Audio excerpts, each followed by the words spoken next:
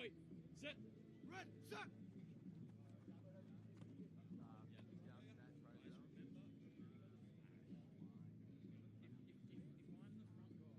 Turn that way. Make sure you can step into. Wait, set. Get it. Take the easy one. Take the easy one. Yeah. Dude, okay, it's not. Me? Full flash. You turn around. It's got to be straight still, but. And you can just have to wait. Yeah. No, and then you do pass it back. Group's going to come here. Wait.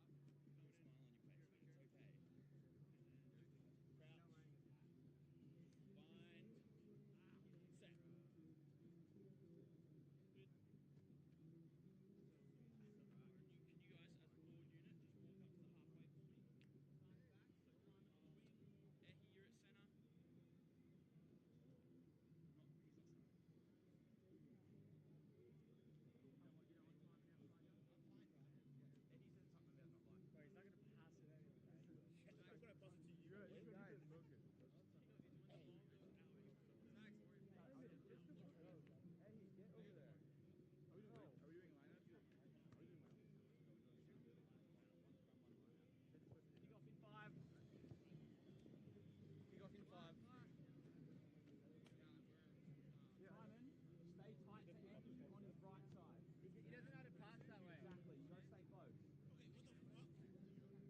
Crouch. Yeah.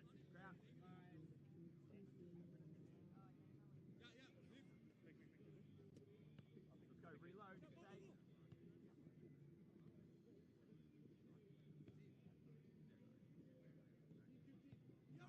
Depth, Aldo. Back. Just pass right, let's go, one line out. Get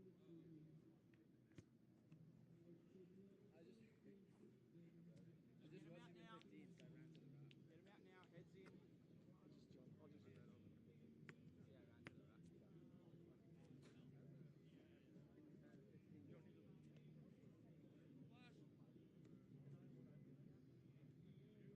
White, set. Go again. We're going white, remember, so it's going to be a bit more of a bob. You're not going to throw it straight. Red, set!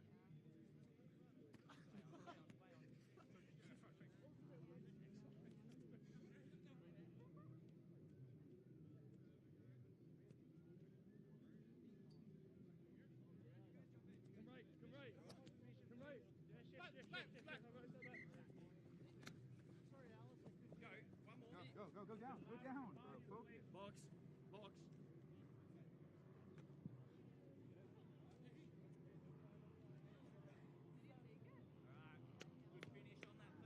Bring it in. Coop and Christian. Let's get a kickoff. Practice. Everyone else come on in, grab a sip. We got about 2 minutes. Okay, ref says 1. You watch as fast. 2 minutes.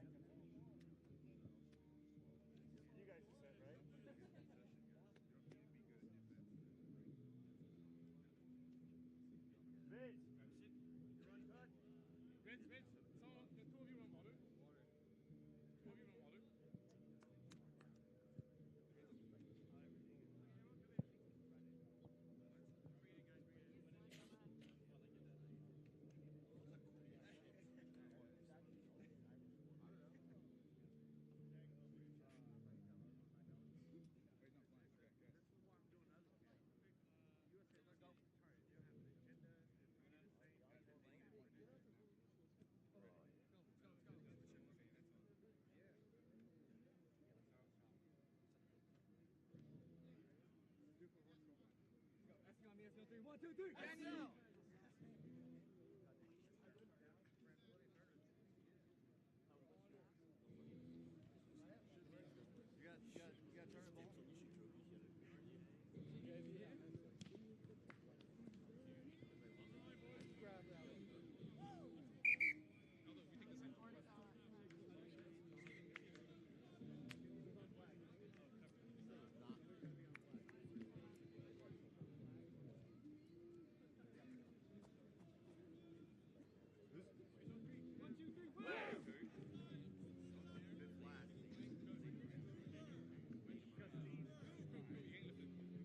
we need another flag on the other side?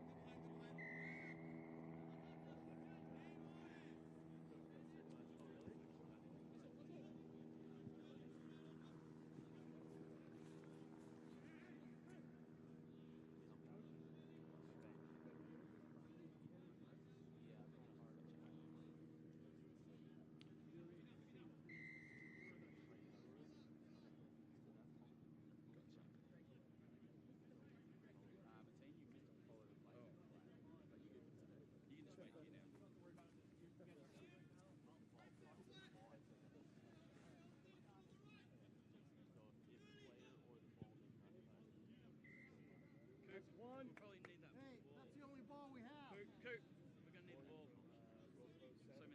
Claremont Colleges kicking off with Pepperdine and USC. USC is on the board first with a try from team captain Christian Kwan and a conversion from Cooper Swan. Well, I'm trying to get hold of Jeremy to find out where the balls are at. Do you have stats? Do you have his number?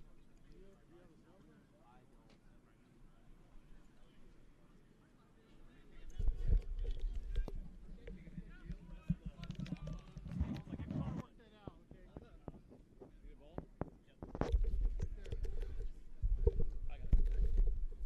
Yeah.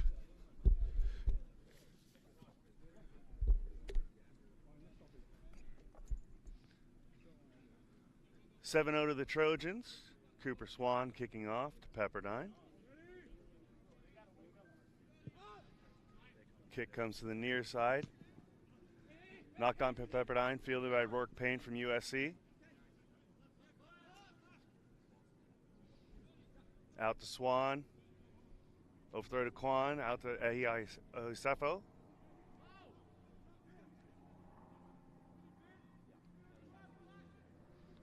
Referee calls knockback for USC. Pepperdine on the counter. Gets a turnover. Nice job at the breakdown.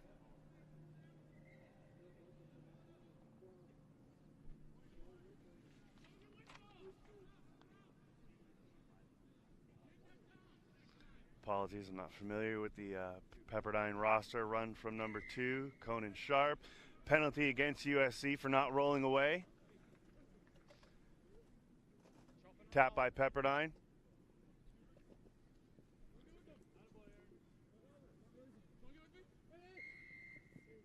Penalty again from coming in from the side. Penalty to Pepperdine. First game in the morning for both teams. All right, don't move from there then. Run from number 13, Gideon Lee. Hard charge from Pepperdine, moving forward, keeping the ball in tight. Back to Lee. Ball off to Riley Barrett. Barrett gets tackled down by Nick Lee. Lee on Jack Jers on the run from Pepperdine. Another tackle from Lee. And USC gets a breakdown. Turnover from Aldo Mahe for no release. Osifo off and Kwan on the sideline. With the run, he breaks through the middle. Go, Kwan. And he's away. Try under the post for USC, going up 12-0 over Pepperdine. So USC comes into this tournament having played at the West Coast Sevens in San Luis Obispo 3 weeks ago, and then the last weekend in San Francisco on a 2-day affair, finishing in 10th place in the consolation bracket. This would be Pepperdine's first sevens competition of the season in the fall. Conversion is good from Swan. USC goes up 14-0. And there's your replay from Osifo to Quan. Quan cuts back through the middle. Nice and easy.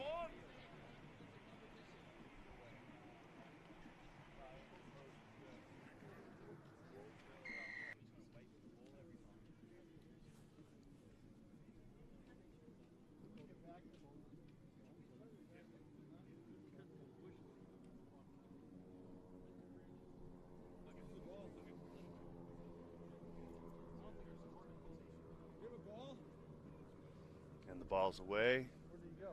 Time's going to be off. Things we find at these tournaments with little backdrop and not a lot of help. So we've got players running touch because we've only got a center referee. We will have ARs for the final. But as of now, it's player run and player led. Swan with the kickoff. Ball does go 10, recovered by Payne. And Payne's going to take it all the way in for the score himself. Try to Rourke Payne. Puts USC up 19-0.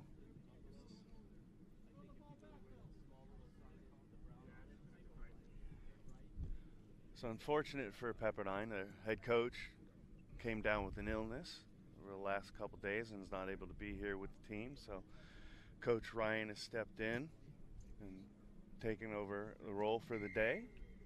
He said, you know, a young program trying to figure out, build some stability, and get their players some experience in the shorter format of the game. So here we see Payne on the pickup from the kickoff, nice and easy. Try right through.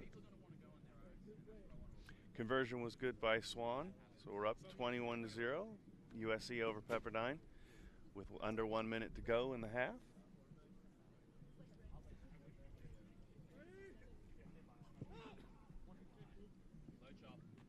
Nice take from Pepperdine. Number 9, Riley Barrett. Good run up front. Good take by Barrett.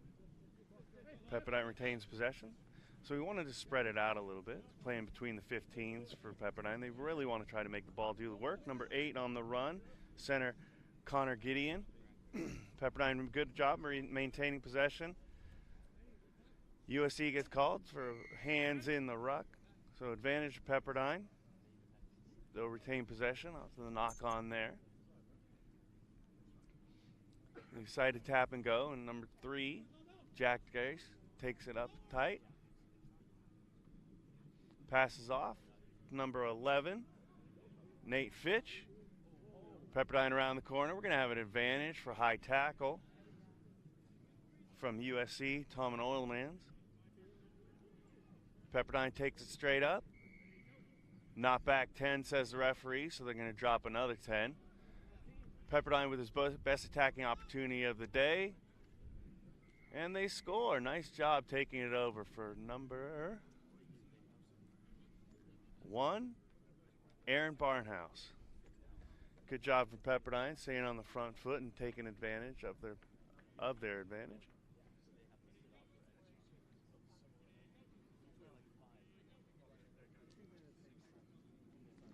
Conversion to come from Pepperdine.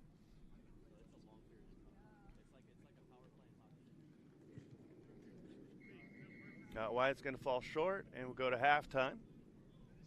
Here at 21-5 in favor of USC here at the Gold Coast Sevens and Claremont College.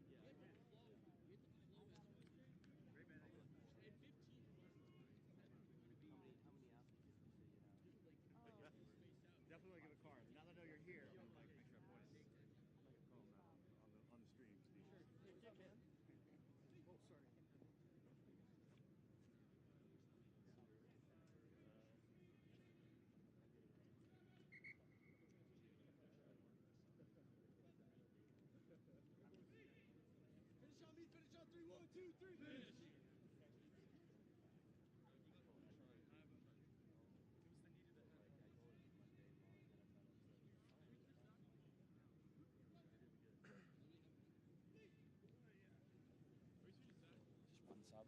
You need numbers or anything? They have to come here. We're on. Oh, sorry, because it was half time. Yeah. Went in for who? 3 came off.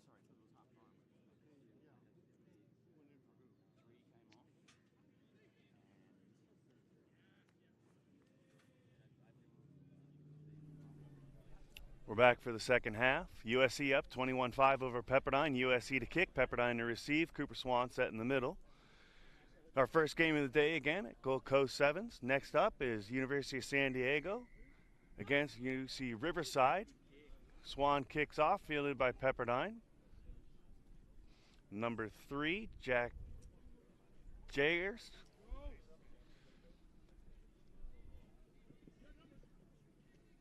Pepperdine keeping alive. Number 11, Nate Fitch. Fitch takes a cutback. He's going up the near sideline. Passes off to number 9, Riley Barrett. Got a USC player down. Cooper Swan slow to get up. Oh, number 11, Nate Fitch finds a gap in the USC defense and scores near the post. USC trying to make a comeback here early in the second half, making it 21-10. Conversion coming from number 3, Jack Jarst. Apologies, hard to read the name here. Conversion is wide, so it remains 21-10 in favor of USC. Coming into the game for the Trojans, number 5, Gio Grundy.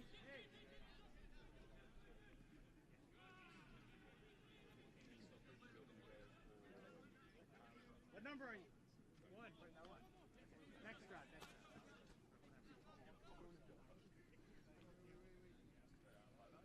So Swan will come off after taking a knock there, along with Nicholas Lee coming onto the field also for the Trojans, number 12, Angelo Reviglio.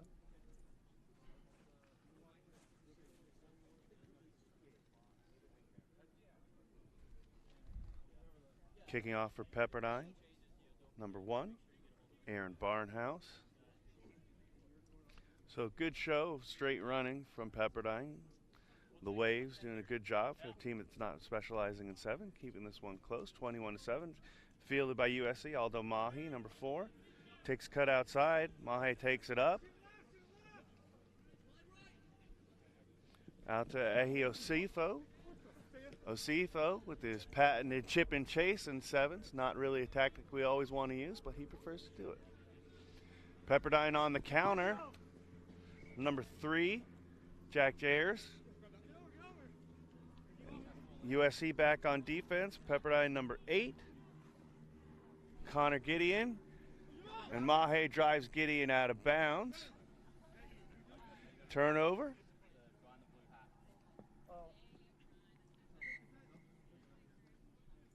Referee says Osifo can't play it quick as a lineout had been formed, so we'll come back for a set piece lineout.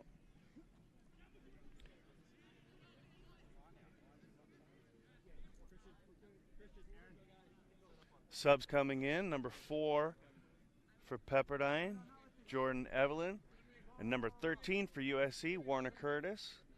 Mahe and Barnhouse coming off for the Trojans and the Waves, respectively.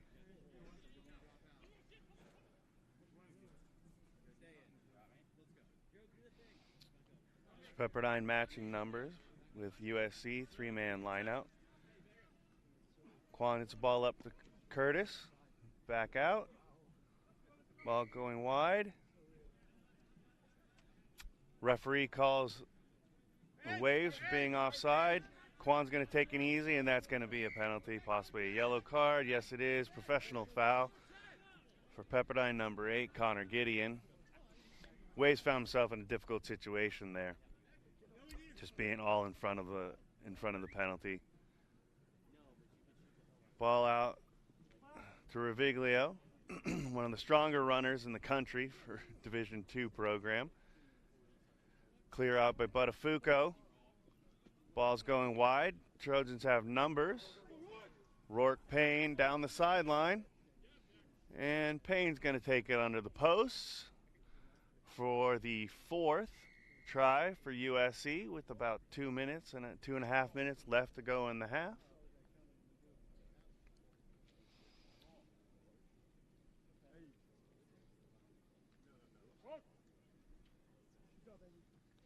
Christian Kwan on the conversion. And it's good to go up 28-10. USC to kick. Pepperdine to receive here at Parents Field at Claremont Colleges. Again, next up for the day, University of San Diego Toreros against UC Riverside, and then we'll have Arizona State against USC's second side. It'll be a mixed Barbarian side there, and then we'll close out the first round with Claremont against Azusa Pacific. Kwan set for the kickoff. Doesn't quite go the distance, so we're going to have a short arm penalty to Pepperdine. Short arm penalty means that the Waves can, if they choose, kick it, but if the ball does go out of bounds and bounces, the ball gets turned over, most likely going to tap and go. There it is, your tap and go from number 13, Gideon Lee. And number 4, Jordan Cuellar takes it in for the Waves. Playing a man down here, so they're both sides wearing white, can be confusing. So Pepperdine's going to play typical for their style. Keep it in close and try to maintain possession. So number 4, Cuellar gets to the ground, so now USC needs to release. They've got the cover there. Number 13, Lee's going to keep it in tight again. Back to Cuellar. That's going to be a pretty standard game for Pepperdine, not being able, with a man down and not being too experienced in sevens, is just keep the ball in close and jam it up. Ball's loose. Buttafuoco on the second tackle. Nice job.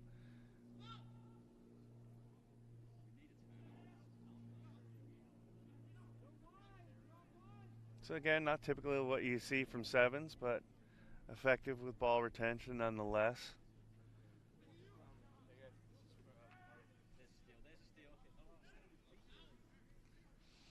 Pepperdine knocking on the door, and USC counter rucks and gets the turnover, holding the ball in the tackle. Don't take the penalty, off the mark, and referee calls time, and that's a final 28-10 in favor of USC over Pepperdine in game 1 here at the Gold Coast Sevens. Next match coming up will be University of San Diego versus UC Riverside.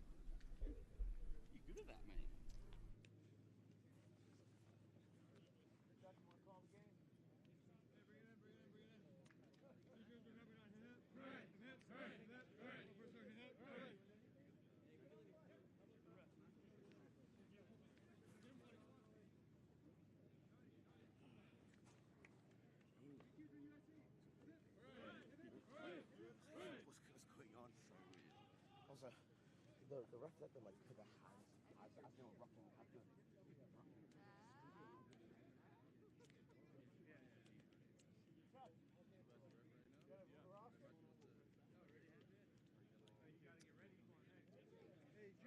Hey, Jeremy. Game ball?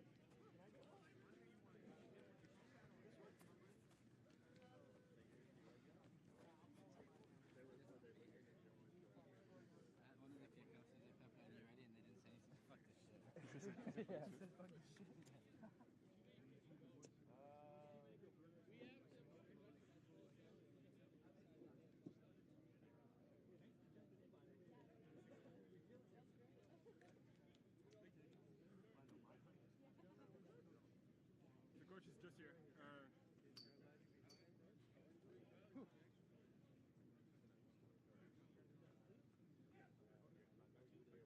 first 7 group? Are we on the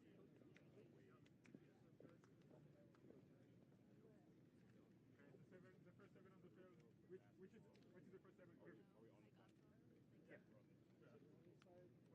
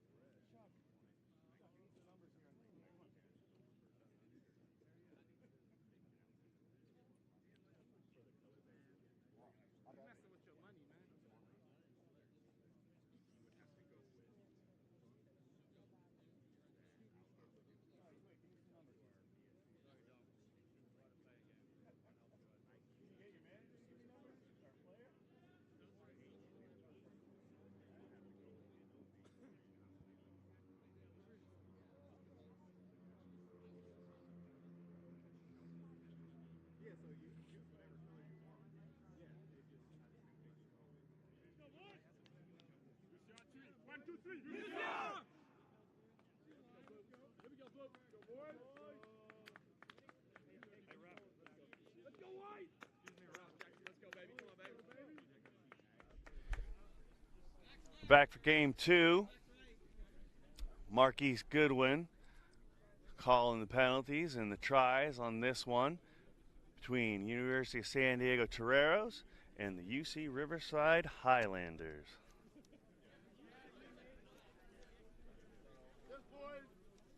University of San Diego comes into this tournament having played at the West Coast Sevens in San Luis Obispo and in San Francisco, and finishing 4th in the San Francisco leg of the tournament.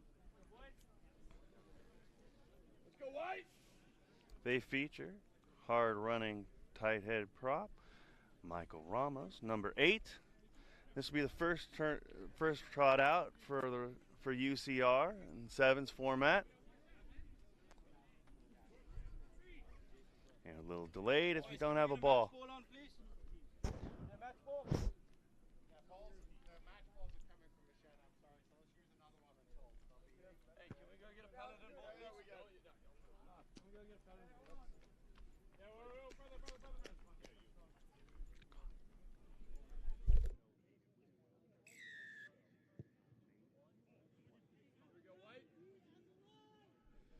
Kickoff goes deep from UCR. San Diego's going to touch it down. In the try zone, they'll come back.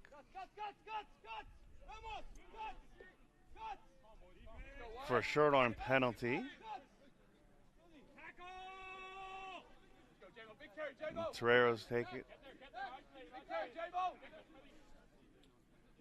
Take it in. Nice draw and pass. An early score for University of San Diego, number 2. Apologies, I don't have the name. And that one's under the post.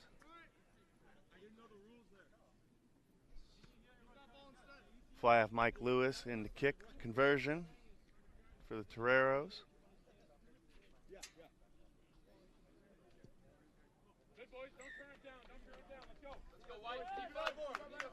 Conversion's good.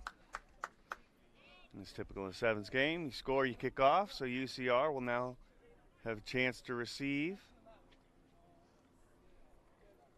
Going into a 3-4 spread. 3 up front, 4 in the back. Lewis puts it near the 10. Toreros contest and get the tip back, but UCR does retain possession.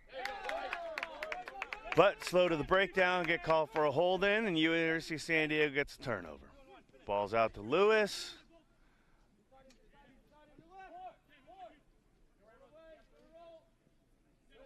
Riverside rolls away. Ball comes back out to the recycle. Number 3, Shane Jamison. And that ball's out again. University of San Diego in for the second one. Under the posts. 12-0 to the Toreros with 2 minutes into the game.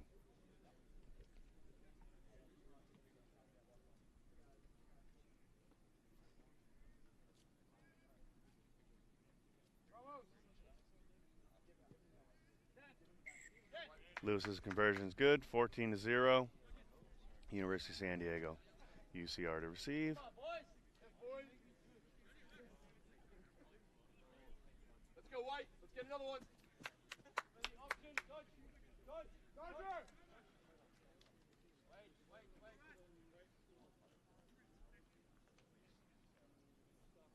Lewis setting up, kicking right to left. Fielded by number 14, Adrian Marshall. USC on a hard tackle. UCR retains possession.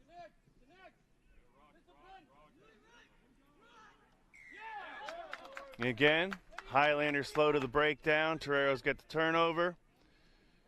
Toreros don't drop 10. Goodwin's going to hold out the advantage. San Diego under the post. Nice and easy. If we can't get support to the breakdown, it's going to be a long day for the Highlanders. But again, inexperienced team, hasn't played a lot of sevens in their history. UCR didn't field a team last year, so this will be the first time for these players being back on the field in over 2 years.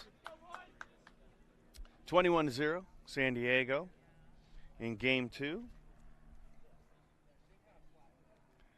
Again, up next will be Arizona State versus USC's second side. That USC side will be a combination of ASU players and USC's reserve players. San Diego retains their own kickoff. Lewis on an easy draw and pass. Nice tip tap from number 12 out to Ramos. Ramos is going to step through. Doesn't dot it down. Lewis picks and drives from the base of the ruck. Quick recycle. Nice and easy. Score under the post for Shane Jamison.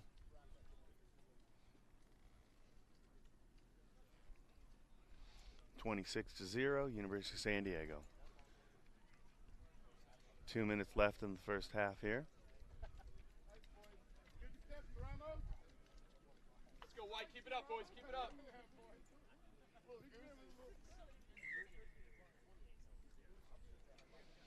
Conversion's good by Lewis. So here we see the replay.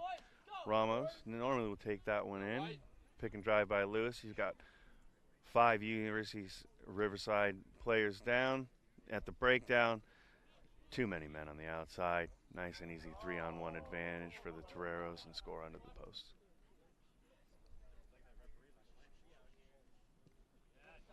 Lewis tries to go short. Knocked on by UCR number 14, Adrian Marshall. USC still retains possession regardless. And they'll score under the post again. Good job, White.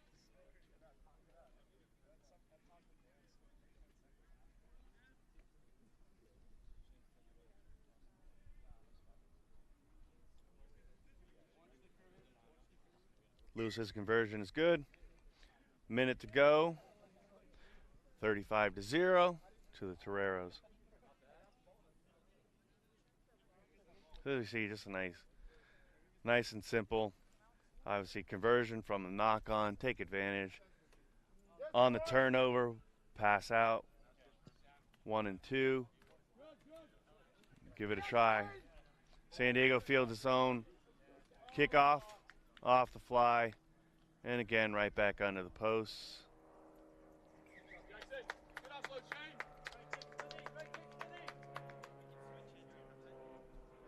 Number 7, and that's 40 points in the half for the Toreros. Lewis to convert.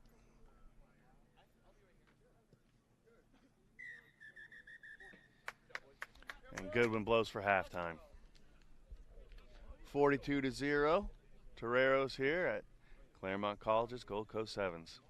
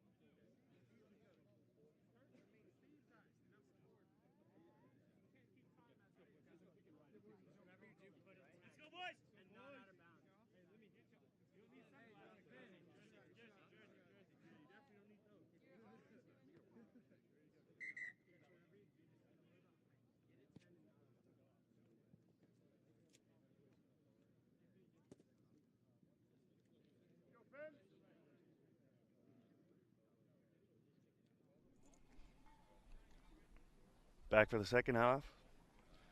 Here at Gold Coast Sevens, University of San Diego is going to be kicking off to UC Riverside.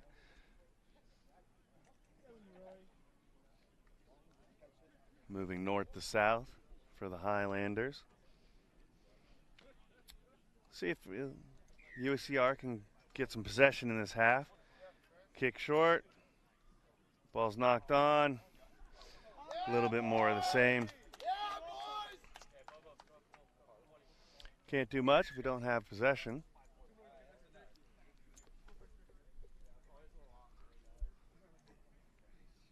Another easy score under the post for the Toreros.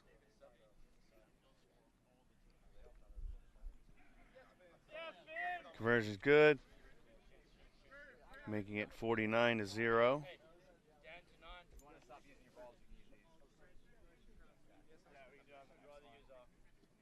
Finn McCarthy on the conversion.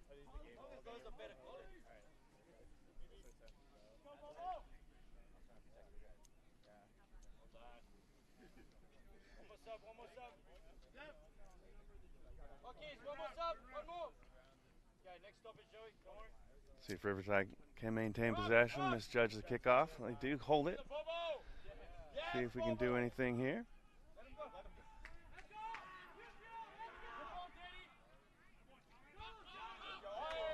And unfortunately, UCR knocks it on the first tackle.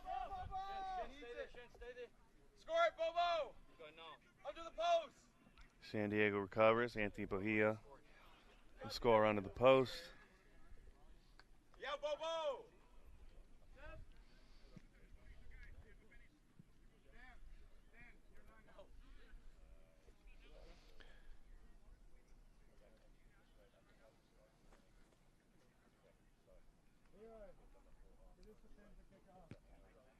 McCarthy's conversion is wide right. Taking it 54-0, San Diego.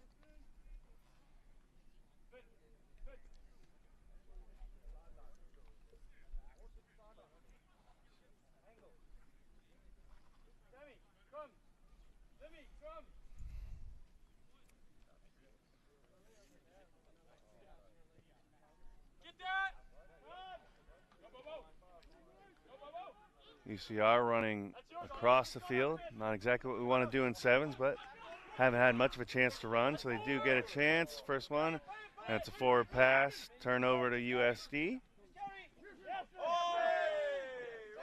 And McCarthy's going down the sideline. Tackled by number 9, Luis Costa. Ball's out to Bohia.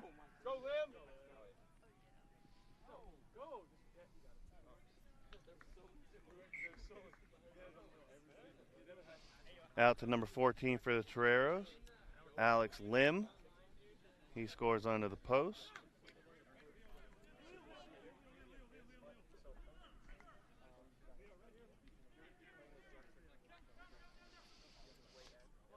So unfortunately for Riverside, just not knowing the game. Oh, we have a knock on. Apologies. A knock on from San Diego. Lim didn't get it in the try. So we scrum down to Riverside. Number 9, Luis Acosta, putting the ball in. Taking the unorthodox approach, putting it in from the tight head side. Not something we normally see in a game of rugby, but all right. Riverside does maintain possession. And they kick it away. McCarthy tackled by number 12, Thomas Galindo.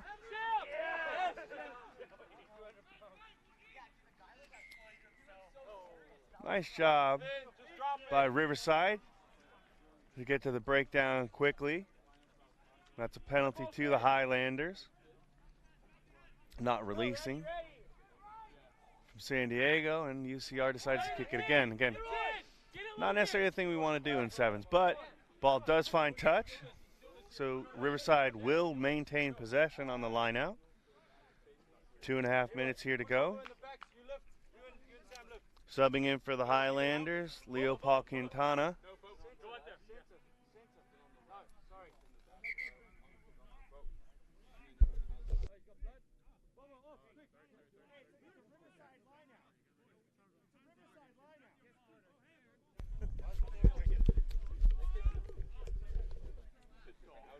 Logan, Sam, let's do this.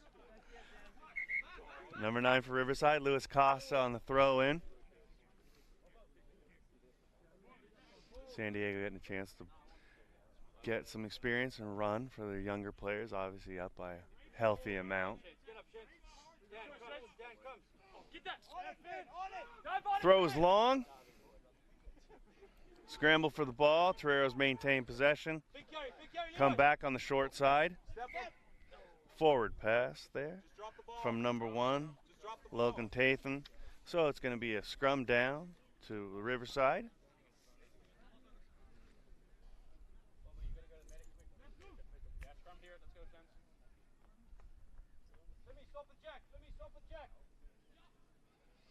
Costa taking the more conventional approach, coming in, placing the ball in from the loose head side here on the 10-meter line. 15 out. See if Riverside can maintain possession and actually do some work getting upfield.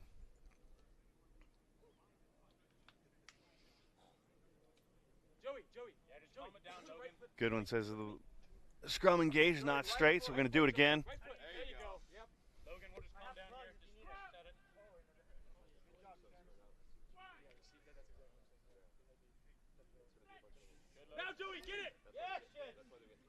Costa on the put in. Ooh, get a little bit of a crumple there from San Diego. Hope everybody comes out of that one all right. Ball goes wide.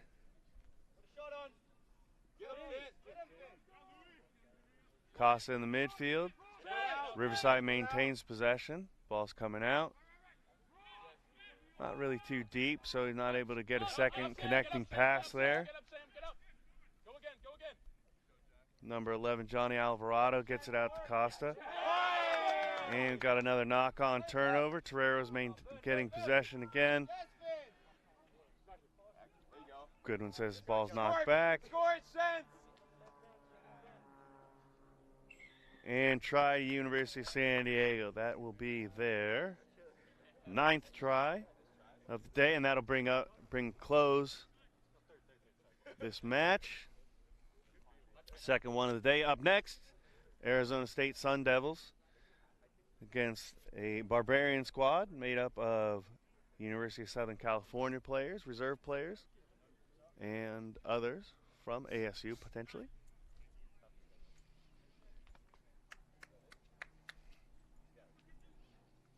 McCarthy for the final conversion. See if they break the 60 mark. And he's good. 61-0 here.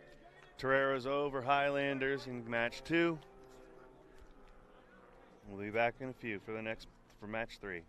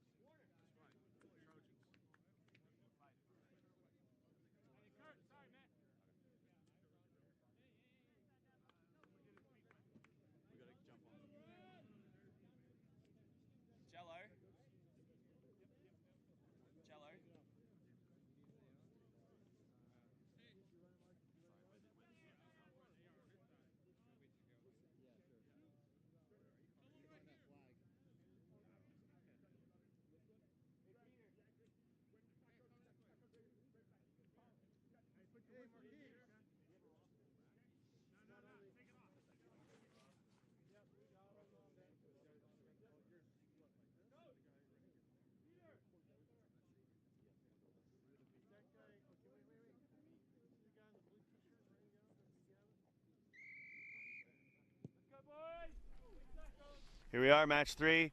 USC kicking off to Arizona State. State Field's in their own 22. Running out. moving north to south. Coming back, playing the short line. Arizona State playing a little bit of flat in their own territory. Tackled by USC number 13, Mateen Rezapour. Arizona State retaining possession.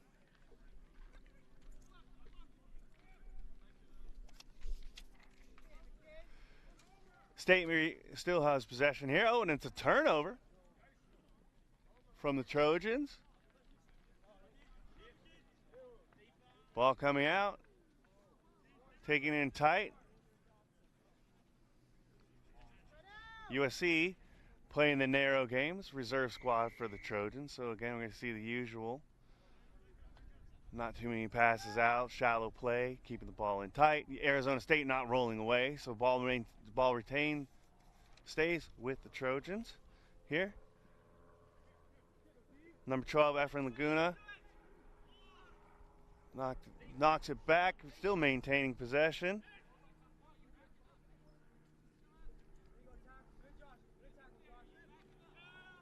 Breakdown again. You see a lot of men in close. Number 6, Daniel Cordova takes it off of the breakdown. And Laguna passes out. Excuse me, that was Sean On. On takes it in. Back out to Rezapour. And Sun Devils drive him out to touch.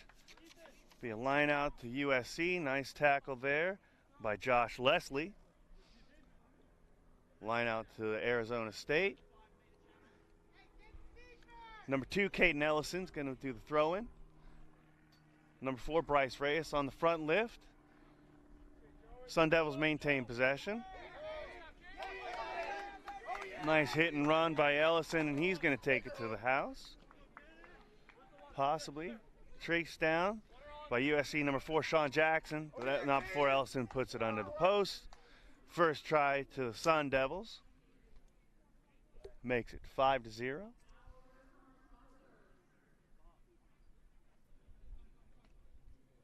Ellison tried to kick it from the try zone out, which is something we see in order to retain possession of the ball, so it's not going into the bushes. But this being a qualifying tournament, we've got to do it properly. So we've got to go from the field of play into the try zone. Conversion's good, 7-0. So here we see Ellison on the tap, on the pass and tap, and he's just going to knock over Laguna and take it straight upfield and under the post. That try was converted by number 9, Joey Bridgman.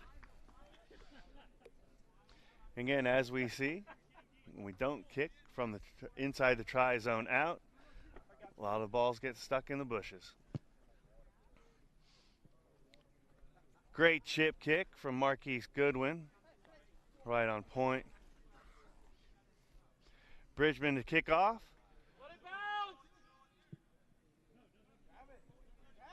And that one will not go 10, so that's a free kick to the Trojans. Referee very lenient with the mark, which is nice to see. We want to keep the game moving. Rezapour to Jackson. Ball goes ground. Rezapour keeps it up. On to Matrang. Oh, and that's a pick from number 6, Josh Leslie. He's going to go against the run of play and put it under the post. Nice read from Arizona State. This is one of the things we see when we don't maintain depth in sevens. Makes it much easier, obviously, for the defense to press the line of defense.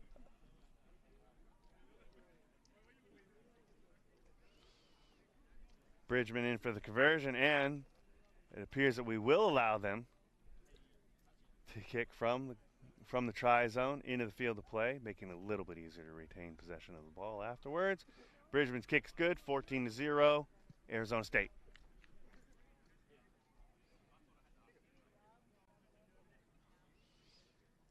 So here we're seeing a nice pick, good read from Leslie. Nice and easy under the post.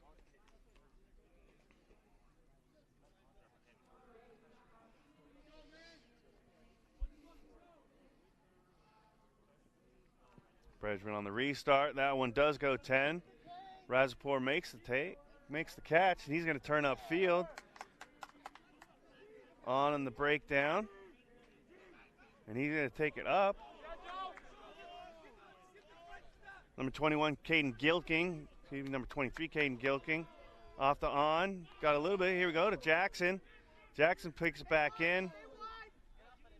That might be, nope, not intercepted. Leslie trying for a second pick. Ball get bounced around. Razapur decides to try to take it up and take it and retain. Laguna passes off to Gilking. Gilking takes a look. USC resets, tries to get to Depka Jackson to Razapur. Well, it goes wide.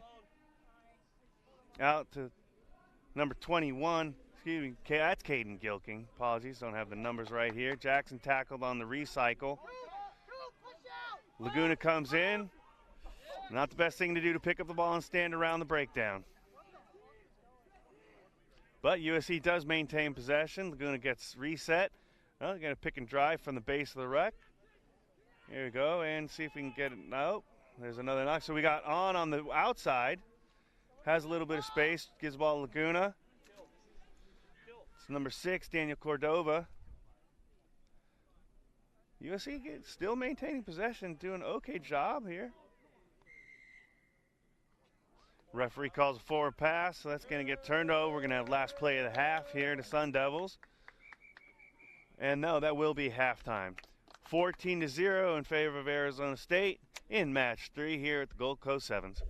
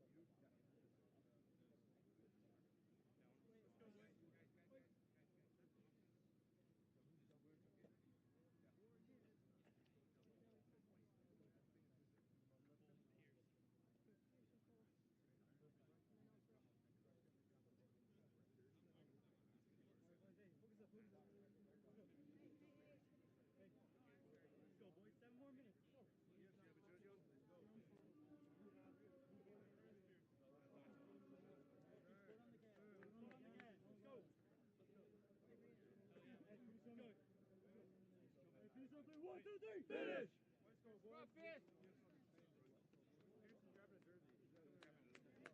Run, Spears! Hustle, Bears, let's go, baby!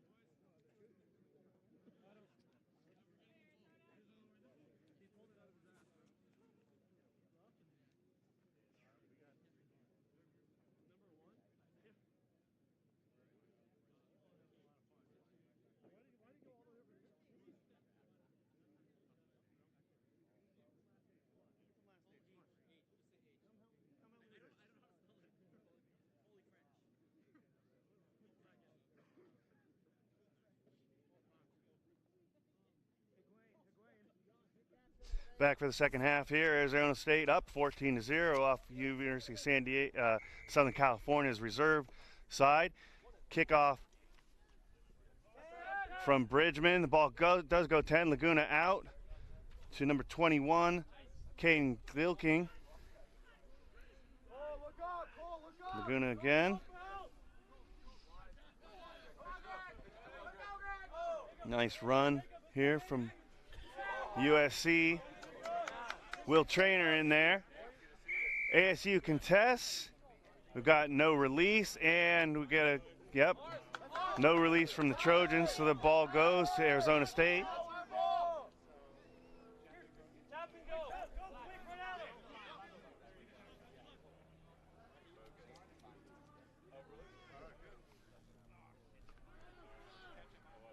That one's taken back. Arizona State does retain possession, but lose ground. Oh, no, USC does get a turnover. Do we have a penalty? Yeah, we do. Arizona State playing the ball on the ground, or playing the ball with the man on the ground. Not allowed. Need to be on your feet if you're going to be playing the ball. Laguna takes it from the breakdown out to Razapur. Ball's going wide. Out to Paul Trainer, and Arizona State again over the breakdown very quickly. Nice job on the turnover from number 3, Ethan Walls. Sun Devils here in their own 22 will have the penalty. See if Walls is going to play it out by himself. Out to Baines. To number 6, Josh Leslie. Nice burner out there. Number 11, Jacob Hurl. And Arizona State's under the posts again. Simple game. Hurl's going to wait. Put the try down until it's contested or a certain amount of time runs off the clock. Never pressure to put the ball down and score until you absolutely have to, or the referee, says in the spirit of sportsmanship, let's do it. So again, Arizona State on the conversion. And that one's good, bringing the Sun Devils up 21-0 over USC Reserves. Coming into the game for the Sun Devils, Kai Lyles. Coming off, number 6, Josh Leslie. And here we see Hurl on the outside. Just pure pace, and he's going to put it under the post.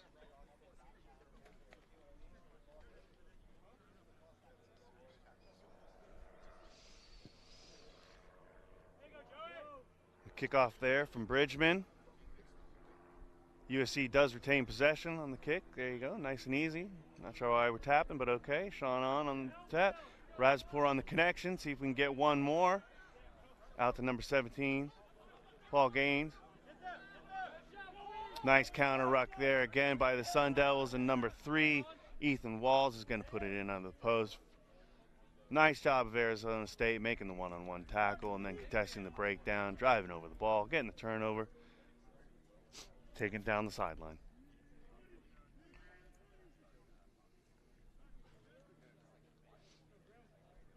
Coming into the game for Arizona State, number 14, Grayson Ferguson.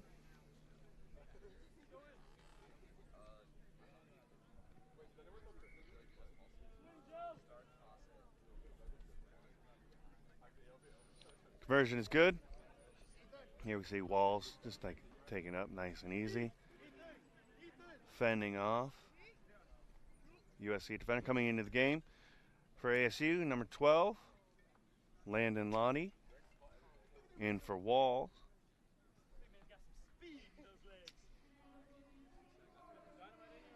Hurl to kick off for the Sun Devils.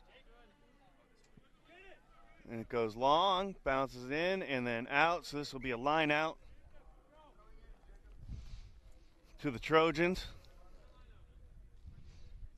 Up next in our last game of round 1 will be Azusa Pacific. And tournament host, Claremont Colleges. Laguna set for the line out. USC trying to get their numbers and personnel correct. Ball's up, and referee calls not straight. Arizona State will have a choice for either a line out or a scrum. Hurl elects for the scrum, so we'll take it out to the 15-meter mark. Scrum down to the Sun Devils.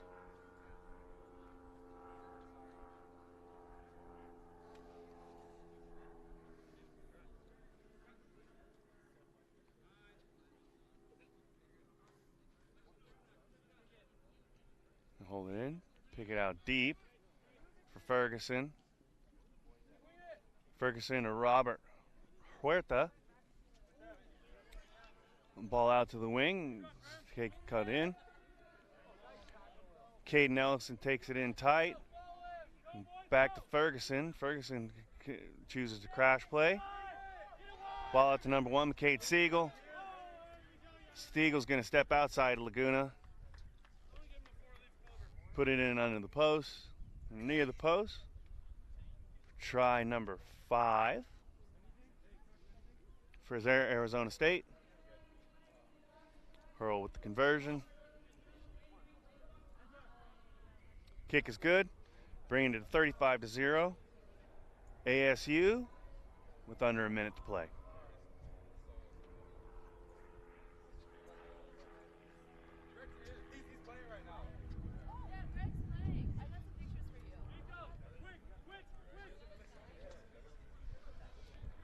ASU choosing to play quick so they can get the kickoff, as points are important here in the early rounds. We never know how it's going to shake out through pool play. Sometimes points differential is the difference between getting that top 2 spot or not. ASU makes tackle and turnover. At the breakdown, number 10, Kai Lyles takes it in. Give ASU their 4th try of the day, bringing it to 40-0 to the Sun Devils. And Gratham Ferguson for the final conversion.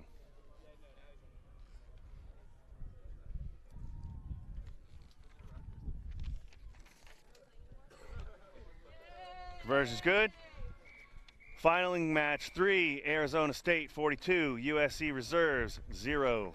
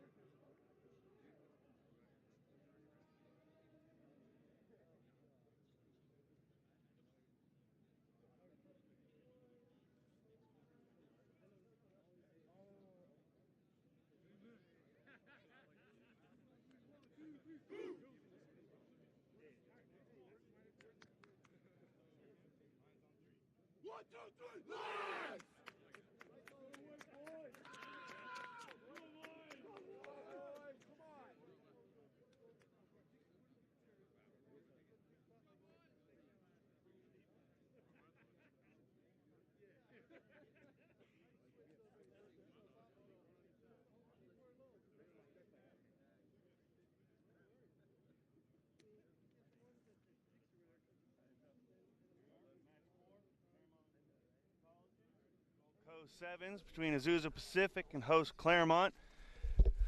Azusa Pacific in the red and black, Claremont in the blue.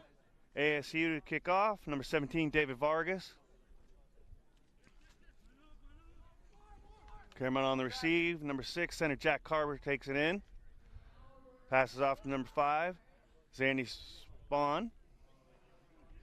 Nice tackle by ASU and potential and contest for the ball at the ruck. Claremont maintains possession. Drawn pass, man out wide. Claremont takes it on the near side, down the channel, 5-meter channel. ASU counters, leaves the back door open. Number 4, Will Spang takes it. Pass off to Owen Richards, out wide to number 3, Will Spang. Here we are. Claremont takes it side to side. Short ball to Owen Richards. Richards takes it in tight rather than retreating. We got offside against ASU. Claremont plays a quick tap and go. Number 5, Zandy Spawn out. Excuse me, Spang. Claremont still holding on possession. Tackled in the midfield. Number 6, Jack Carver. Up to number 3, Willis Spangler. Try under the post to number 3, Will Spangler. First try of the day. Oh no, excuse me, a penalty for holding in. And Azusa Pacific on their own doorstep, now running the ball out. Number 10, Isaac Choi. To number 17, David Vargas. Claremont clean on the breakdown, gets the turnover.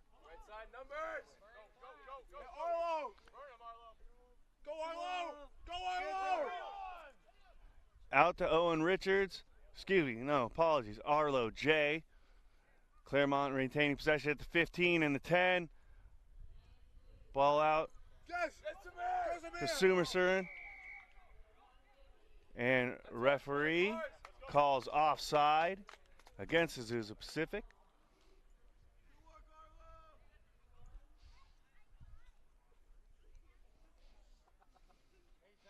On the tap, Will Spang here. So Claremont getting its move set. Spang taps, passes. Ball's going out wide. Number 6, Jack Carver. Number 1, Arlo J. Draw and pass. Oh, and another penalty offsides.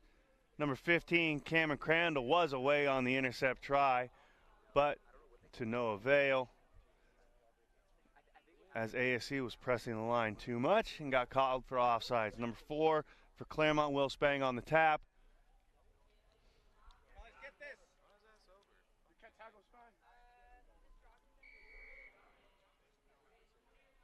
Penalty again. So 4 penalties. See if the referee is going to bring out the yellow card, as ASU has gotten 4 consecutive penalties and a try scored for number 4 from Claremont, Will Spang.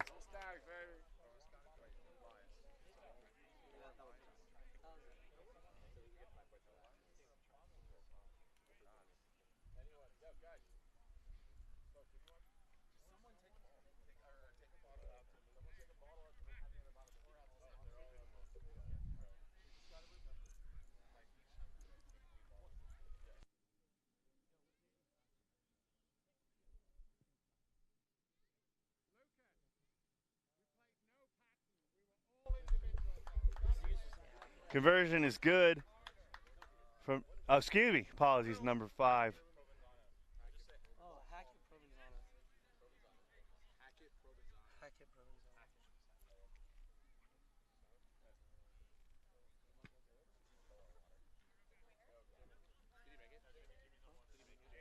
Conversion no good from Zandy Spawn. Apologies if the names I have are not correct. Can only read Jeremy Ognall, head coach of Claremont Colleges, writing so well. Apparently Jeremy should have been a doctor. Kickoff, Azusa Pacific maintains possession. Take it straight up. Lane 1. Maintaining possession. Stepping through, that's number 5, Nehemiah Nua. ASU always does have a good amount of Polynesian representation. Number 10, Isaac Choi on the recycle. Give and go. Choi's going to run east-west. Get to the breakdown.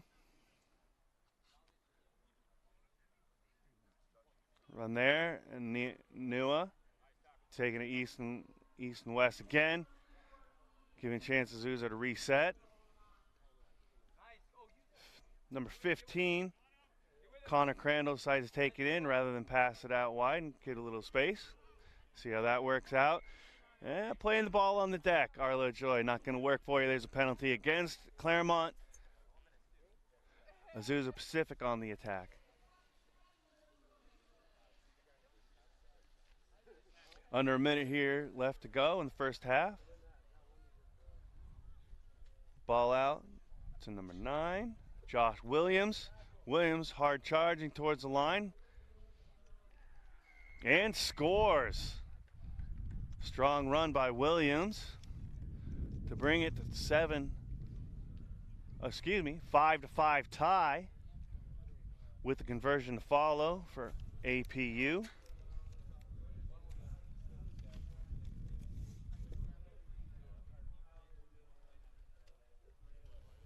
Conversion coming from number 17, David Vargas.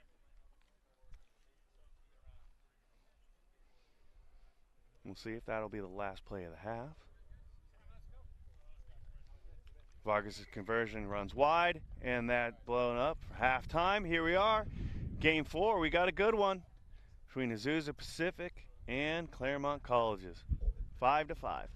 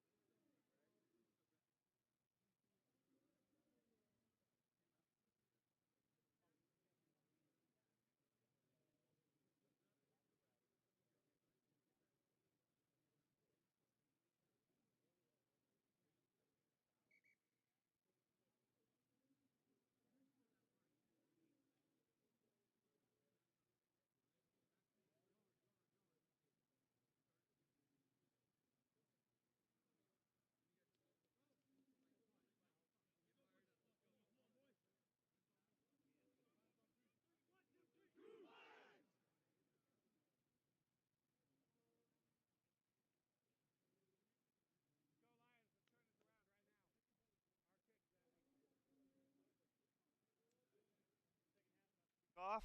Coach is 8.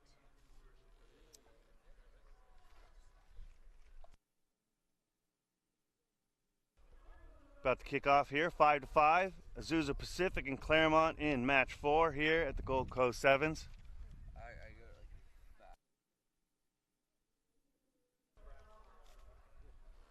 Claremont kicking off, moving south to north. Azusa Pacific going downhill to receive.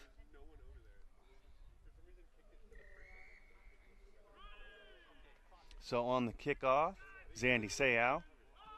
Finally got that name correct. And he puts it on 10. We got a collision at the breakdown. What do we got from Coach Referee Swanner? Will award the knock-on against APU.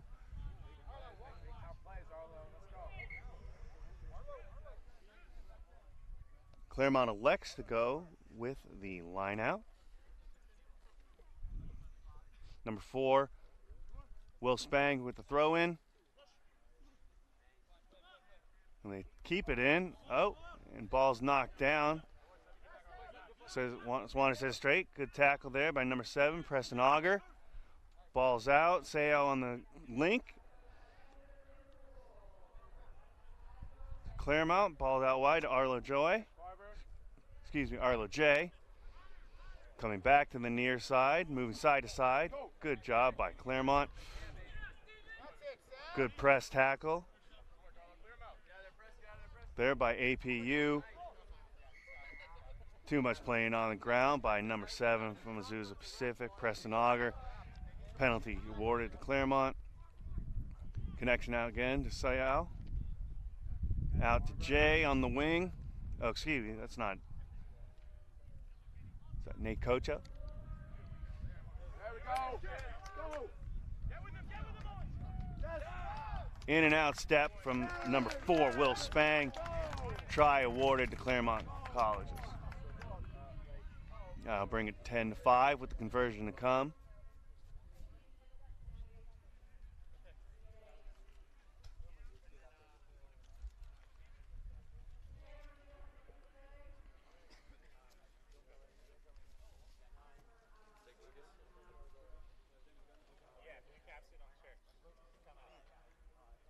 Sayo with the conversion on the 5-meter line. Short and wide to the right. So 10-5 here in favor of Claremont. Lucas is 4. He's coming up. Jack is 6. Lucas and Jack. Owen, are you okay? You go to center.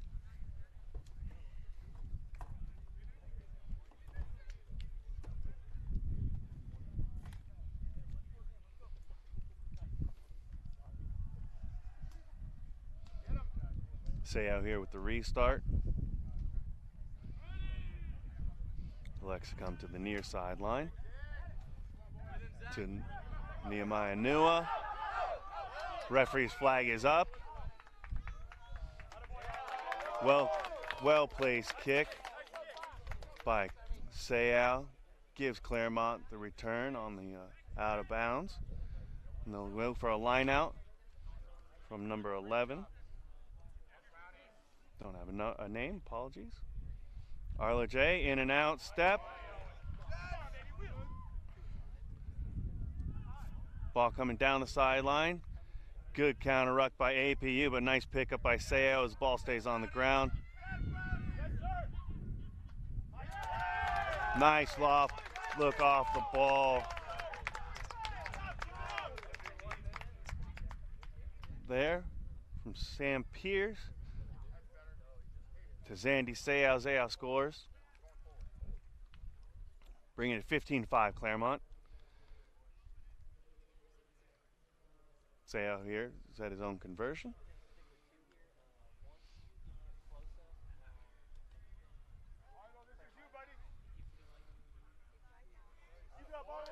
That conversion is good. Bringing score 17-5 Claremont. APU needs to be the next team to score if they want to get back into this game. Claremont with the kick coming.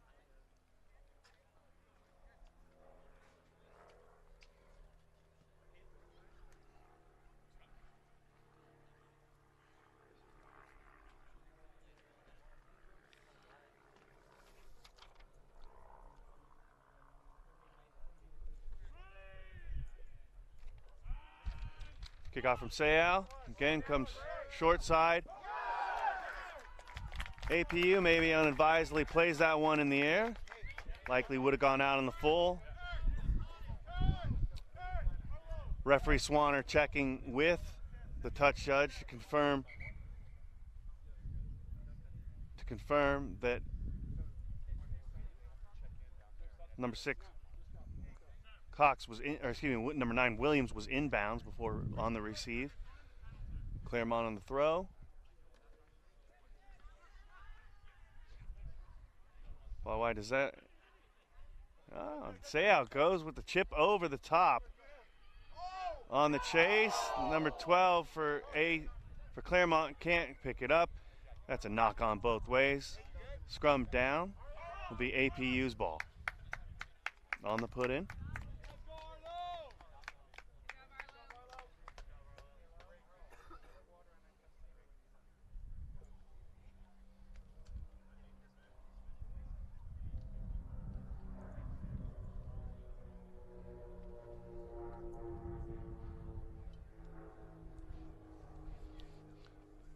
Azusa Pacific with the put in here. Coming out of their own 5. A little long in the channel. That one's going to get stuck, and it's a turnover from Claremont. And an easy dot down.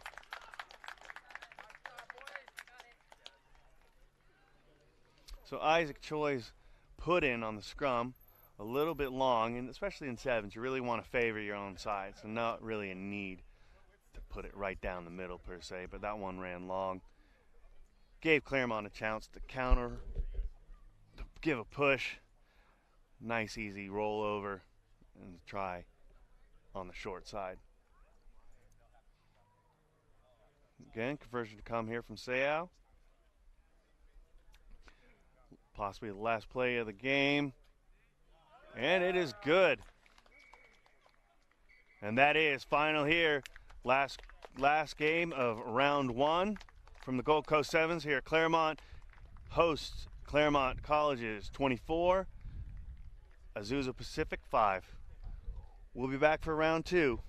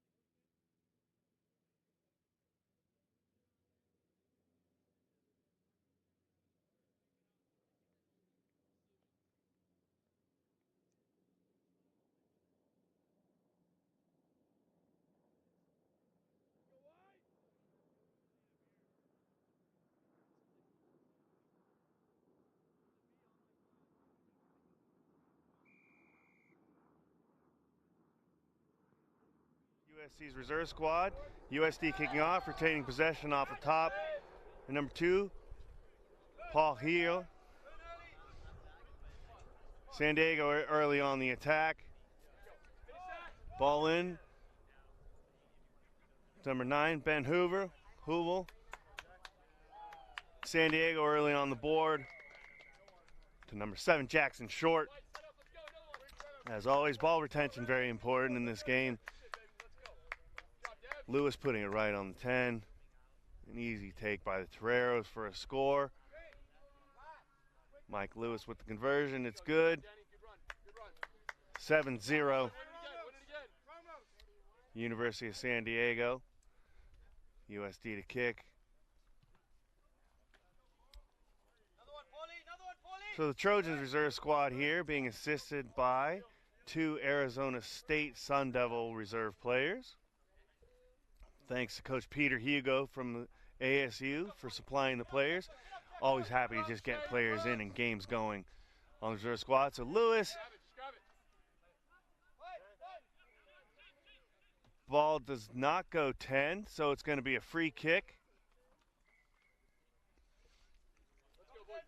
Referee Badger Wilson calling the 1s and 2s today. So free kick to USC. Again, as you're going to have with the slight Barbarian squad, you're going to have a little bit of difficulty figuring out the rotations. And coach and referee Wilson calls that one against the Trojans on the turnover for not releasing. San Diego's going to take the tap. Working through. Scrum half Hoovel. Taking it straight up, cutting, there's the reverse. Nice and easy. Great move there. And that'll be Paul Hearing under the post. University of San Diego coach, Charlie Purden, one of the best in the country, fantastic coach, and obviously a set play there from the penalty, executed to perfection.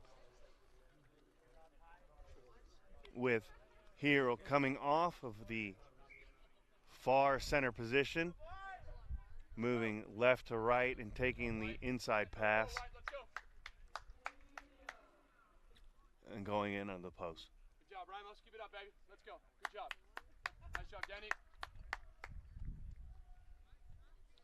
Conversion was no good. Score, San Diego 12, USC Reserves 0.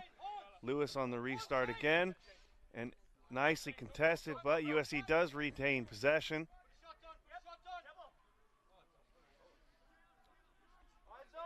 It's one of the Sun Devil reserve players passing to his teammate. Apologies, don't have a name there.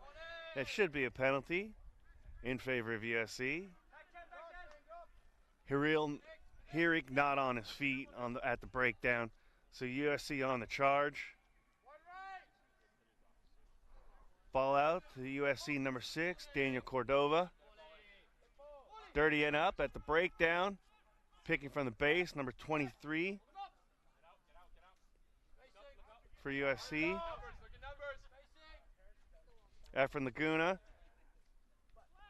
out to Sean On. Crushing tackle by the Toreros, but USC does again retain possession.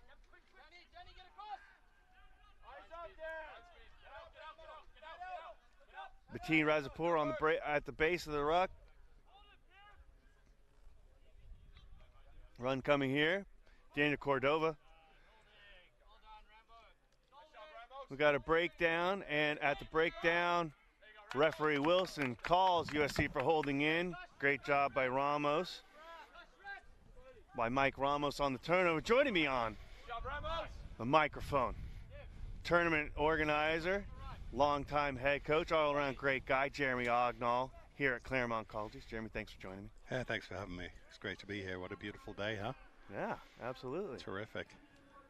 So the Toreros, again, running a crossover, clearly well trained and coached by Purden, and again, under the posts.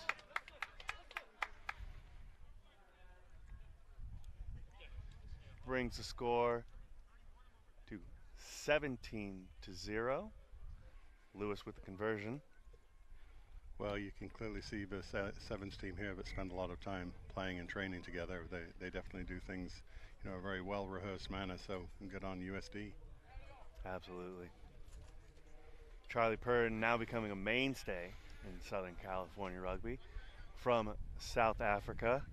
Initially came over as a member of the Santa Monica Dolphins men's club and then migrated his way south to San Diego, where he played with the now defunct pro rugby San Diego Breakers?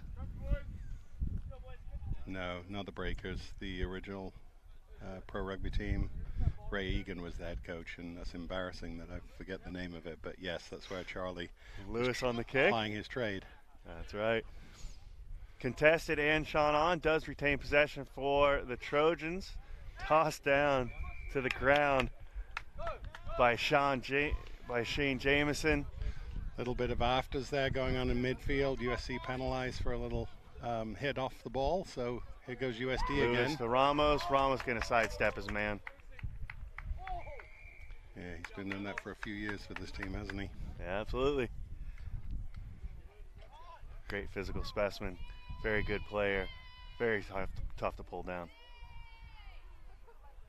I will say though, Dom, it's great bringing your both your sides out here today to participate in this qualifier. It's terrific seeing, you know, as many SC players out there as we can.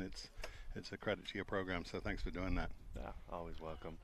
For those who don't know, I serve as the director of rugby for University of Southern California, and came upon the tournament today finding no commentator, so Jeremy courteously allowed me to step on the mic and provide any input I could. Just so you know, it wasn't no commentator, it was that you were a significant upgrade, so that's why we asked you to slide into the seat. I appreciate that. And Lewis here again with the kickoff. That one might not have the distance. So USC has an option again for a free kick or a line out. Typically in this situation, they'll take the free kick from midfield. Bit of an unusual backwards kick there from USD, very un-USD-like, but hopefully USC will have an opportunity to create something in attack here. Interesting strategy. Let's see if it works out. Razaport going into contact. Good clear out of the breakdown. Nice work. Good take by Sean Jackson on the recycle. Efren Laguna knocks it on in the midfield. That's not going to get it done. I think that's the whistle for halftime, and you know, a couple of possessions there for USC, and they just couldn't take advantage of it and get to the edge again. So a little bit of a disappointing knock-on. At least they now can regather and get ready for another 7 minutes. And that's right. Here we are, 24-0 in favor of University of San Diego, and match 1 of round 2 at the Gold Coast Sevens.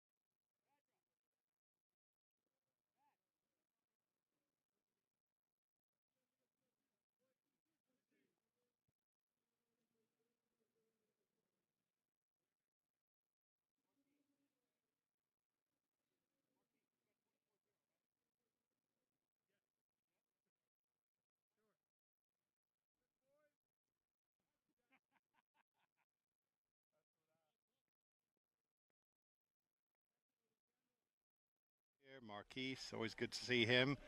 Kickoff from patrolling the USC. sidelines. San Diego moving north to south. In and out step and steps out. Number 15 for San Diego.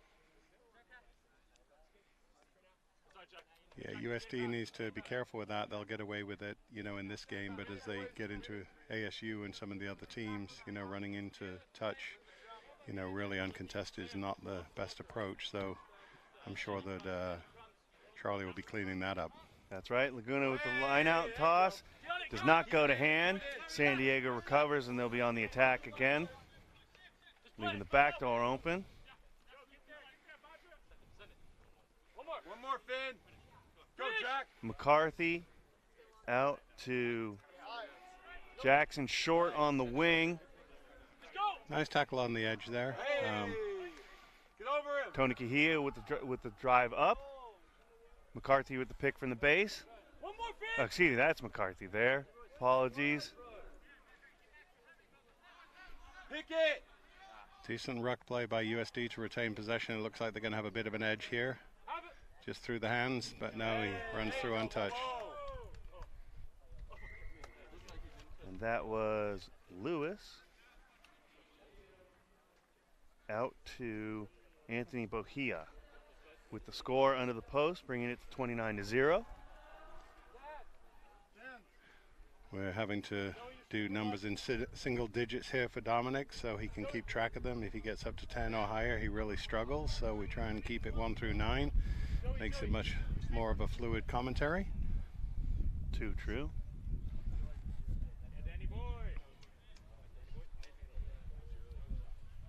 We see on the replay, Lewis with a draw and pass, nice and easy.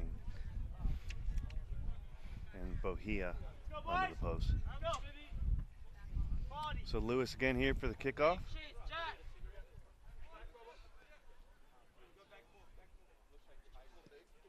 Coming short side.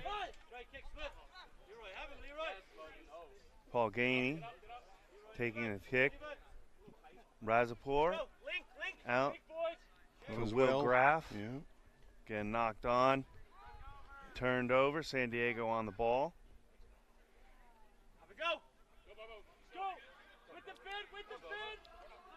USC with the University of San Diego with the numbers outright if they can get the ball there. Looks like they're going to hit the edge again. Oh, cutting through once more. Pretty easy for Lewis.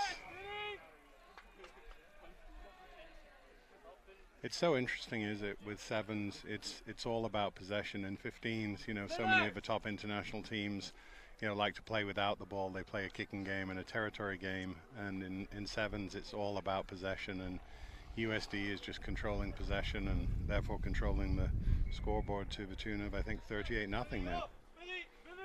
Well, Lewis's conversion is good, 38-0 to the Toreros. You see on the replay the inside step and through.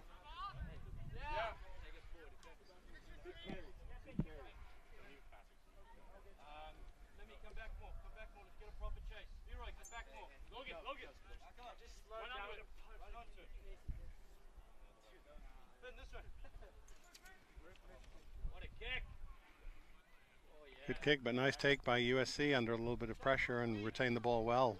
Good play at the breakdown there. So actually gives them possession for first time in a couple of minutes. Some opportunity here if he runs hard. Razapur takes it in on the breakdown. This is Will Graff on the ball. Good carry, good carry. New convert to the game of rugby. Good athlete. Obviously doesn't know the game too well yet. And credit here to USC there, holding on to the ball.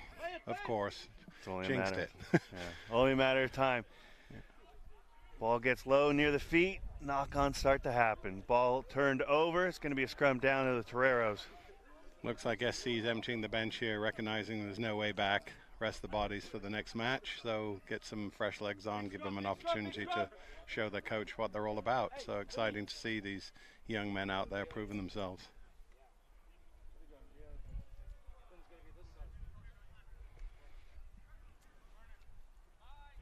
San Diego put in by Joe Shenton, number 5. Good Oh, strong scrum. counter drive Yeah, by really USC. Very nice. Oh, another knock on. Little tentative there. Didn't really want to catch that. So I think he heard the feet coming. Catch and pass. Right, the basics of the game. Very difficult to do when you're under pressure. Number 8 coming on for USD. Some fresh legs as well. Not only fresh, but I would say big. Aziz Kuwait in. Aziz has got some size to him. I'm sure the opposing prop is going to be holding his breath a little bit. For Lewis. Torero's with the put in. And Another good again, scrum the by Trojans with SC. the drive. Unfortunately, no scrum half there to go and contest the ball. There you go, Lim. Slicing through them. Yeah, consistent pattern here. USD seems to be carving them up through the middle. They're not even taking the time to get to the edge. They're seeing that gap and running through it. Some elusive runners. They do this very, very well. That was number 14, Alex Lim, on the score.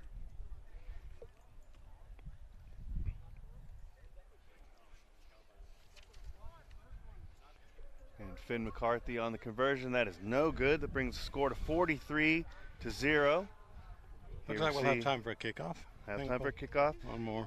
And there we see USC with the counter on the scrum. Unfortunately, no scrum half there to contest and pick up the ball once SC had driven over.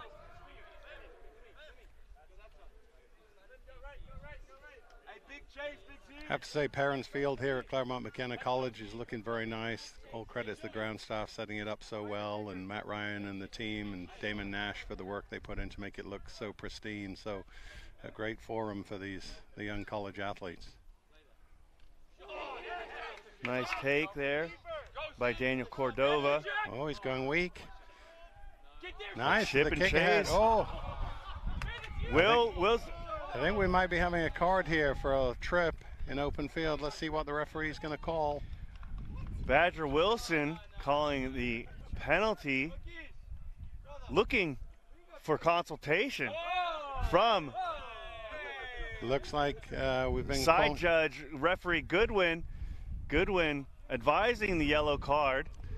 I think in that situation you have to give a yellow card. It was a nice kick through. Questions coming from the bench about why that's not a penalty try. Well, Jeremy. I think they had some cover tacklers coming across. I'd have to look at the replay, but clearly it's a yellow card. It's a dangerous play, and so I think the referee did the right thing and not awarded the penalty try. So Torero's going to play a man down for this last sequence. There you go. Two Arizona State subs coming in, Another helping out. high shot coming in there. Okay, the ref's got it. High shot, so a couple of penalties back to back. USC with a chance to finish out this game on a high would be really nice to see for everyone. Yeah, especially referee for themselves. Wilson with the casual call, reffing like he plays. There we see Graf Good on strong the carry. drive. Out from Laguna to Jackson. Getting stuck in the midfield. Can Cordova get the pass out? Good support, or good pursuit from the Toreros. Laguna still keeping the ball alive. Cordova trying to make a run. Out to Sean on. See if Will Graff can step outside. No, decides to take it up hard. That's got to be a penalty for not releasing. Oh, I think that's very questionable. The tackler was laying on him. He couldn't do anything, but sometimes that's the rub. Yeah, and we're going to go Number 1. try against the run of play there from the breakdown. We're going to give that one to Joe Shenton. Why not? Why not? It's a solid way to end the game. Disappointing for SC. They had significant phases. They were playing a man up. They had a couple of nice carries, but just a little too loose with the ball, and you get punished in 7. So good performance, but USD, not surprisingly, comfortable win, and they're ready for the next opponent, which I think for them is ASU. I believe you're right. And there they go. They hit the half-century mark. So final in game 2 of round 2. 50-0 in favor of the University of San Diego.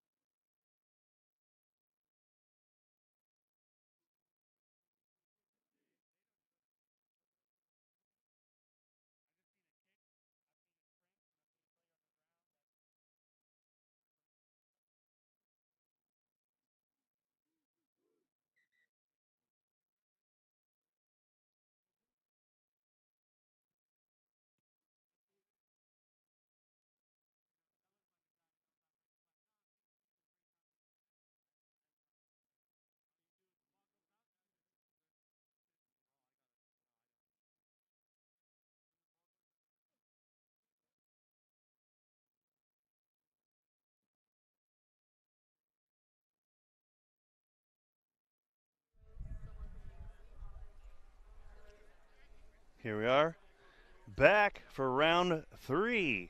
Match 3 of round 2. Little Rochambeau between Azusa Pacific and USC to determine who kicks and who receives.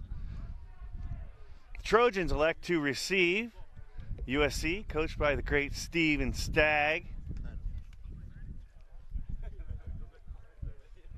To kick off for Azusa Pacific.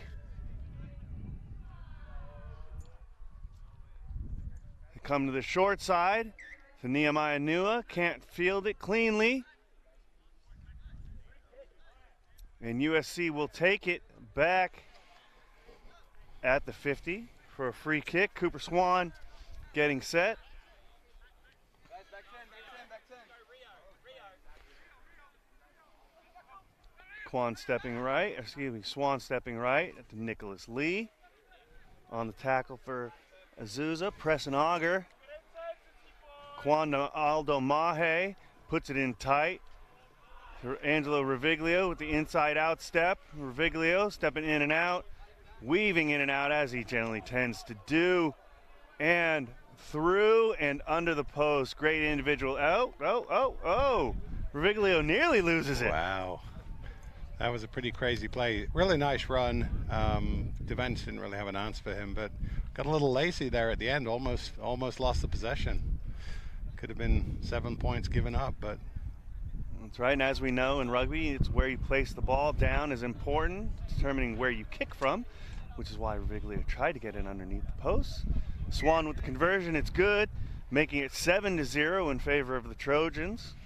yeah, a minute and a quarter in, a nice start from SC. Really starting from a kickoff, not 10, so they took advantage of the mistake by APU. And here we see Riviglio weaving in and out. And let's take up the pickup. Oh, almost a high tackle, but even so, a knock-on. Great pursuit by number 7, Preston Auger from Azusa Pacific. USC to kick off.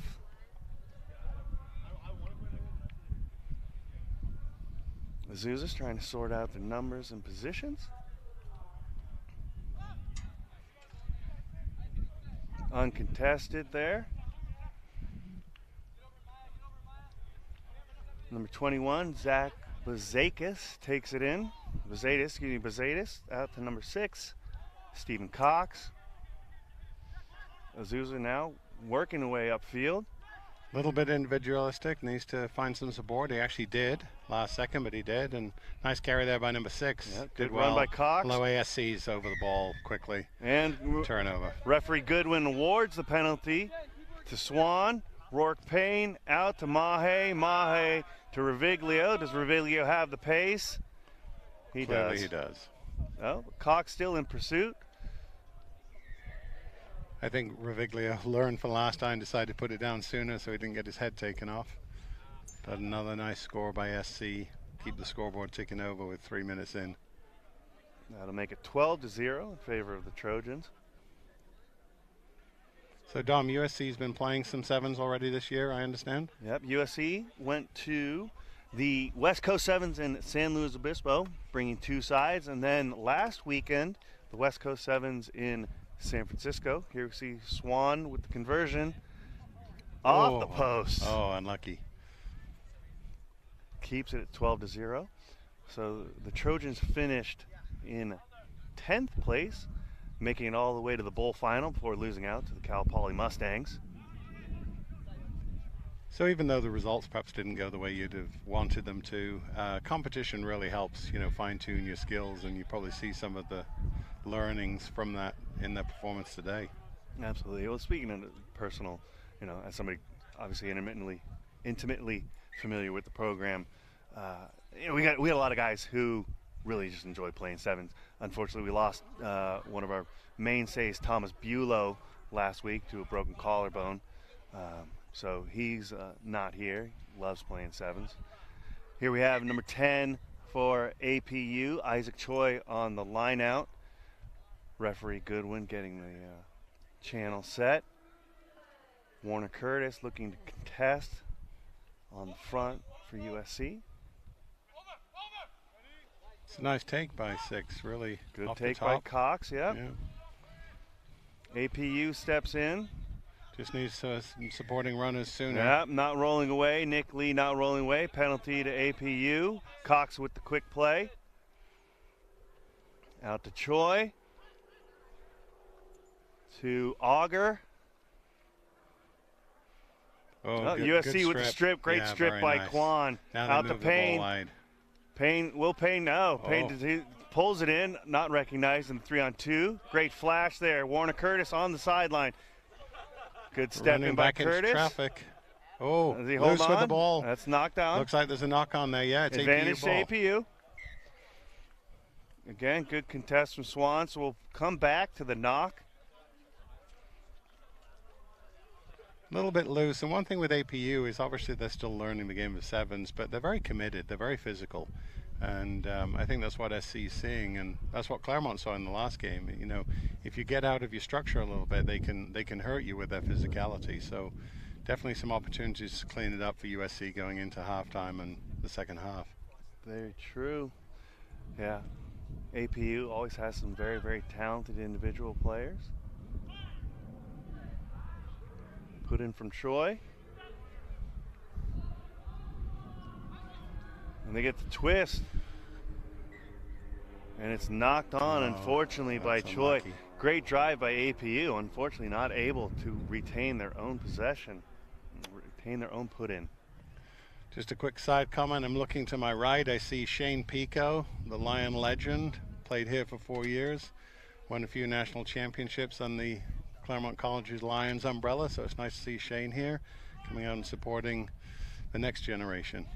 That's right. Always great to have alumni coming out and supporting the program.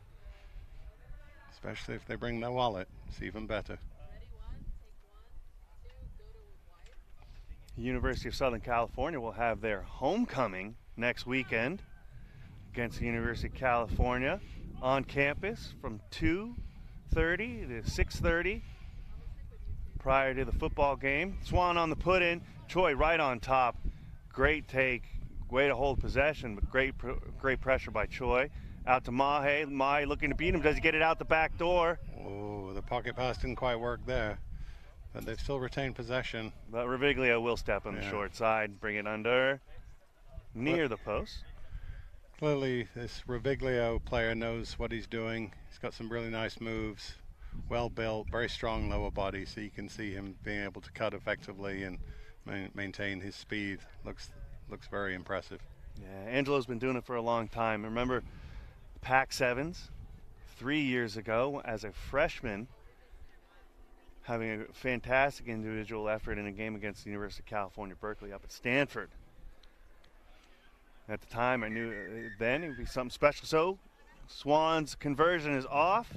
17-0 in favor of USC at halftime here at the Gold Coast Sevens.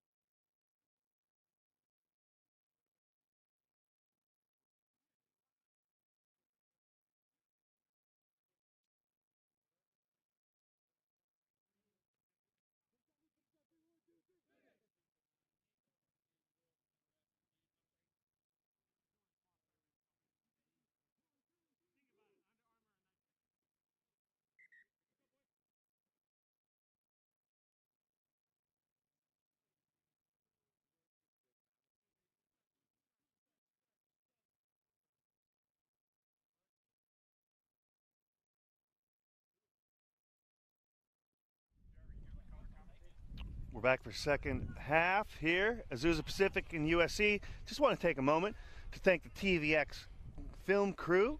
On the camera, we have Raina and Abner. And on the tech side, Lucia, Emily, and Randall. I want to give a special shout out to their boss, Ted Bendrick. Ted He is Bendrick. the legend of videos, but we won't talk about any more of those. But he's an absolute legend, and his team does great work across Southern California sports, not just rugby, but obviously rugby is what we really love. So thanks, Ted and crew. Great work. Nice chop down there by Mahe. Turnover. Yeah, good breakdown Turnover work. by Kwan out to Buttafuoco with the sidestep. Good take by Nua for APU and try to do the counter ruck. Mahe out to Richard Hendarto. Number 5, Gio Grundy, The edge step is in wide and open. out. Grundy with the try in the corner. I'm assuming Buttafuoco's first name isn't Joey. It is Joey. It in is fact. Joey He is. Buttafuoco. Yep. Wow, what a legend. Yep. This is terrific. Obviously too young to know the reference himself. Had to explain it to him last year at the Nationals in Florida. That's when you realize how old you're getting. And to answer the next question, yes, Joey actually is from Long Island. Is he really? Yeah. Oh, wow, that's hilarious. Yeah. Well, Joey Buttafuoco was involved in that. Nice score, and 22-0 now to USC. So they got a comfortable lead here, and just hopefully see out the last 5.5+ minutes with no injuries, and likely another couple of scores under their belt. APU's looking a little bit tired, starting to lose their shape defensively, so some opportunities for SC. See if APU can hold on to possession here. Get support to the breakdown. Catch by number 21, Zach Bazatis. To number 15, Cameron Crandall. Bazatis on the recycle. Out to number 3, Fabian Gomez. Yeah, 3 carried off. Nice carry. Oh, almost lost the ball. Nehemiah Nua there. Almost lost it, but great drive. Nua's a strong kid. He's not going down easily, and No, SC he is is struggling not. with him. Nua maybe taking it up too many times, but does retain possession at number 15 there. Cameron Crandall. Oh, huge clean out there by APU. Double clean out. Buttafuoco on the pickup going the other way. Here we are, we're seeing Hendarto with his first run of the day. Back to Grundy, back to Looks like Hendarto. forward pass. No, ref didn't call that, so play on. Buttafuoco leaving it a little bit too tight. Kwan they've drawn got the past edge to now. Curtis. Yes. Oh. No. He's- Does Curtis finish it? He does. He 15 does. Curtis, very nice, and almost under the post. Nicely done. There we go. Warner Curtis. Excellent drawn pass by Christian Kwan. Nua just had no choice. Tried to pressure the pass. Almost succeeded.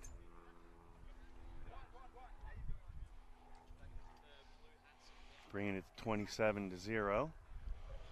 I always think it's difficult for someone like Nua on APU. The guy obviously has some skills and very physical, good carrier of the ball. Just needs a few pieces around him to be able to finish off that strong carry and give him some opportunities to put in a score of themselves. But he's a guy, if he keeps focusing on his game, really could be an impact player in this conference. Absolutely. Swan's conversion goes wide. Here we see Kwan with a drawn pass.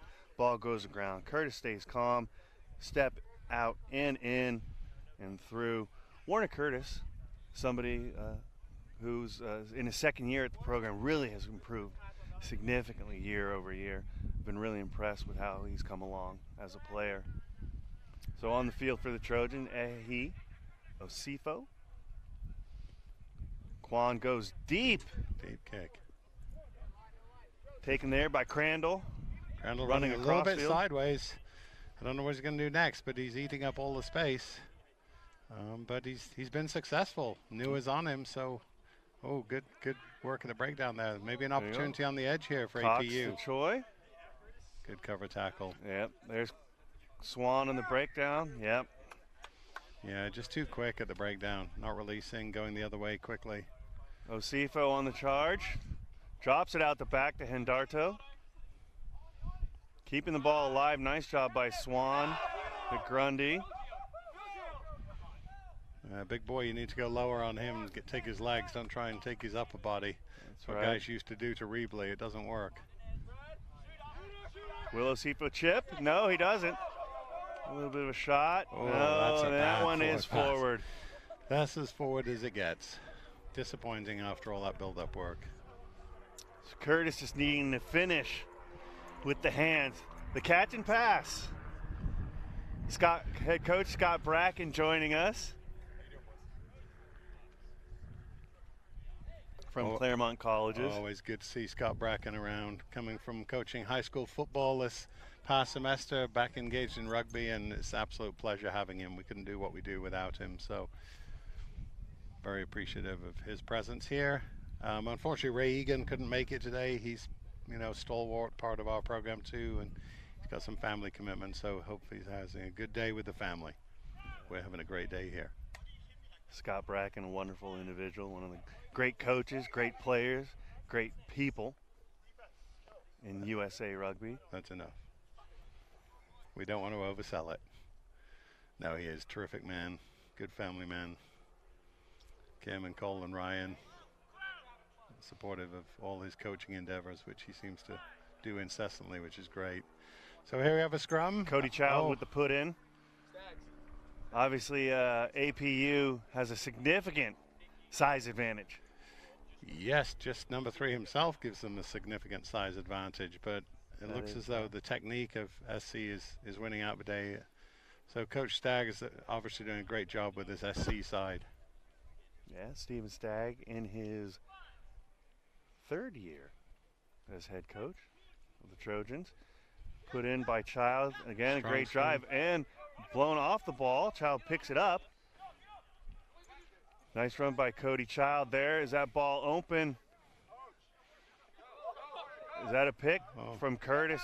Again, no call great from the job ref, from Curtis. Play on. Surprised himself that he was not called for being off his feet. Swan out to Mahe. The 17-year-old. 17. Out to nice. Gio Grundy. Grundy not able to break free. Will he get up? He does get up and continues to press on. Out to Buttafuoco. Buttafuoco to Mahe. Perhaps try to get this one cleared out. Looks like we're at full time here, so SC probably looking for one more score. Yeah. Points always matter, so it looks like he's going in untouched. Nice break by the halfback. Try to chop tackle by Nua. Swan does score under the post. Great effort there by Nua, and very nice, gentlemanly of him to give Swan a high five for his efforts. On the conversion, Swan is good. Final here in the 3rd match. USC 34, Azusa Pacific 0.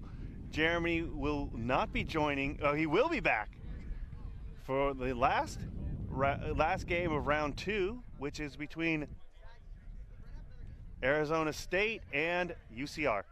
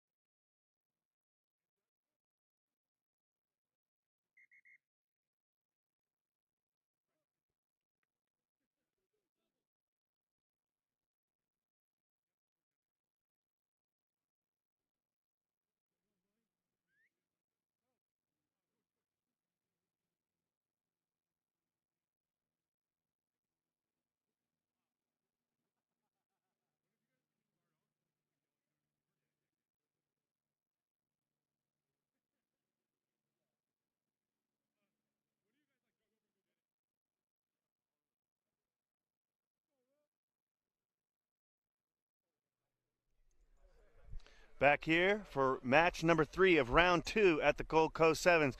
Arizona State versus University of California, Riverside. Kicking off for the Sun Devils, number 9, Joey Bridgman. Let's see if Riverside can do a little bit better job of retaining possession this game. Had a very hard game 1 against San Diego. Not the best start, letting the ball bounce, but they do maintain possession. Number 12, Thomas Galindo goes into touch. It's a turnover. Ball will go to the Sun Devils. Bridgman goes in for jumper from number 3, Ethan Walls. Out to Caden Ellison. Ball goes wide to number 8, Will Quinn. Quinn steps in and out and heading towards the corner in pursuit. Number 10 from Riverside, Robin Collette. And there's a score. The first game of the day for referee Austin Reed. Great to see Austin out here calling the 1s and 2s. Makes it 5-0, Arizona State. Conversion to come. This one's a little wide, so Ellison can't take it from the goal line going out. Passes it off to Bridgman. Bridgman with the conversion attempt. Lining up like a golfer. Very nicely done. That makes it 7-0 in favor of the Sun Devils.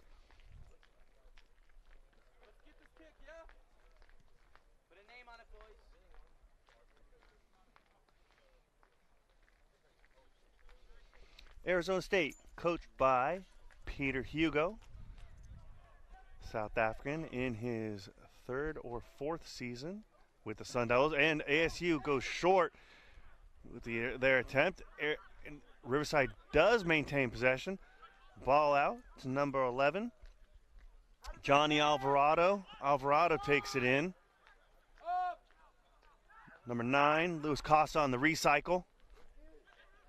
And Robin Collette takes the ball in. Again, as we see, Riverside just stacked on top of each other, not really quite playing a sevens type of game. Getting driven back by number 7, Cooper Baines from Arizona State. Knocked on by Riverside. This is referee Reed. That ball's going to go to the Sun Devils for scrum.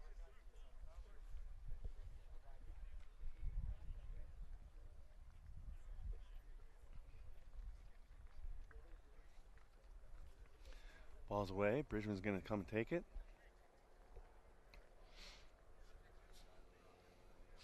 So again, what we see here is Casa playing off. Now stepping in to contest against Bridgman. This cost him in the last round where they didn't have a scrum half on the ball after they drove over. Referee Reed awards a short arm penalty to ASU for an early drive, early engagement from Riverside. So Arizona State off and running to number 4, Bryce Reyes. Contested and taking over. Riverside counter-rucking. Bridgman out to number 7, Cooper Baines. On the recycle, skip pass from Ellison out to number 4, Bryce Reyes. Reyes doesn't get to the line. Riverside doing a much better job than in game 1 of actually getting to their defense into the proper position. But that doesn't stop number 8 for Arizona State, Will Quinn, from scoring near the post to give ASU their 2nd try of the day.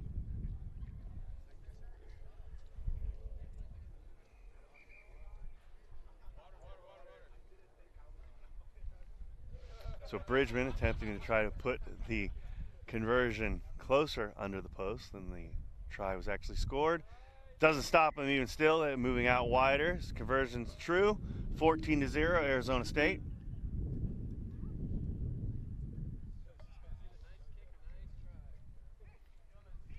So again, this is University of California Riverside's 2nd game of sevens rugby, and second game of rugby, period. for the last 2 years. So obviously going through a lot of growing pains. As you see right now, UC are playing quite deep off of the 10-meter line. Should be a little bit closer, but they're not. It's now just incumbent upon ASU to get the ball at 10 meters, but referee Reed awards the ball for going dead and says prior to the UCR tapping the ball had gone dead. So the Highlanders will get the free kick at the 50. Just trying to sort it out. These things we get with these kind of young programs where players very, very new to the game. Number 10, Robin Collette, steps in and out. Can he go the distance by himself using those long legs? Almost gets there. Collette on the ball to Costa. Costa takes it in. Can Riverside get the recycle? They stay in tight. Number 12, Thomas Galindo. Galindo in tight to Costa. Now in sevens, when a scrum is formed, you are not allowed to maul. However, referee Reed lets it go. Acosta still on the ball. Collette just decides to reset. Number 7 there. Connor Cooley takes it in. Can Riverside get into the try zone? Working really, really hard around the breakdown. Maintaining possession. No success. Ball goes on to a knock-on. Reed awards the penalty for holding on, for not releasing to Riverside. They'll have the ball 5 meters out. Tap coming from Costa. Costa out to Collette. Collette steps wide. Perhaps not the wisest thing to do. Oh, it does get it off the ground to number 10. So again, now in this situation, Riverside should not be allowed to maul. And that's right. Since Riverside took the ball in and got held up, that ball gets turned over and it will be a scrum down to Arizona State. Nice defensive stance there by ASU. So they'll be happy with that. Now they just want to clear the lines a little bit. That's right. Again, a much, much improved Riverside team from match 1 to match 2 here. Yeah, I wasn't able to see them earlier on, but they're definitely testing ASU a little bit. This will be the last play of the first half. Getting some subs in. Trying to sort out their responsibilities, personnel and responsibilities. Trying to scrum with 2 men. That's right. Number 14 saying, no, not me. Yeah. He's in. Riverside does have some size. Let's see if they can contest and get a tight head here. And Caden Ellison taking the short side. Okay, now Riverside does match. So Ellison's going to drop it out. Oh, so that makes it 14-0 in favor of the Sun Devils. There we go. Yeah, comfortable. Not spectacular, but comfortable. All right. And we'll be back at half.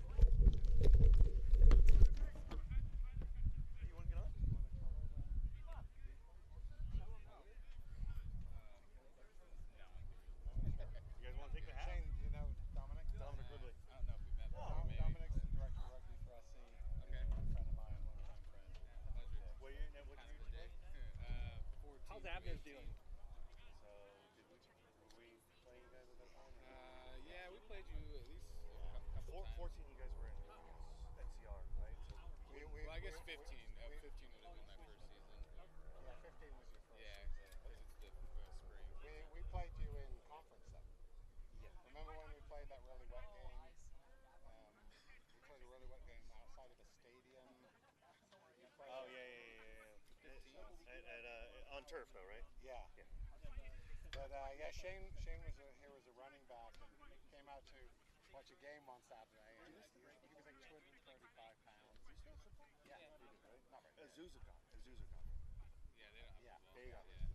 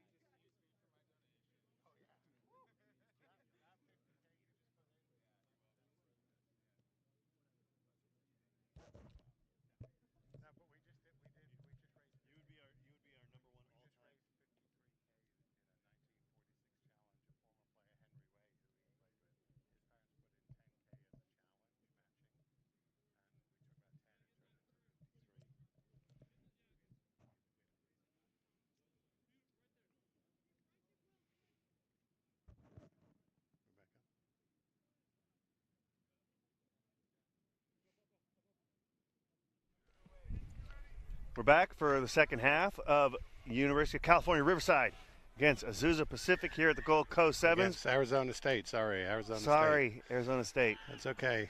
Color blindness runs in the family, so. Apologies. Thank you for the correction, Jeremy. No problem. That's what I'm there for with you, Dom.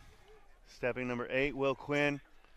And number 3 is going after it, but outpaced there. Sun Devils nice on the break. Cutback. Really nice cutback. Good rundown. Good that's attempt by Cooper Baines. Riverside. Really nice. Oh, that's phenomenal. Will Cooper, Baines. Oh, Topsy-turvy. what a tremendous chase down by Collette, number 10 for Incredible. Riverside, on the on the ankle tap, takes Baines down, and then referee Reed on the follow over over Collette. 3 men down, try scored, 19-0. incredible. Arizona State. The way that was articulated by Dominic Reebley, just incredible coverage. I'm sure that Dallin Stanford and the rest of the world Rugby Sevens commentators are quaking in their boots right now, because I certainly would be. I think you'll be on the plane to Hong Kong. I can see it. Or Attica. And here we see the replay, and you see Baines. That was tap terrific down. work by 10. It really was. Oh. Collette did a tremendous job there. Is Collette all right? Collette is coming off the field.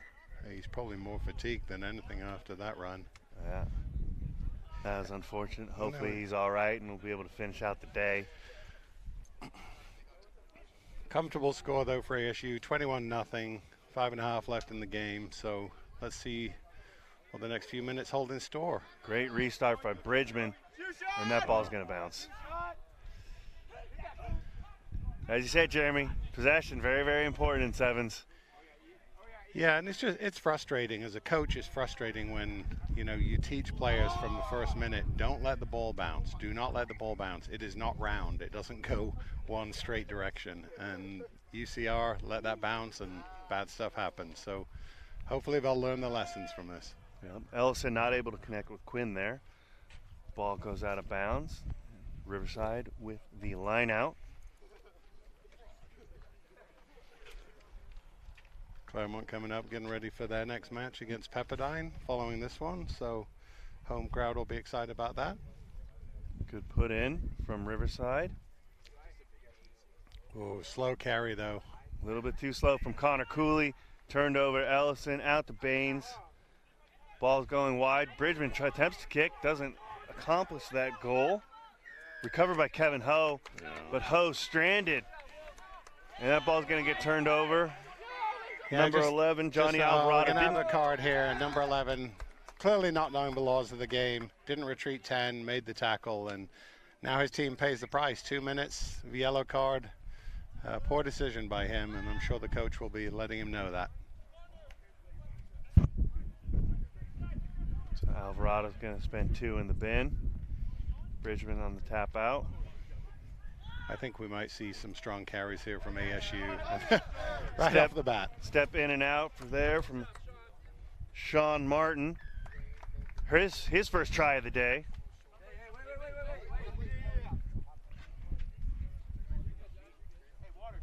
Yeah, I mean, he made that look easy. It was a nice run, but again, he's running against a 6-man defense and obviously a very fatigued defense, and it showed. No one really wanted to put a hit on him, and the result is another easy 7 points for the Sun Devils. Bridgman with the conversion, 26-0 in favor of ASU. Yeah, while we have a second, we should thank Peter Hugo, the coach of Arizona State, for bringing the boys out. Came in last night. It's a long trip, 5.5 hours from Phoenix, but really appreciate their commitment to the Gold Coast competition, and they're showing very well. They were actually the winners a year before COVID hit us. They beat Claremont by 1 score in a very tough final. So they're good sevens pedigree, and again, I think it's showing here. Making that straight shot out to 10 west from Phoenix out here to Claremont. Another good finally collected by Riverside. Nice solid tackle though. Getting a little too antsy. Walls there.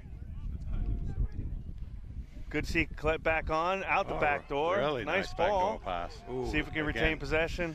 Very physical play. Not Yeah. releasing there though. It's still retaining possession, and a lot of physicality at the breakdown by both teams. But UCR got the better of that one, so good on them. That's right. So Cooley looking to take the tap here, possibly. Work through his rotations with Collette. Putting the ball in the tackle, not the best idea. Cooley takes it, looking out. Collette goes to the chip. That ball's taken by Jacob Hurl. Hurl very, very quick and Very shifty. elusive, yeah. Nice tackle by number 14 for Riverside, Adrian Marshall. Sun Devils on the attack. High tackle there from They've Riverside. definitely got a large edge here. They might not even need it though. No, again, straight through untouched. Route 1, they could have gone to the edge, but Route 1. 1 minute to go. I believe that was number. I didn't see who scored that Was it one. number 7, Cooper Baines, or number 1, McCade Siegel? Let's see. It was number 1, McCade Siegel. He's got the conversion coming Yeah, from there we go. 35. Hurl is good. So Arizona State rushing back to get the kick because, again, in pool play, points differential is important potentially in determining the top 2 spots. So ASU trying to get a kick here, we see. Yeah, they definitely Siegel have time scoring. for one more possession. We'll see if they can catch this one now by letting that bounce as well. UCR retains the ball, but you know they're back close to their 22. They'll be under some pressure to get a clean line-out ball here and advance up the field. I'm sure ASU is going to squeeze them a little bit, trying to get the ball on their side and get another 5 to 7 to wrap up. You know, a really solid performance. That's right, likely last play here. See if Cooley can get this ball in successfully. Interesting. UCR decides to go long.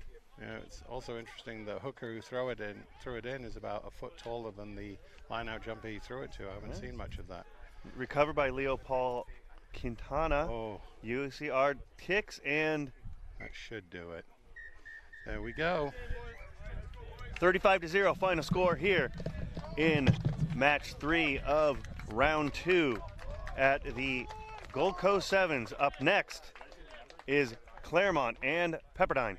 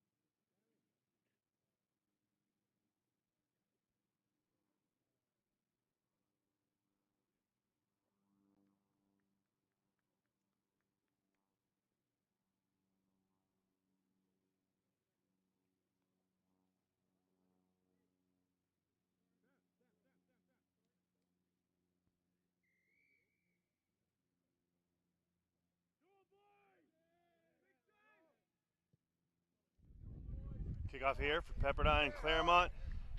Claremont Lions kicking off. That one doesn't go 10, so we're going to have a free kick to the Waves. Referee for this match, Kurt Swanner. Pepperdine a little bit confused about where they're supposed to be. Recognizes this one's going to go from midfield. Again, Pepperdine, like Riverside, young program trying to figure out sevens, not really their forte. Coming in, number 13, Gideon Lee.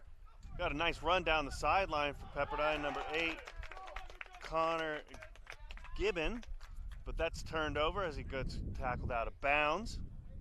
Excuse me, tackled into touch. That's a turnover, number 4.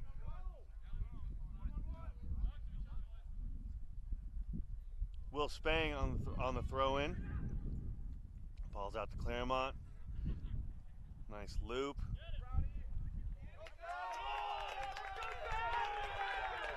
And Claremont's going to score that one. Sam Brown on his first touch.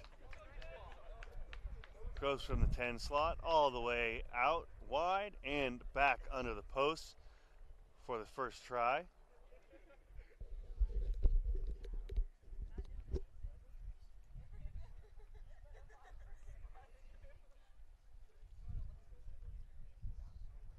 Brown looking to convert his own try here.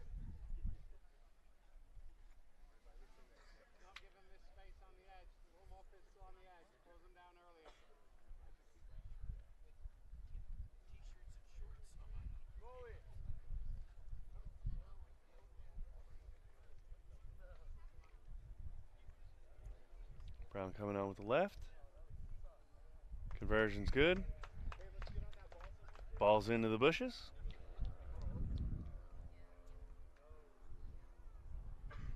We'll have a kickoff from Claremont to the Waves.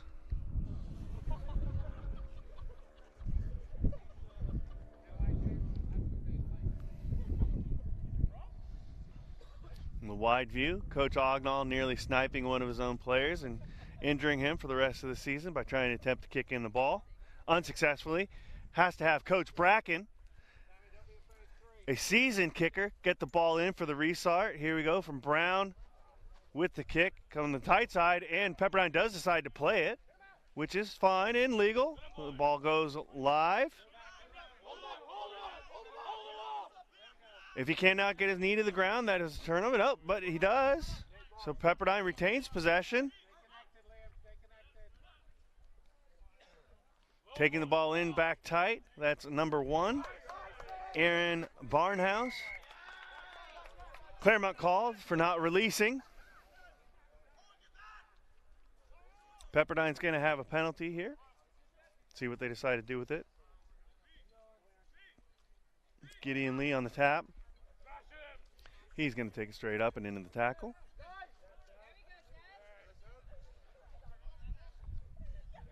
Picked up by Barnhouse. Barnhouse finding himself isolated. Charlie, and a turnover. No turnover from Arlo J there. Excuse me, not Arlo J. Owen Richards. Another penalty in favor of Pepperdine. So Lee takes another penalty tap and another ball straight up into contact. Again, not advisable in the game of sevens. Excellent counteract there from number 3, Will Spangler. And Claremont is off the other way with number 4, Will Spawn. Excuse me, Lucas Hackett. Lucas Hackett scores under the post for the Lions.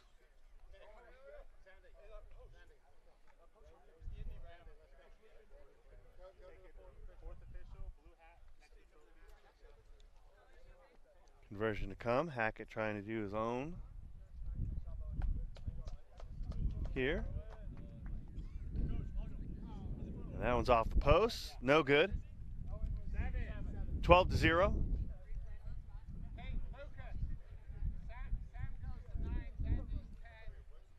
Here we see Hackett just using the blazing speed. Oh, excuse me. Hackett passed back to Brown. My apologies for missing that. Sam Brown scores the second try of the day under the post.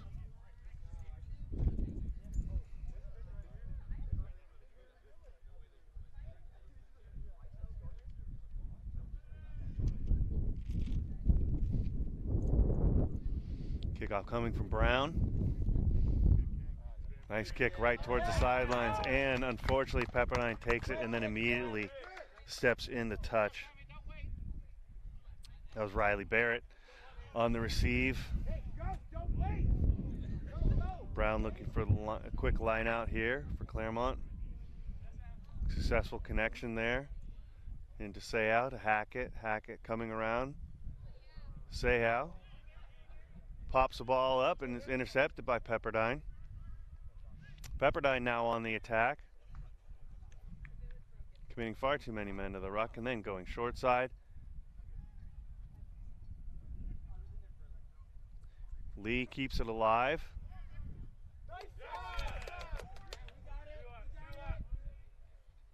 Well, it's going to be a turnover in favor of Claremont. Seau out.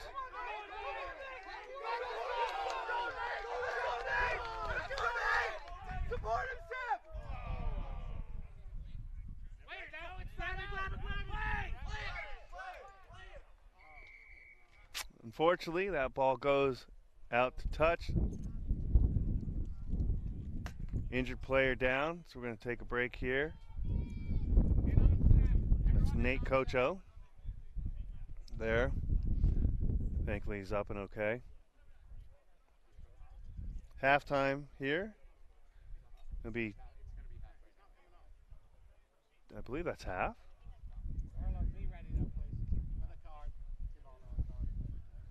It is halftime, 12-0 in favor of Claremont over Pepperdine.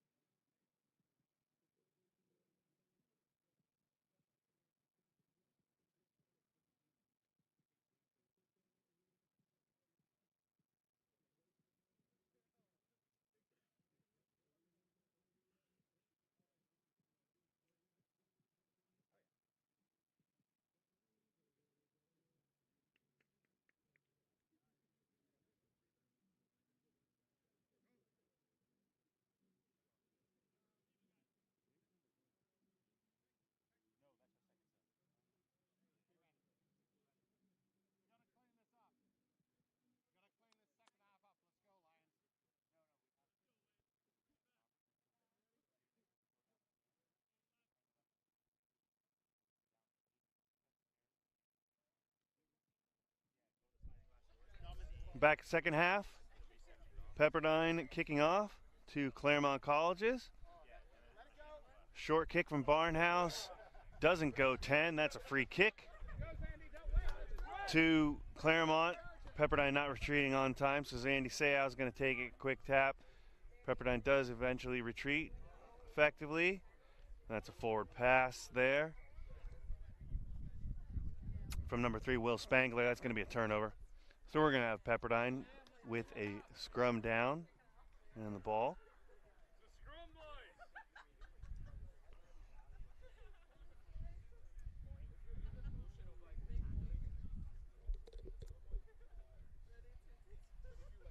So Claremont looks to have put in a bit of a stronger lineup, I think, holding out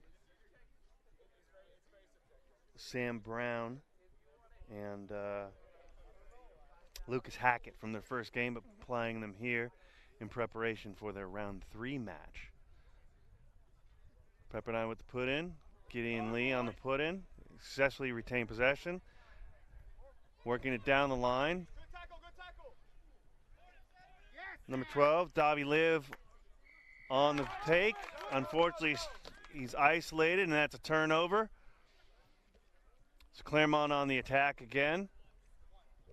In and out. That's number 1. Sam Martins, Sayhow on the draw and pass. Nice and easy. Out to number 6, Jack Farber. Unfortunately, Farber looks to have come up lame. Yes, he has. That looks like a strained hamstring. Likely spelling the end of Farber's day. Apologies to him and his family for mispronouncing his last name.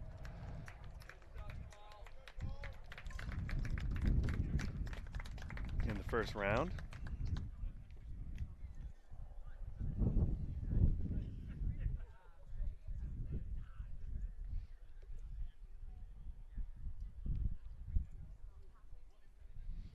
So here's Brown for the conversion.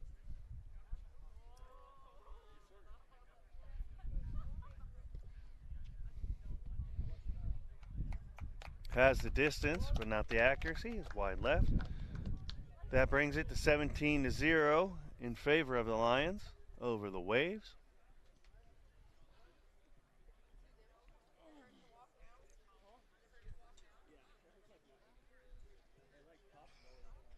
Claremont to kick.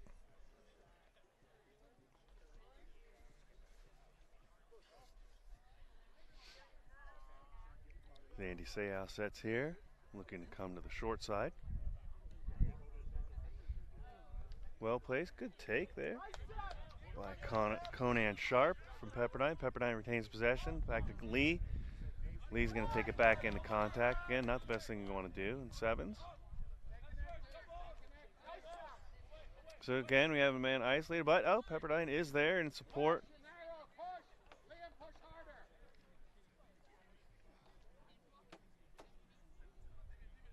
Connor Gideon taking it back in. A bit isolated here again for Pepperdine. And that is Jordan Cuellar. Able to get the ball down on the ground. Pepperdine doing a better job of retaining possession here. Can we get the ball out wide? No. I'm still going to keep it in through the centers. See if we can retain possession. All right. Referee Swanner has the arm out for offsides. Yeah, Claremont being a little bit lazy and getting back. See if we can get a tap here by Cuellar. He's going to take it straight in, as a man of his size is apt to do. Pepperdine does retain possession. Davi Liv there on the take, and there's your turnover. Again, if we don't have support and isolation in the breakdown, it's going to be a turnover every time. So here we go, Brown on the counter.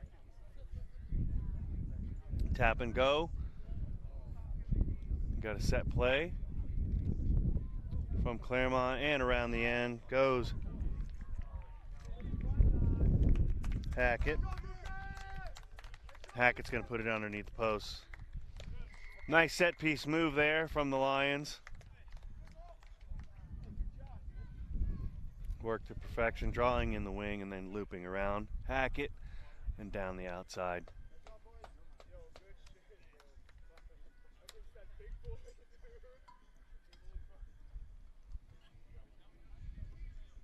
Hackett again looking to convert his own try here.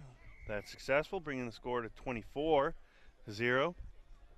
Thus far, things shaping up the way the seedings had forecasted, with the top teams: University of San Diego, Claremont Colleges, Arizona State, and USC looking looking to win or on their way toward winning their first 2 pool matches and setting up an interesting round 3 for the top 4, which will more than likely just determine seeding for the playoffs. Say out here for the kickoff. Pepperdine doing a little bit better job of figuring out where the ball is going. That one bounces on the ground and then out of play. Conan Sharp unable to successfully field that kickoff. But we will have a line out to Pepperdine.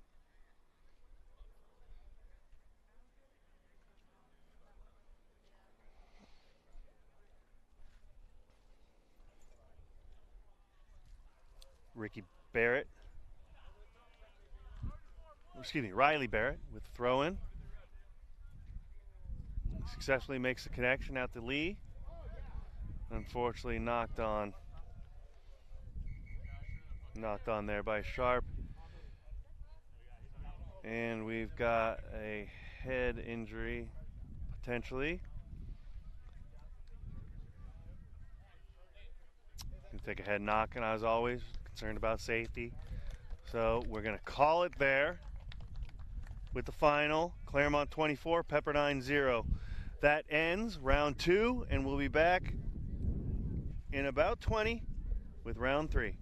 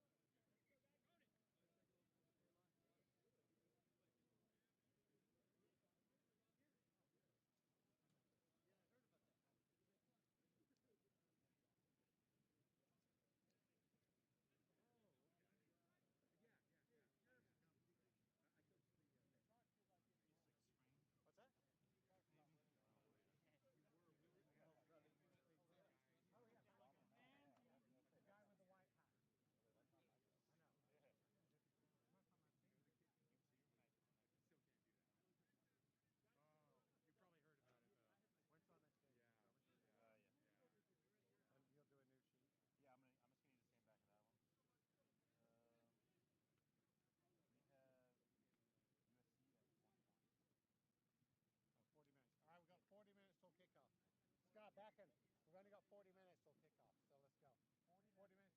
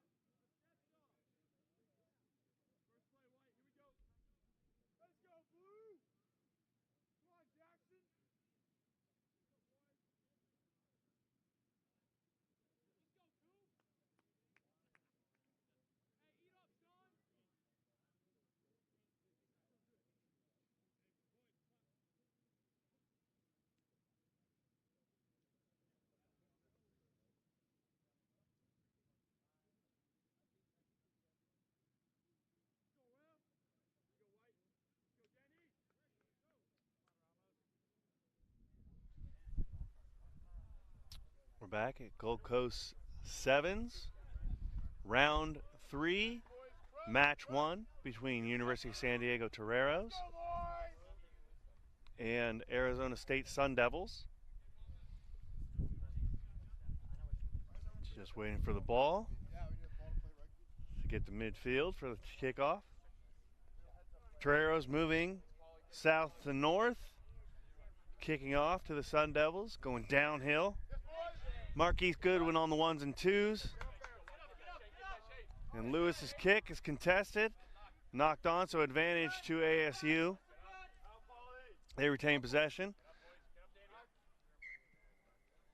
Knocked on by Sean Martin, so we're going to come back to the initial knock on from USD. Scrum down to ASU.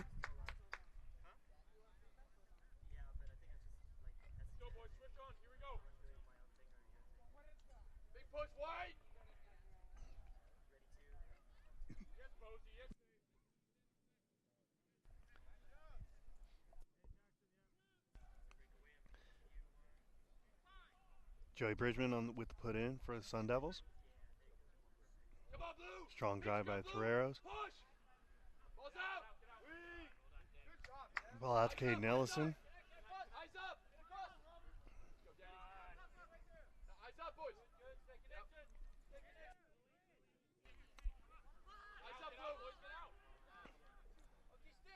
Got Robert Huerta, ball out.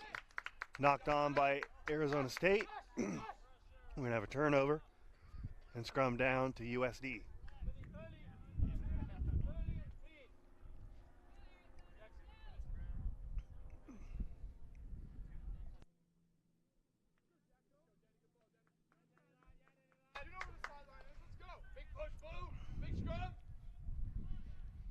San Diego put in here. Ball's in and out. Got Lewis.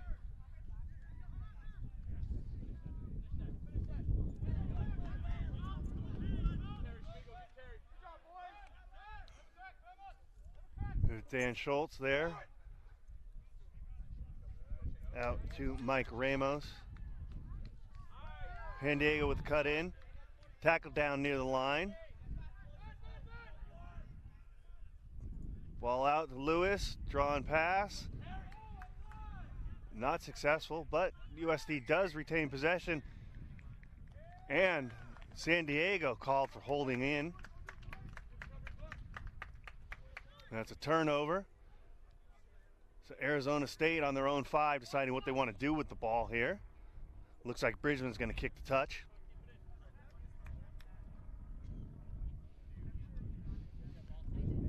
Ball coming right here. So kick the touch. A strategy employed to great effect by the USA men's team and Coach Mike Friday. So got Ethan Walls here getting set for the line out for the Sun Devils.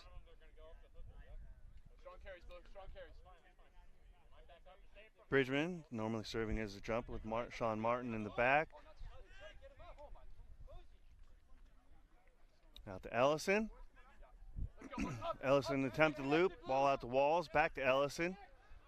Looking to step, go back to Bridgman on the short side. You got the, does have a chance for numbers there. San Diego on the tackle, take it down. No release there on the tackle there from Paul Heery. Martin with the drive up the field. Arizona showing some good go forward here. Bridgman.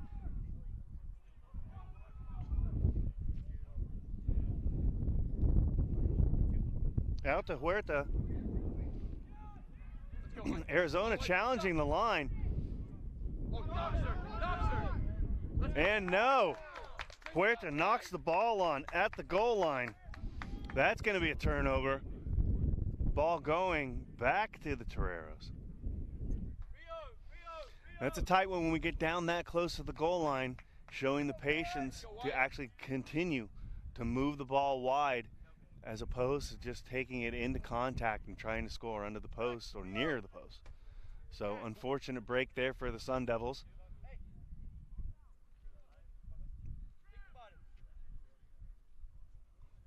San Diego with the put in.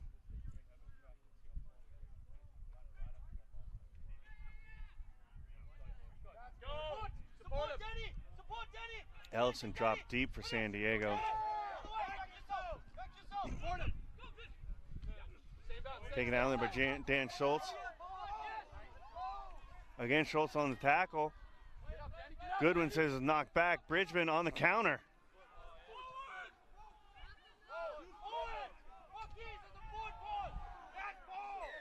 What are we going to have here from Goodwin? That's a high tackle. High tackle against San Diego. That ball's going to go to Arizona State in attacking position. Here we go. Ellison on the tap. Is he going to play it live? Ball out the wall into Martin. Excuse me, it's Cooper Baines there. Baines isolated and he gets the turnover. San Diego, that is Martin. Apologies. Now ball back to the Toreros at the 10-meter line, midfield. San Diego setting up a set play off the penalty.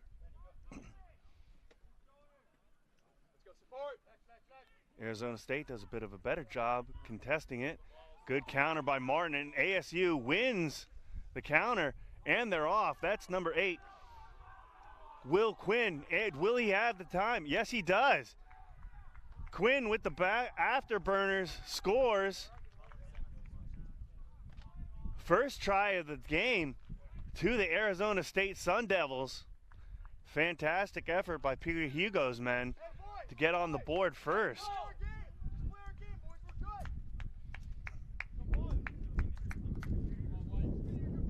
So as we know, this one will determine seeding. 1 through 4 in the crossover, 1 and 2 for the crossover. So the winner of this match will play the loser of the next match between USC and Claremont. The loser of this match will play the winner of the USC Claremont game. So Arizona State looking for the conversion from Bridgman. Taking his time to get his breath. Assess the angle.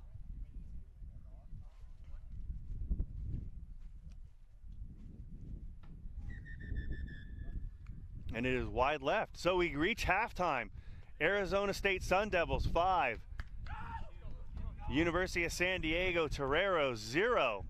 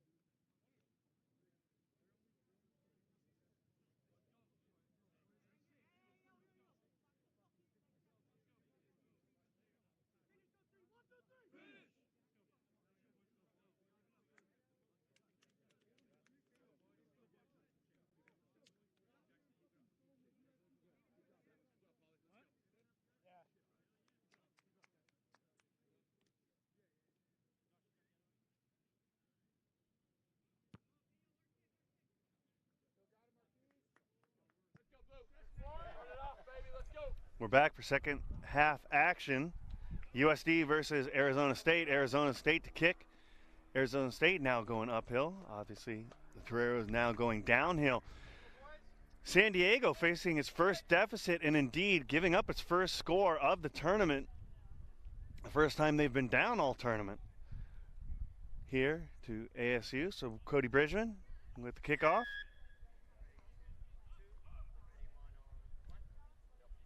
Nice high kick from Bridgman. Nice take from San Diego. Obviously well rehearsed in getting the lift. Moving the ball wide for the Toreros. And this is Shane Johnson. Excuse me, Shane Jamison. Good cover tackle by ASU. San Diego coming out firing. They do have the numbers out wide. If they get it, Ramos keeps it in on the hard crash. And there it is. Michael Lewis with the try score.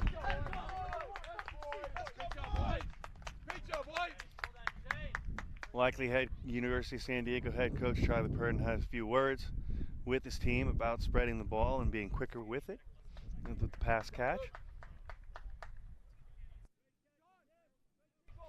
To good effect. Lewis good with the conversion.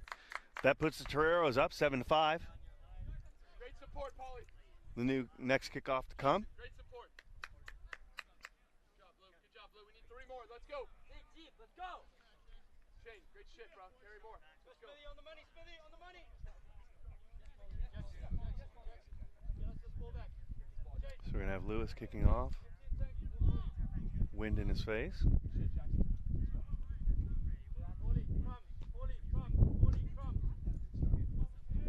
go, Danny. Well done, baby. Keep it up.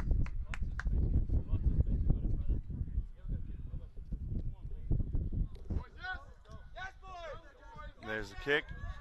Arizona State, nice take there from Will Quinn. Ball's loose. Great effort by Paul Harkey. What's the call from referee Goodwin? Ball not playable, so we're going to go to a scrum awarded to Arizona State.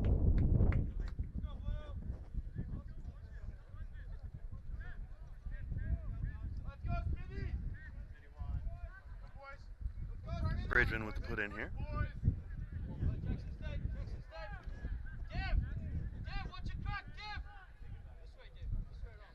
ASU going to split backs, having Ellison sitting deep in the pocket.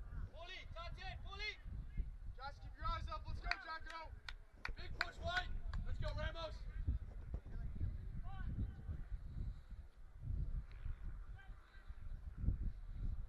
That's going to be an early drive, giving a full arm penalty. Yep. For boring. Ellison on the move. Nice take and tackle by Lewis. That'll be a turnover for University of San Diego. He's holding! He's holding! Yep. Goodwin awards the Toreros, and we got no drop. That's going to be... No, Goodwin saying we didn't tap off the mark, so they're going to start again. Giving ASU a chance to reset. Jeremy Ognall rejoining the commentary booth. We've seen that crossover again from San Diego. Jameson can't find the corner. A lot of handbags here. Does he get it down in the corner? He's given it. Yes, he does. That was number 3. No, excuse me. Number 10, Dan Schultz. Excuse me, yeah. Number 12, Dan Schultz with the try in the corner, putting the Toreros up 12-5. Still a one-score game. Crucial conversion from here from Lewis. Let's go, Sam. Make an impact, baby. With 2.5 to go. Yeah, nice score in the corner by USD. They've turned this game around a bit. They were struggling a little at down 5-0, but now up, 12-5 with about 2.5 to go. So It should be an interesting 2.5 minutes. Exactly, one score in it. Lewis wide from the mark with the conversion.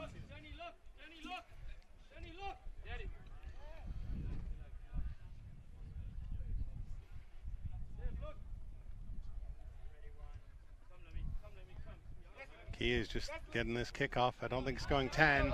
No, it's not going 10. So it's going to play it, right? Free kick middle for Arizona State. So they have a good attacking platform here. Let's see what they can create.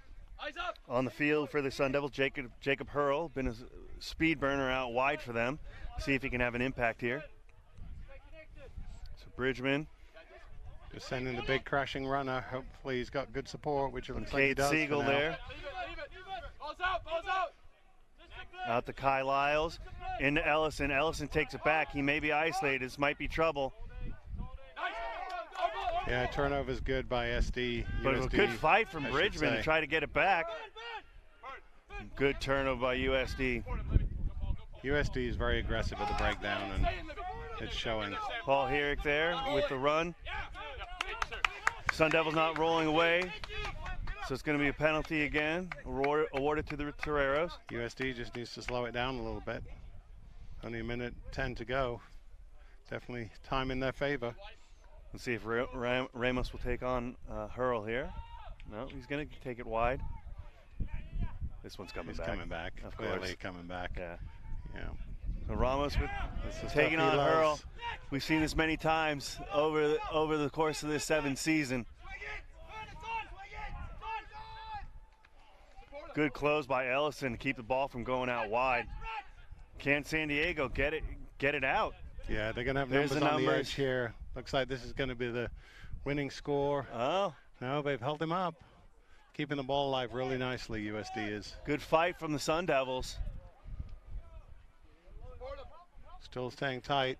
Looks as though he's held up. Marquise Referee. has called him held up. Interesting call. 20 seconds left to go in this game. What do we do here, Jeremy? Do we just win the scrum and kick it out, or do we try to score? What are we thinking? Well, if I'm If you're, USD, I just want to secure the ball and put it into touch and move on to the semifinal. I don't think we need to try and produce anything. But having said that, I'm not coaching USD, and Charlie probably has a totally different plan. But I would go the safety route and just hoof it into touch. So crucial put in. Let's see if the Sun Devils can actually take a tight head here. Yeah, they need an aggressive tight head push here. This is really their last chance to win the pool. So obviously Lewis setting up in the pocket. It looks like they do. If they do win it, they will kick it out. Yeah, Solid there's scrum. a put in. There we go. Nice execution by the Toreros. Well, good result for USD and nice performance by ASU. Excellent fight from the Sun Devils. So in game 1 of round 3, University of San Diego Toreros take a 12-5 over the Arizona State Sun Devils. The Toreros will be the #1 seed going into the playoffs, and the Sun Devils will finish #2 in pool play.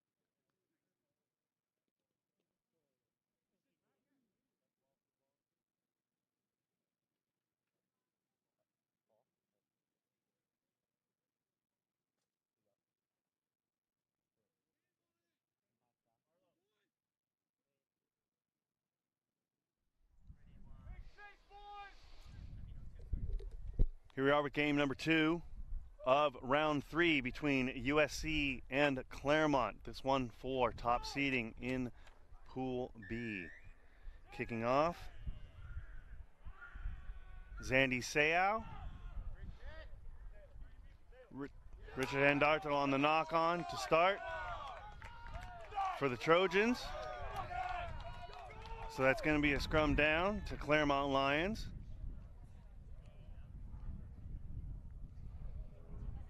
Sam Brown with the put in here. Joey Buttafuoco with the contest on the scrum.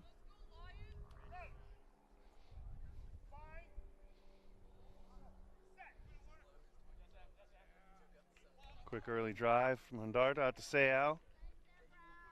There's the loop again.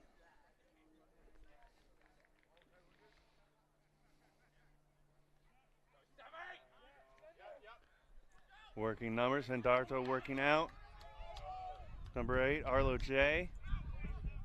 SC on the contest, Brown on the pullback. He decides to chip and chase. Does he get his own? Was he able to field his own? No, it's turnover. Warner Curtis goes in. Ball's loose. Recovered by Christian Kwan. Claremont putting a lot of pressure on the ball. Yeah, that's a penalty, playing the hands in the ruck.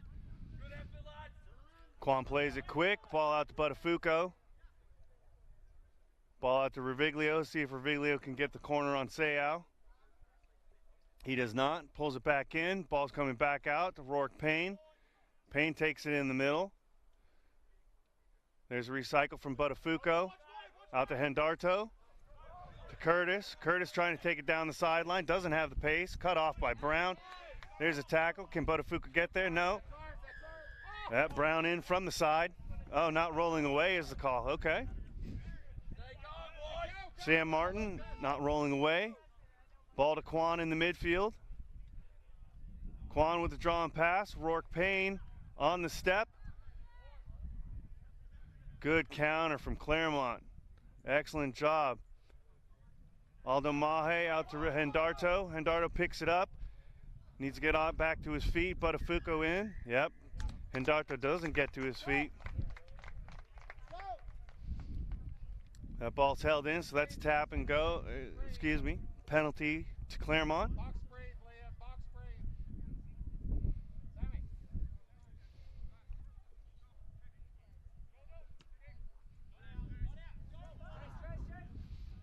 Claremont decides to go deep with the kick. Recovered by Buttafuoco. Passed out to Kwan. Kwan does luckily knock it back. Ball out to Payne, to Riviglio. Will Riviglio have the pace? Great chase by Lucas Hackett. But Riviglio will score in the corner. Try to the Trojans. That's the first one of the game for Riviglio, making it 5-0 USC.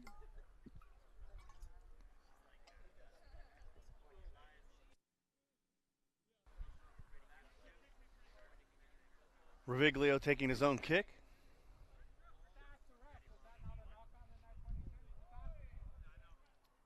And that one goes wide right. So we don't see Cooper Swan in the lineup for USC. Maybe injured or maybe holding back. Do not know from Coach Steve Stagg. We're going with an interesting lineup combination with Hendarto making his first start of the day along with Warner Curtis and Joey Buttafuoco for the Trojans. Working out thus far as they take the early lead. 2 minutes, 45 seconds to go. Hendarto taking the restart.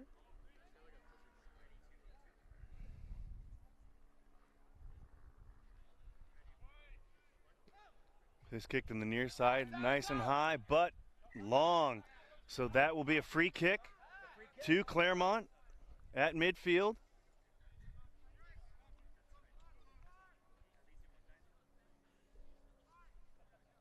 Sam Brown with the tap.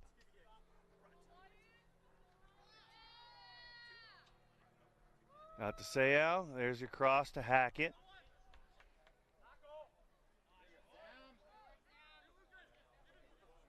Hackett on the spot to Sayal. Out to Brown. Claremont with the edge. Good cover tackle from Quan. USC resets. Claremont's going to bring it back to the near side. There's your draw to Arlo J. No, excuse me, a knock on by J. All good, boys. All good. Heads up, heads up.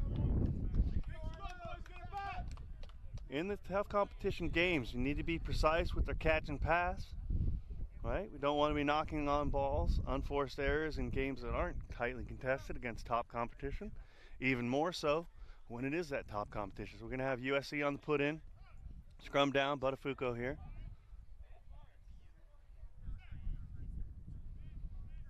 Tapped out. There's Quan in the pocket. Out to Mahe. Mahe's going to tuck it. He's going to go. Bad ball.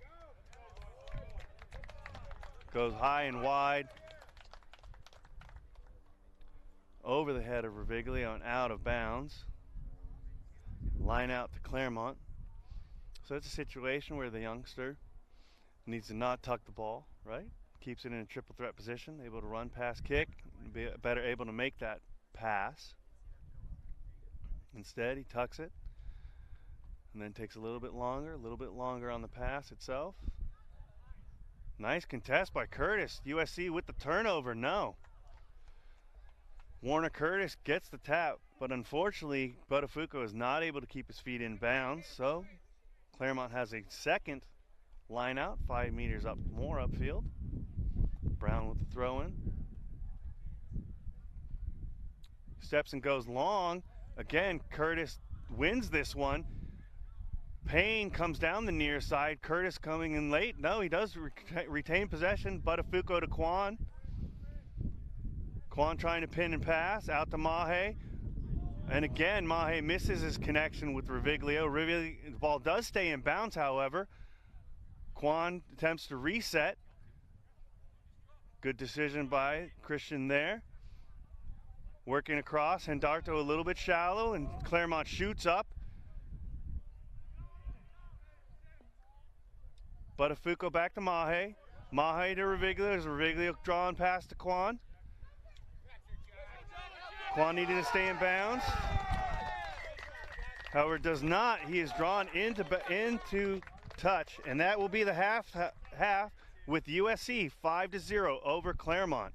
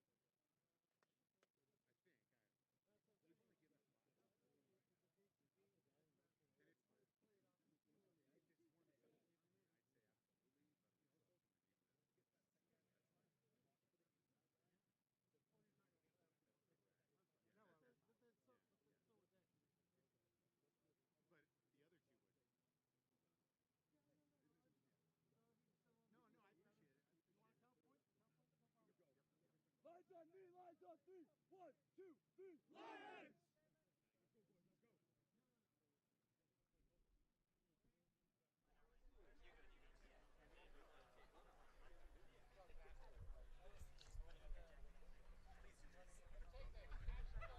Back with the second half. University of Southern California Trojan against the Claremont Colleges Lions.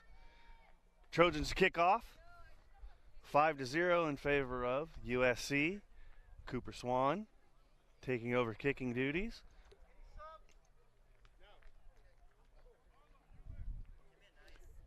Nick Lee coming in for Hendarto for the Trojans. No subs for the Lions. Here we go. Second match of a hotly contested Pool B. Fielded by Hackett. Out to Seau. Brown on the draw and pass. Fends off Lee. Ball's knocked back. Swan attempts to keep it out. So, USC wins the ball, but unfortunately is not able to keep it in play. Claremont receives it into touch for a line out.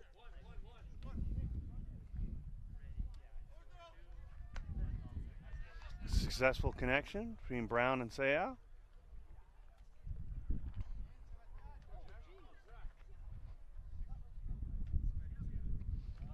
Hackett back to Brown. Claremont in the midfield. There's your 2-on-1 if they can set the post. Arlo J out. Ball is loose. They're going to get the cleanup from Seb Pierce. Ball out to Hackett. Hackett steps through. Can Swan cover? No, he can't. Good burst by Lucas Hackett to bring his team back to level with the kick to come from Brown.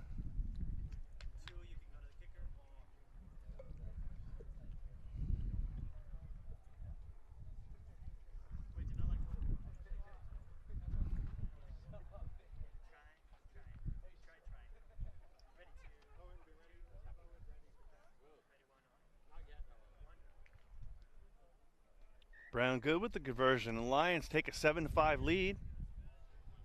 5 minutes left to go here in the half. As with any hotly contested match, it's likely going to come down to one play.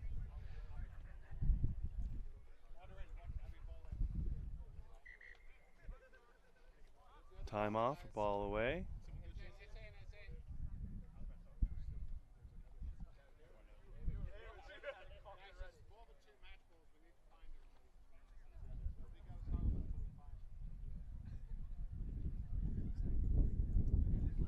So you're going to have about an extra 30 seconds versus what you see on your screen. Seau kicks long. Reviglio on the take. That's a high hit. Cooper Swan takes the tap. Quan on the pick to Nicholas Lee. Lee dragged down. Quan on the recycle. Ball out to Rourke Payne. Payne takes it in, picked up by Reviglio to Swan. Quan steps and goes, tries to set up his man and bust through. And that's a high tackle. Out to Mahe, to Payne. Choosing not to give the ball to Reviglio. Back to Swan on the recycle to Quan. Quan to Lee.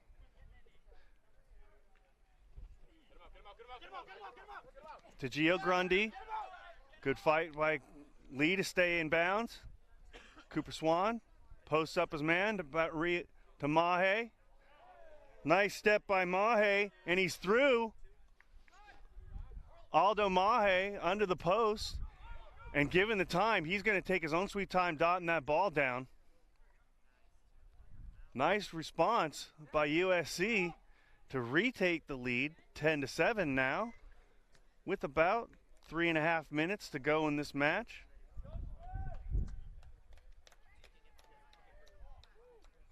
Cooper Swan for the conversion. That is true.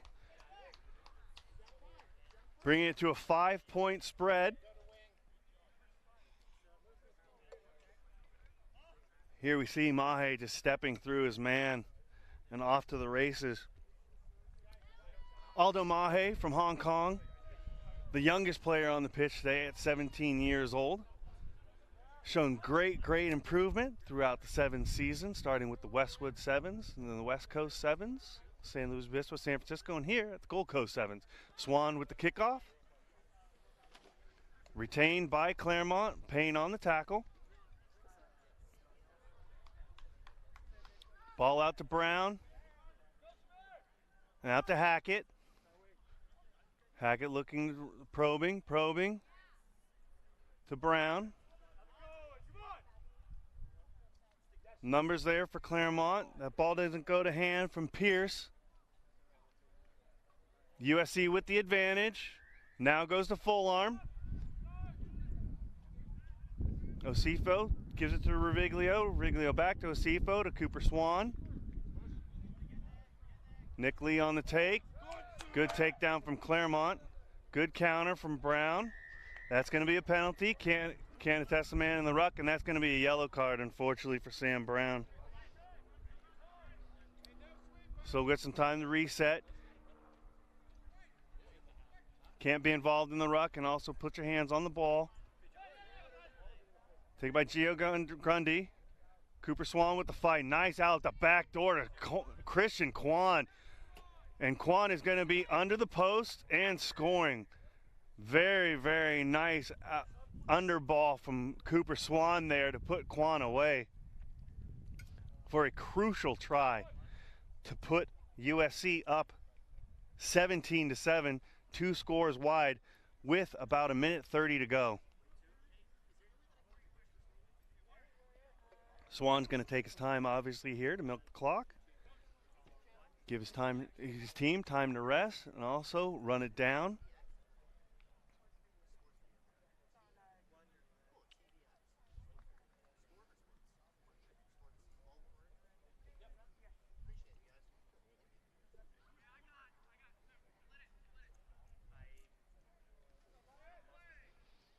Osifo with the backhand.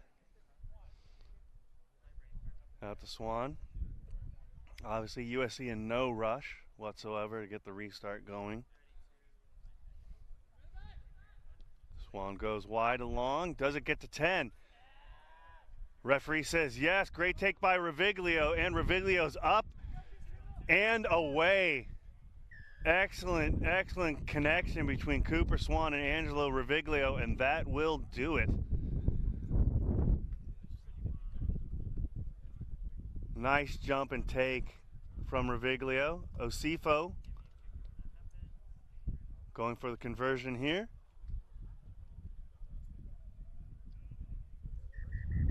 And that is off. Final in this match 2 of pool play. USC 24, Claremont 7. USC will advance as the number 1 seed out of Pool B. Claremont will be the number 2 seed out of Pool B. So that leaves a semifinal match of USC against Arizona State and Claremont against the University of San Diego. There we see Riviglio with the take and score. Excellent all-around job from the Trojans and the Lions. Next up is Azusa Pacific and Pepperdine.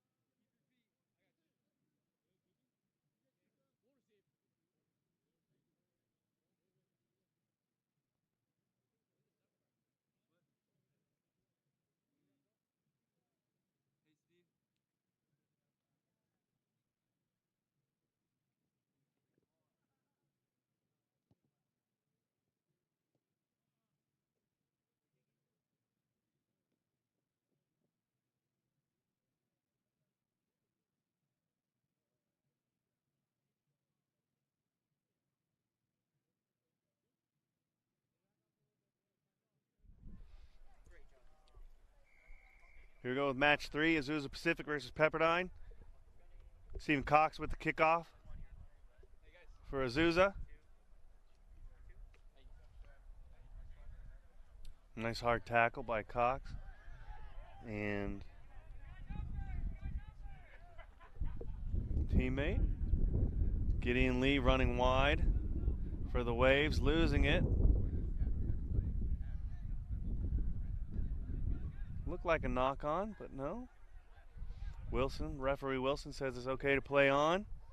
Trying to keep it flowing. Cox with the drawn pass. Out to Isaac Choi. Doesn't score, trying to make the connection here with Preston Auger. Auger pushing hard towards the line. Azusa still retaining possession. Ball gets out. Inside outside step and try awarded to David Vargas.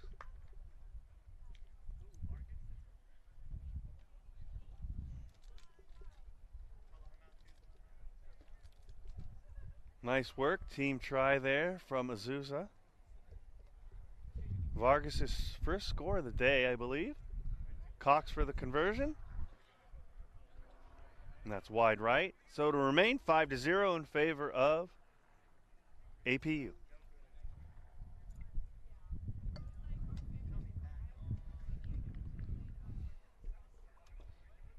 Here we see the take from the ruck.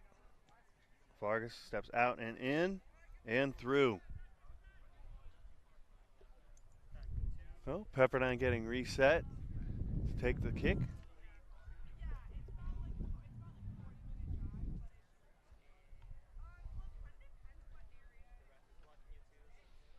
Cox going to the out wide side of the field.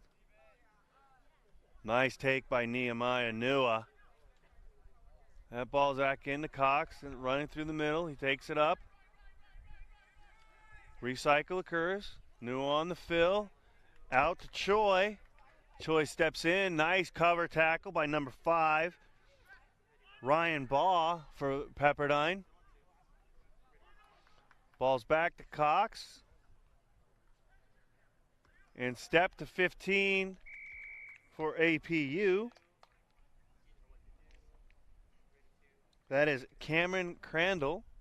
Nice job by APU to again get the turnover, maintain possession, and move forward for the try. Crandall trying to convert his own successfully. 12-0, APU.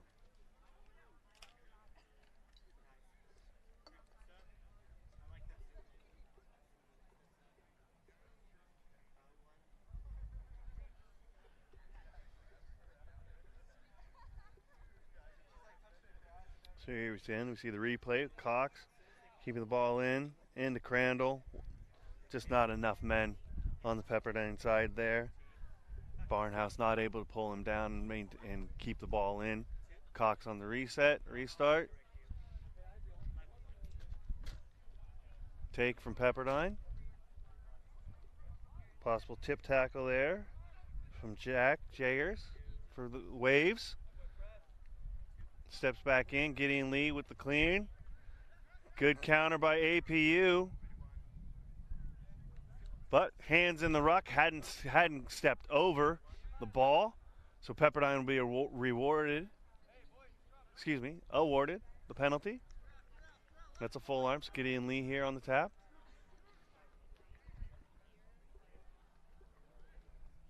Out to Conan Sharp. There's Conan Sharp. Apologies. Step, got a little bit wide and takes the inside track there. That is Connor Gibbon. Recycled there from Barnhouse. Out to Lee.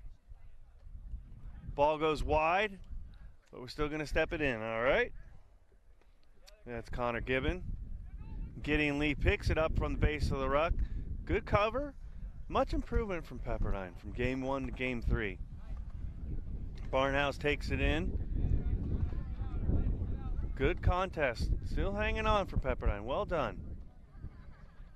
That's to Jack Joyce. Ball's out to Doyle.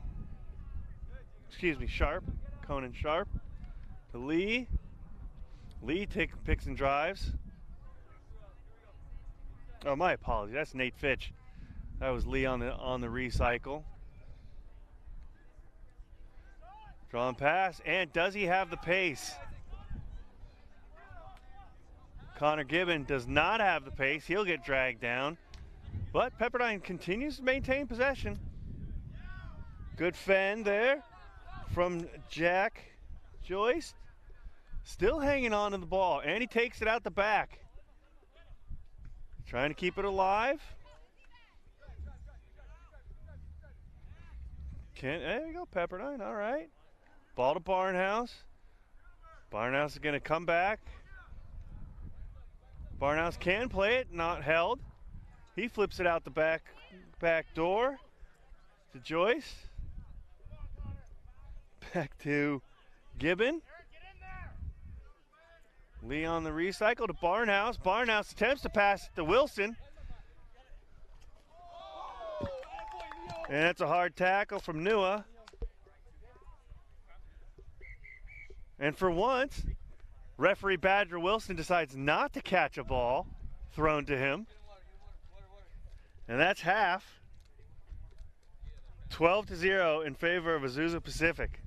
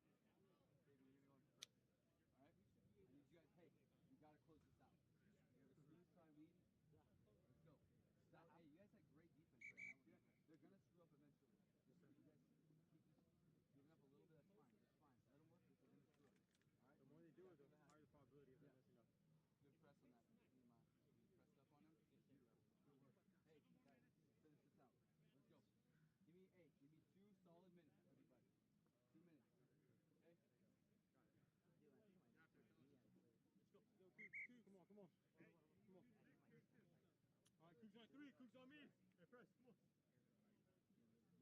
All right, Cougs on three. 1, 2, 3. Cougs!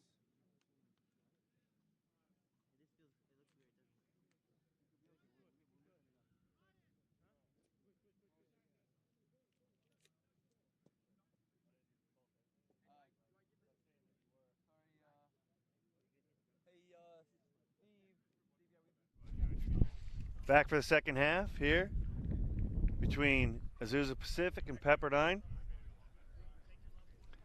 Pepperdine's going to be going downhill. 12-0 in favor of APU. And rejoining me on the mic, Director of Rugby for Claremont Colleges, Jeremy Ognall. Good to be back. After that performance, I need the distraction. So Jeremy's team, unfortunately for him, falling to my team in the final pool play, but that's not going to be the end for either of us.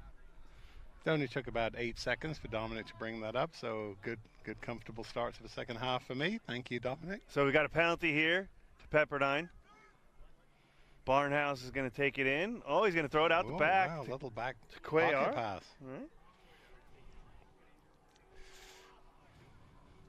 All right. Ooh. Cuellar is going to continue to roll it. No. Unfortunately, when he's in the tackle, he needs to release the ball.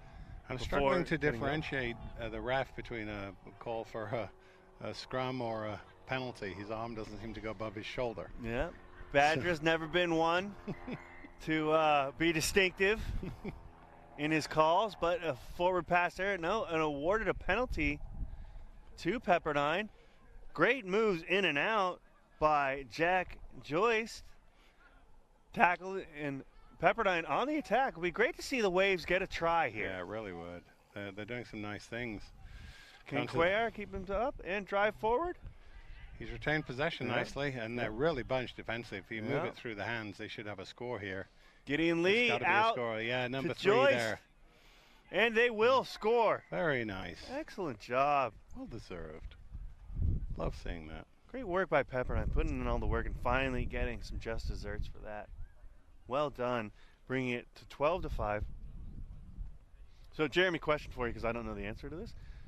Claremont Colleges Rugby Lions, not the same as Claremont McKenna School's Stags? Correct, because the Stags is CMS, which is Claremont, Harvey Mudd, and Scripps, but obviously Scripps is women only. So the varsity name on campus is the Stags. On the other side of the house, Pomona and Pitzer, it's the Sage Hens. But as a club sport, we get to pick from the 4 co-ed institutions. So Claremont McKenna, Harvey Mudd, Pomona, and Pitzer. So we came up with our own brand, our own design, and very happy with it. And great group of kids. Oh, interesting. I've learned something today. We're actually, I think, maybe, I'm not sure exactly, but I think we're the only true consortium in the country. I might be speaking out of turn there, and someone will probably message in and say he's full of it. But we truly are a true academic consortium, so all under the same umbrella of the Claremont Colleges, which is what we go by. But now it's Pepperdine's turn, so let's see what they can do with the ball. Barnhouse with the kick here. Oh, good. It does go 10, bounces back, retrieved by APU. Zach Bazatis on the recovery. Very fight between, and Gideon Lee comes up with the turnover. Nice job by Lee. Bit of an arm wrestle there. He took it, and these teams are very narrow. There's a lot of physical play, not a lot of creative play happening. Cuellar is going to take it straight forward, as we'd expect. Barnhouse out to there we go. Riley Barrett. Going into the corner again. Pepperdine in the corner. No, he's not. No, he's not. It's turned over, so APU working out of their own end zone. Kicks long. Come on, Cody! Come on, Cody! Here's a chase, and the ball stays in bounds. Wow. It's going to be Connor Gibbon by himself. He breaks through the first tackle, and now he's in the open space, and ball to Cuellar. Cuellar is going to be very isolated. Let's see if he can get it back in time. Oh, no, they held on nicely done. Well Gideon Lee gets the ball out the back to Barnhouse. Help him! Barnhouse to Joyce. Joyce to Barrett. Back to Barnhouse. Wow. To Joyce. And Joyce knocks it on. Knock on. As is the way. Hey, Dom, there are some tired boys out there right now. You can see when you get to the third game of the day, you start to really see a difference in the conditioning. The teams that are conditioned, teams that aren't. And in these two cases, they don't seem overly conditioned. And game 3 is really, match 3 is really showing that. And yeah, you can play, you can condition all you want, but there's nothing like playing the games. And that's for sure. As we know, APU and Pepperdine haven't had any prior sevens matches run out, so this is their first time. And you know about game, you were just playing in Aspen, weren't you? Yeah. Played in the over 40s up in the Aspen Old Boys tournament. Congratulations. Came away with a nice case of plantar fasciitis. Oh, terrific. Getting old is just fantastic. Never fun. Nice scrum here by APU. They managed to get the ball away, which is nice. They might have some openings on the edge if they move it, and they are.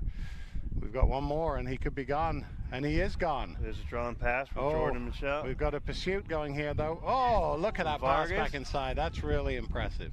So very nice score. Very well done. That's going to be David Vargas with the second try of the game. That was some really nice fluid rugby by APU. A minute and a half to go. That probably puts the game away. Probably a bridge too far for Pepperdine. You know, looking on the field right now, it seems as though there's a few scattered bodies. I'm sure it's a warm day out here. And Vargas converts his own try. This will be my last time on the microphone for today. Apologies to anybody else who's enjoyed it. And apologies to everybody I've offended. I'm sure you have a very mixed audience. But no, we appreciate you coming out. I know it's a lot, I think you and your wife have a sevens team yourself in terms of kids, so I'm sure you've got a lot of competing athletic priorities today, and we appreciate you coming out and sitting in the hot seat for the last few hours. It's been tremendous working with you, and congratulations so far to you and Steve Stagg on the SC performance. Let's see if we can go one further. Let's see if we can keep it up. Yeah. I did not wake up this morning thinking that I would be commentating anything other than my own personal narrative. Always one of excellence. Nice run. Nice run. Looks like he might be in by Riley Barrett. Is he going to be able to finish it? Has he got the support? Oh, he has. Really nice offload there. One of the best tries of the day, I would say, with that offload. Nicely Terrific. done by Barrett with an offload to Barnhouse, who scores in the corner. Looks like he's injured.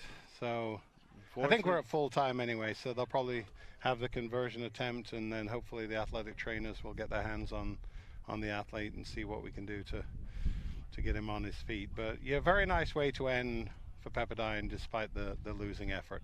That's right. Once again, I'd like to thank everybody here, the TVX crew, on my behalf. Raina and Abner on the cameras, Lucia, Emily and Randall doing all the tech work, referees, Badger Wilson, Marquise Goodwin, Kurt Swanner, and Austin Reed. And Jeremy, thank you very much for letting me be here today. Appreciate it. Thank you. Absolute pleasure. And again, we echo the thanks to the TVX crew, to the officials, to the staff here at CMC who put this event together. And it's not over, but thanks for all the work. And Mr. Bendrick, we should probably see you at the next event, or we will be finding other video companies to be using. So thanks for the support.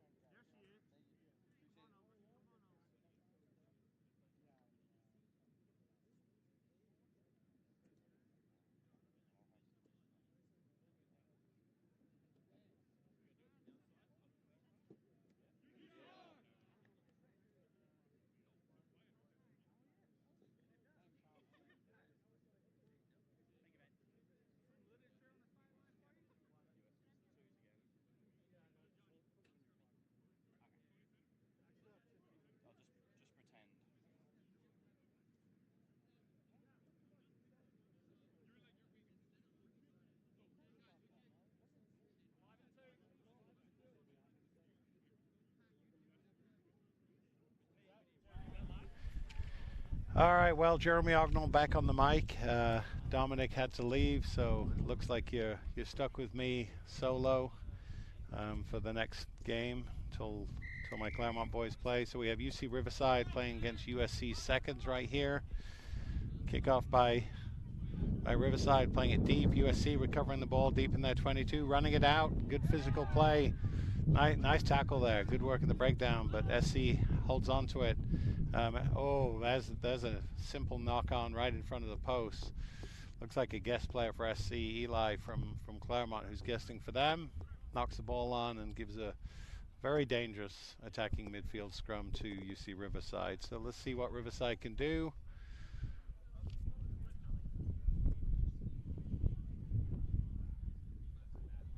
Okay. Thomas Galindo putting it in. Actually putting it in on the tight head side. So let's see what they're going to create here. Oh, a bit of a contest that SC actually wins the scrum, a tight head of the scrum, and they move the ball seamlessly towards the edge. Ooh, good physical contact there. Looks like that player stuck in, but SC gets the ball, moves it nicely to the open side of the field. That's exactly how 7 should be played. Good solid defense and then throwing the ball away in contact. There was a little bit of a lazy play there, and Riverside hopefully taking opportunity. No, it's back on. Oh wow, we really do have a melange going on in midfield there. A couple of knock-ons determined that it's SC's ball. Scrum down to SC. Minute and a half in, a lot of action, not a lot of productivity.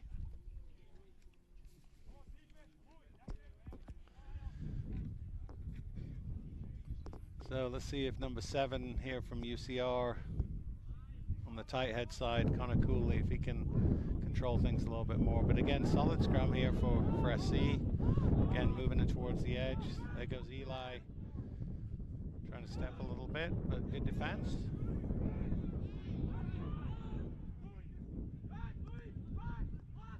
And another knock on. Oh, these mistakes are going to really hurt when you've worked hard up front to get the platform and then the backs are just knocking it on. It's very frustrating for the forwards. Puts you on the back foot, playing a lot of defense, which can be very tiring. So we have Riverside again. Thomas Galindo with the ball, putting it in. Once again on the tight head side. They're going to have to take control of this scrum to get some possession, and they've lost it again. So could be a long day at the scrum here.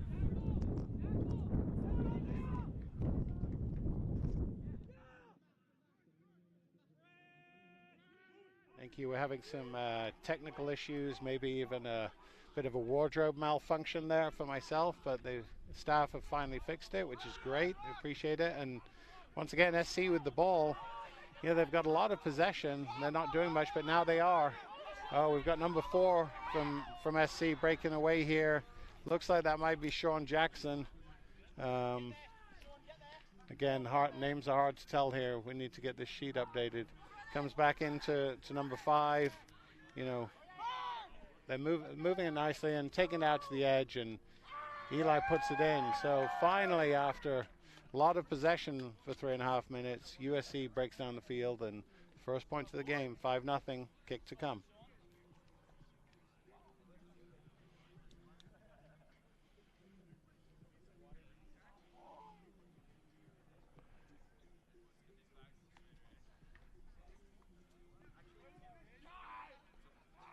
It's a warm day out here. I'm sure the athletes are feeling it. 3 games in, several hours in, so a lot of credit to them for staying the course. Ref's giving SC plenty of time to make this conversion. It looks like it's a good kick from out wide. Very nice.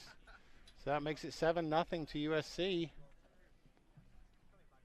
Riverside walking back to midfield. A little bit slowly, tired legs, probably thinking about what they want to do next to be able to get back into this game. Biggest thing that I'm seeing so far is they need to work harder at the set piece and retain their possession, so they're not playing defense for as many minutes as they have been. 23, Paul kicking it off. Riverside retains it.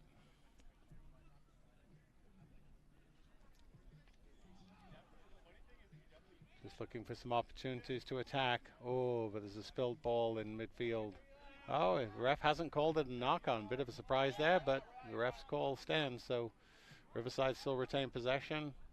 Bit of a hard line coming here from Riverside. Can't see the number 2. There is Joaquin. So Joaquin, nice, decent carry. Not much happening here though. Leaning into contact a little bit. SC trying their best to poach the ball. I think they might have their hands on it. I think we got a call coming this way. Yes, SC's penalty for not releasing, not 10 by Riverside. Is the ref going to do anything about it? I'm not really sure, but they're retaining possession. Eli running through them a little bit. Now King take it out to the right side of the field, looking for some space.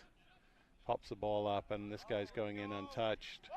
Very nice finish by SC. Right under the post.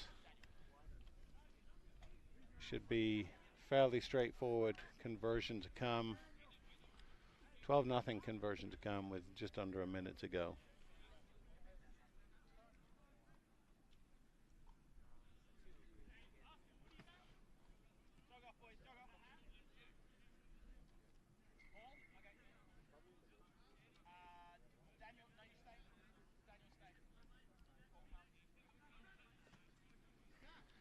Taking some time here still to organize the conversion. Ref's being very generous with that, but maybe he's a little fatigued also. There we go, kicks up and good. And I can't tell from whistle, but there's another ref on, so it must be the half. So at the half, it's USC 2-14, UC Riverside nothing. And we'll take a 2-minute break and be back with you.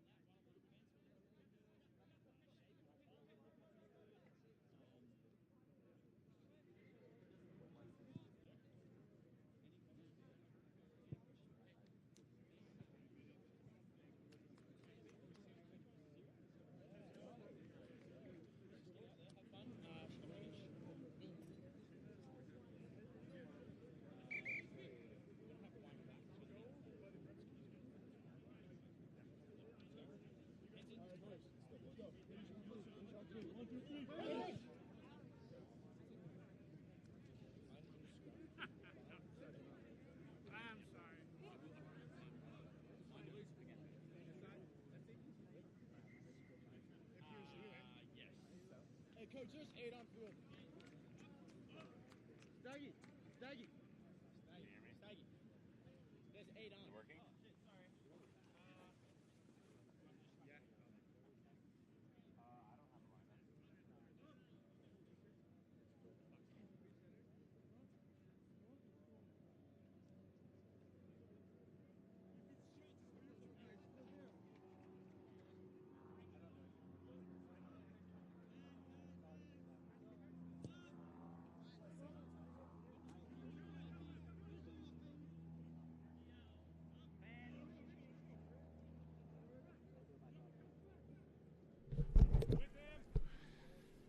Sorry, I'm back with you right now. Apologize for the delay. Kick off the second half.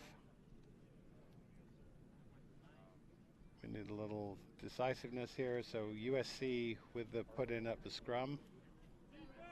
Just inside UC Riverside's half.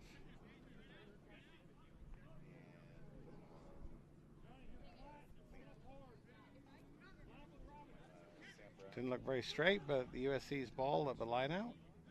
Move it through the hands nicely to the edge. Oh, good cover tackle by Riverside though, but nice ball retention by SC. Once again, the moving through the hands. Eli running hard, a little bit isolated, but good carry, good ball placement actually.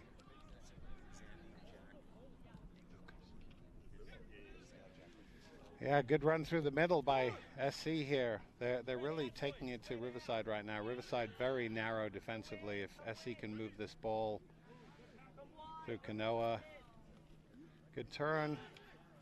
Counter ruck attempted, but not there.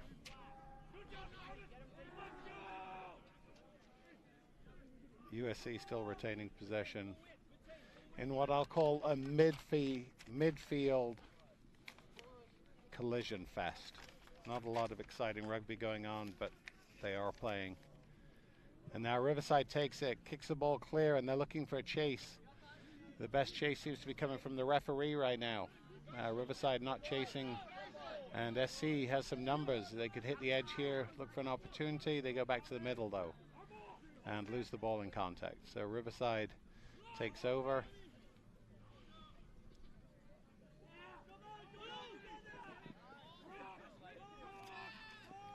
A little isolated there at the breakdown,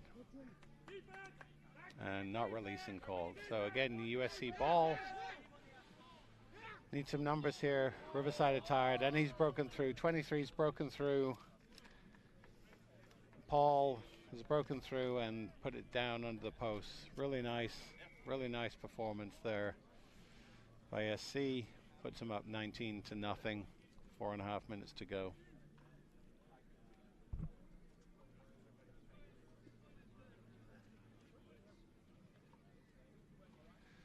After this match, we'll go into the first semi-final. That's going to see the University of San Diego coming top in their pool, playing the runners-up from Pool A, which are the Claremont Lions. So it should be a good matchup between these two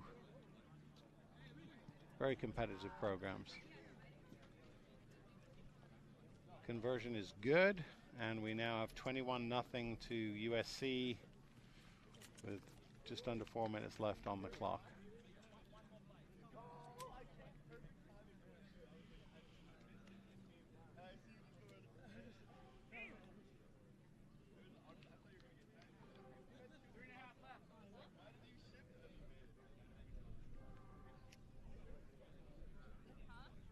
We need a ball in the field to be able to have this game get going. Overworking, huh? I'll get paid for that. Taking a little bit of time here to get organized. Finally, the ball's back in the middle. SC kicking off back to Riverside. Riverside just needs some possession.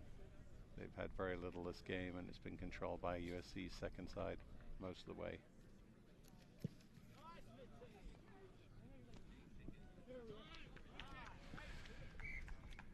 Caught by Riverside, but knocked into touch, and so it looks like it's going to be an attacking line out to SC with Riverside knocking in. It is USC's ball, so another attacking platform just outside of Riverside's 22. Very sort of soft lob pass, but they win the line out, and 21's running through. Big run through the gaps there by 21. Referee's called. Hard to see what he's called here. Can't tell from his arm action. It looks as though he's called for a scrum, with possession going to USC. So obviously knocked on by Riverside. The breakdown. USC has the put in. Once again secures the scrum. Moves it out to Kanoa, tries to change direction, knocks it on, and then should be a penalty here for a player playing the ball in front of the player. But the ref doesn't seem to be giving a penalty, he seems to be giving another scrum. So we're all learning as we go here. I know I certainly am, and clearly our players and officials are too.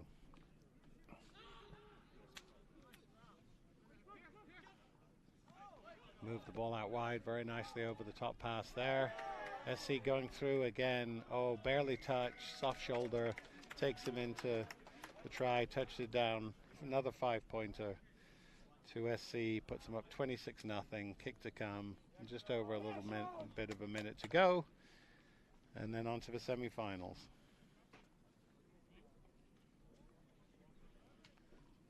Claremont team just coming through, readying for their match.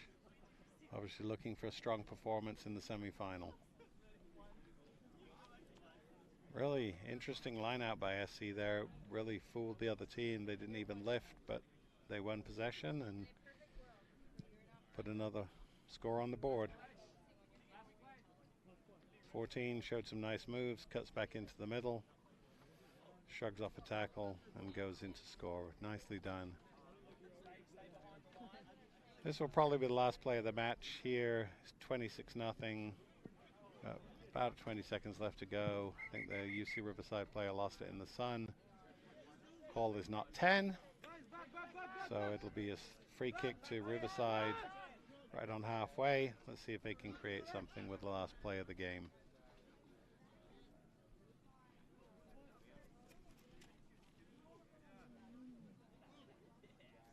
USC's turned them over one more time. They're probably looking to hit the edge one more time. Got a bit of a 2-on-1 here. Nice pass, big hit, but the pass was off. Number 4 is going to go in from USC, put the ice cream on top of the chocolate brownie. There we go. Try under the post, making it 31-0. Conversion to come. So well done to both these teams. No, all the teams are showing up today. Well done to both of these teams for their performance, and we look forward to the semi-finals. Thanks for listening in.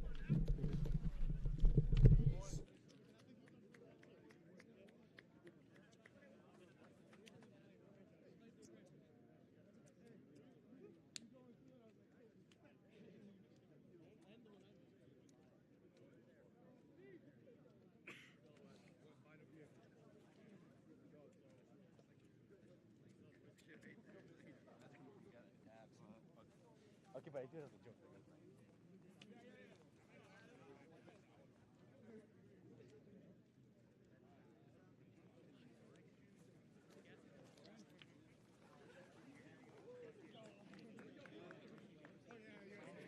Yes. Fuck wall.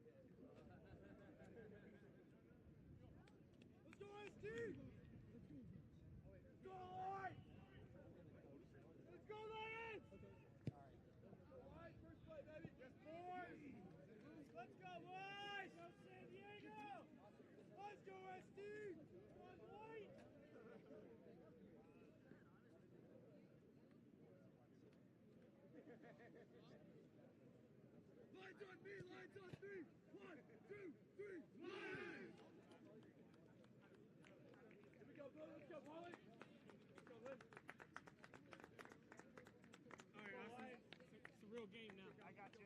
Let's go, boys!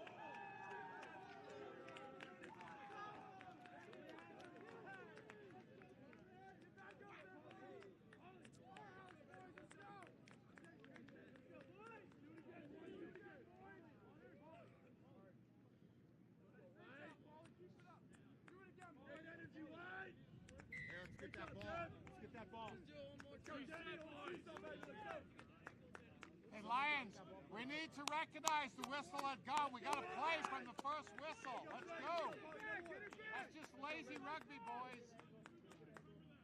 Let's go, boys. Ball. Same gap. Let's go.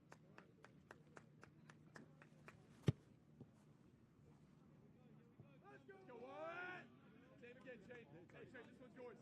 This one's yours. This one's yours. This one's yours. Oh, big hit. He's coming. Stay with him. Get up. Yeah, Shane, eyes up. Yeah, Shane, look. Watch out, coming. Run! Hold on to the ball. That's it. Eyes up. Let's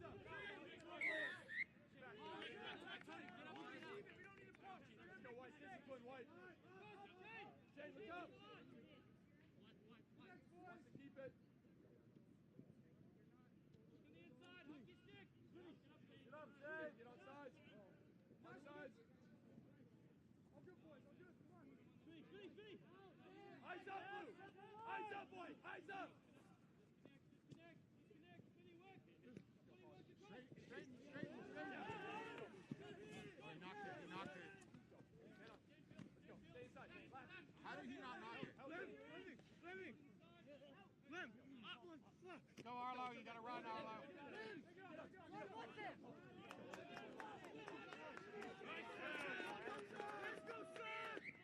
Yes! Good job.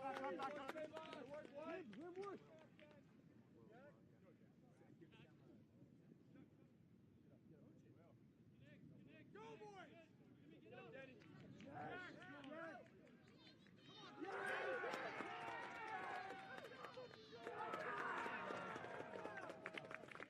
Arlo, you good? Arlo, get water to Arlo, please. Let's go. Hey, it's 3 minutes in, Liam. Let's go. Good? No, fine. That's what I was on, Mike. That's me. Hey, just be, Liam, just be tighter with it. You're good. You're good.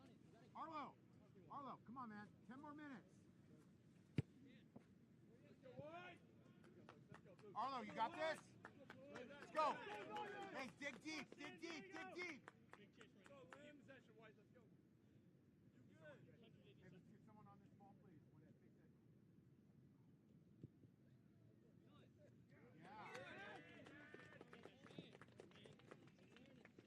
Let's go, boys. Let's go. Get right now. Come on. Dude, boys, let's go. Come on, boys.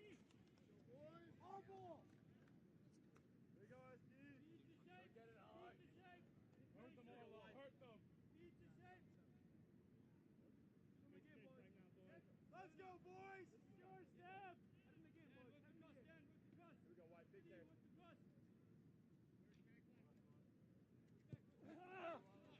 Go, Arlo. Get him, Arlo. Yeah, knocked on. Stay down, Shane. Fucking knocked on his head. Hey, what's up, Shane? Support him.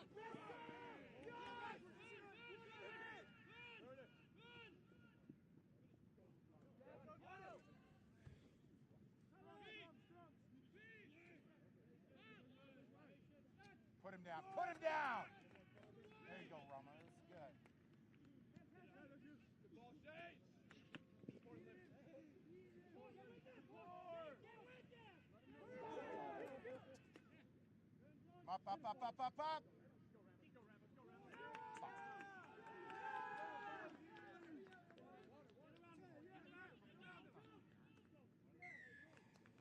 Water up. Let's get on this ball, please. Go, boys. Great job, Shane. Great way to recover.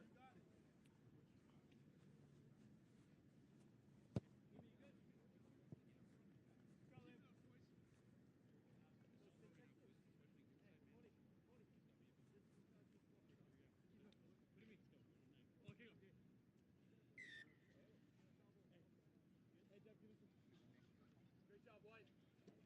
Lemmy, let's go, baby. Shane, great shit, Shane. Great job. Keep it up. All right. Keep it up. All right, Lions. Let's go, Lions. Let's go, Lions. Great Hey, job, it's a good. boys. Hey, boys, this is a good half so far. Keep it up. Let's go. All right, go for it. Just no more mistakes. Lions. Let's go, Spinners. Let's go straight out. Straight out. There we go. Here we go. Arlo, get ready. Go! Run at him! Seb, Run let's at go. him.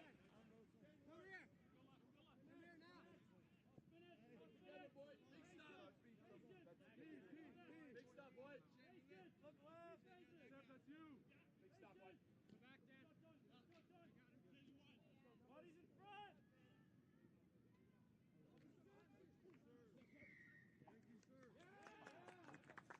On the line, boys, on the line. Let's go, boys. Yes, boys, let's go. Control the pace, boys. Let's go.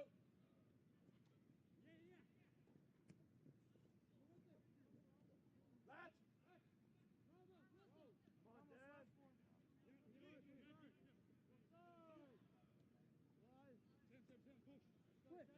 Have a go, Jane. Have a go, Jane. Get him, Liam. Holly with him.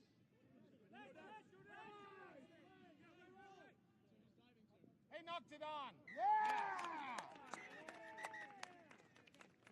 It's not seven.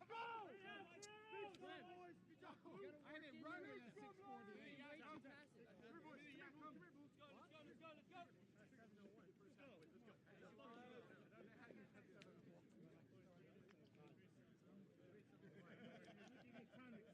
Hey, I'm giving you 10 seconds to chat.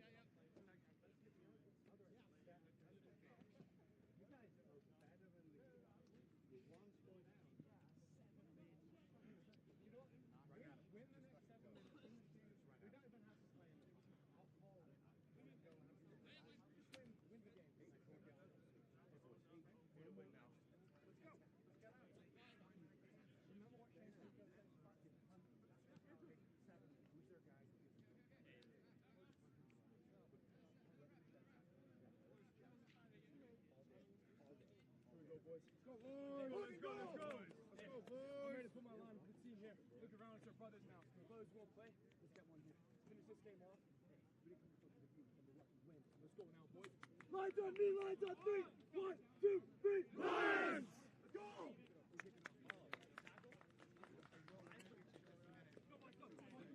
Empty, empty! 1, 2, 3, empty! Let's go, boys.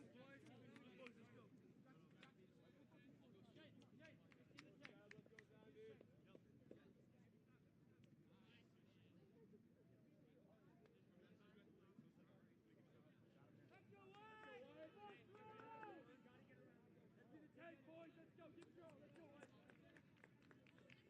You got it. Boys.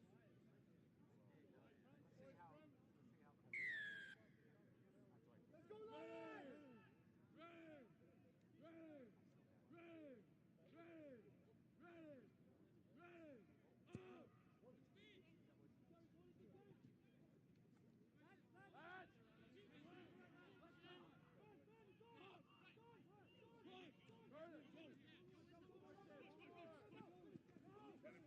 That's it, Jack!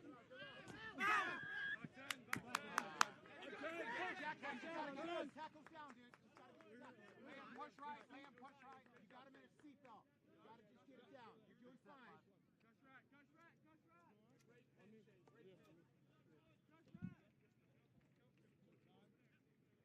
Standing, watch the kick. Together!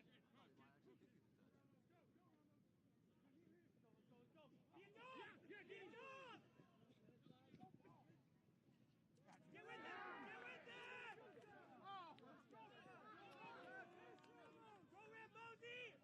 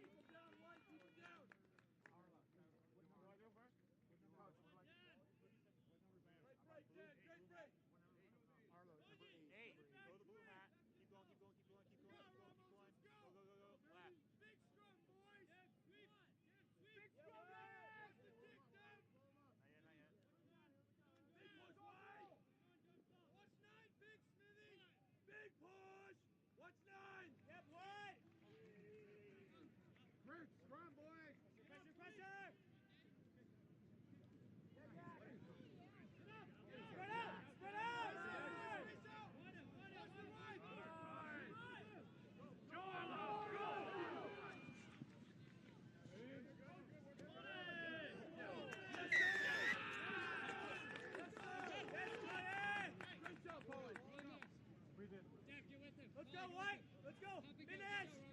Hit him. Get him, Liam.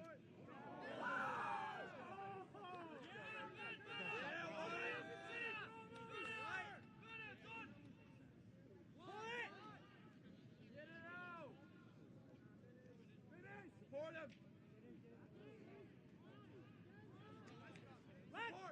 Let's. Score. Yeah.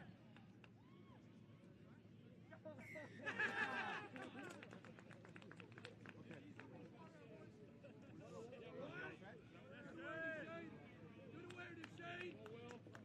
Go, Will.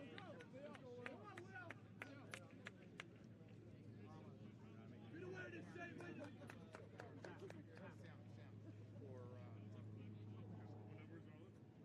Great job, Wyatt.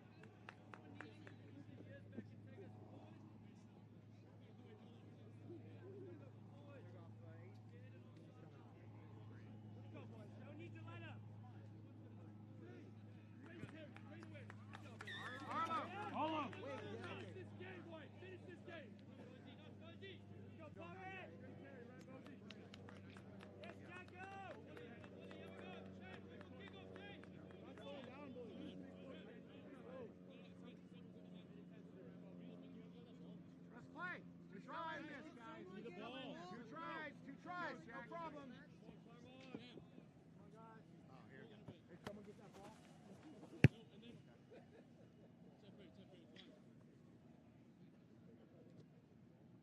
Go, Lions, let's play. That's yours, Shane.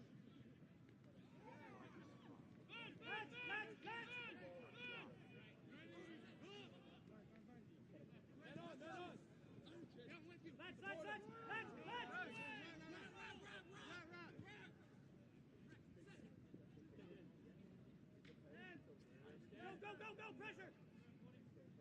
Support him!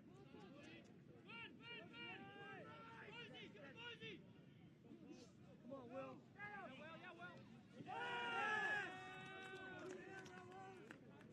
Head on!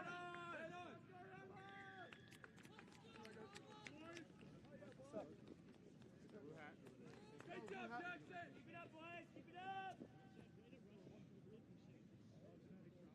Hey, Shane! Great job, boys. Shane! Let's go, Logan! Have him go!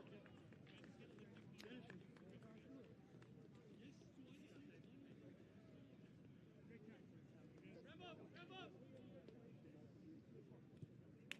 Go! Rambo, you're off! Rambo!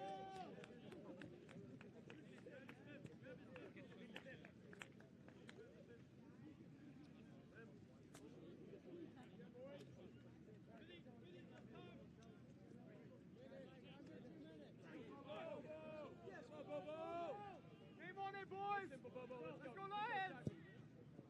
That's short! Go! Attack! Attack him! Go, Jack, get with it! Go, Bobo! Focus! Big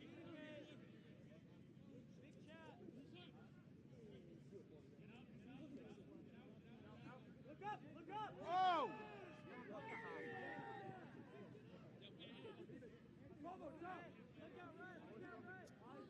Hey, where's that ball? Eyes up, Bobo! Look right! Okay, thank you. Danny, look right!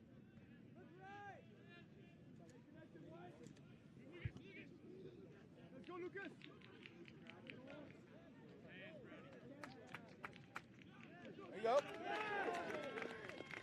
There you go. Kick it quick. No, stay off. Need someone on that ball. Greg's on it. Nico, Greg's on it.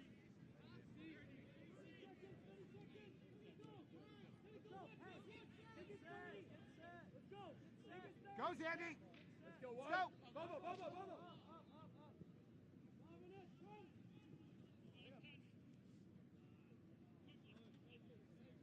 Clinical.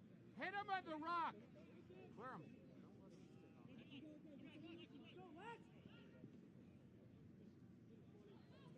Yes, Bowen.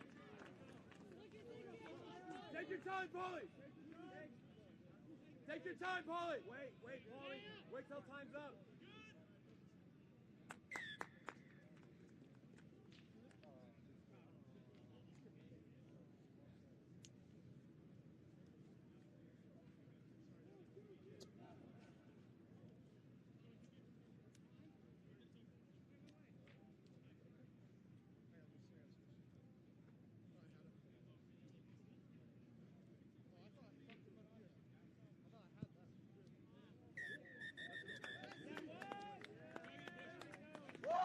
Great job, boy.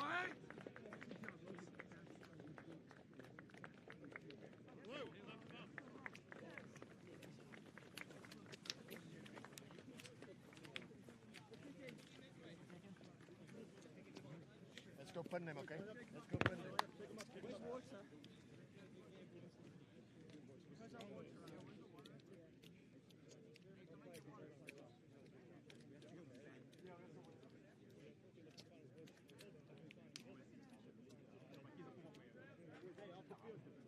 Yeah, I think they want to try and accelerate out. Thank you, ref. We appreciate it.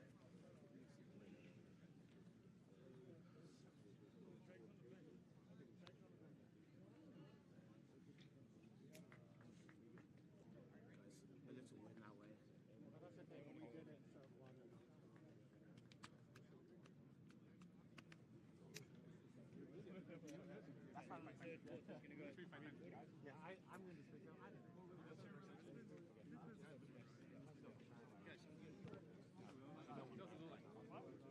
Hey, Steve.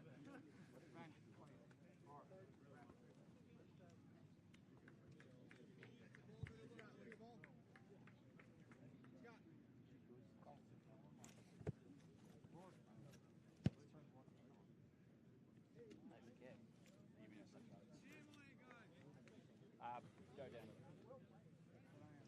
And behind the fence.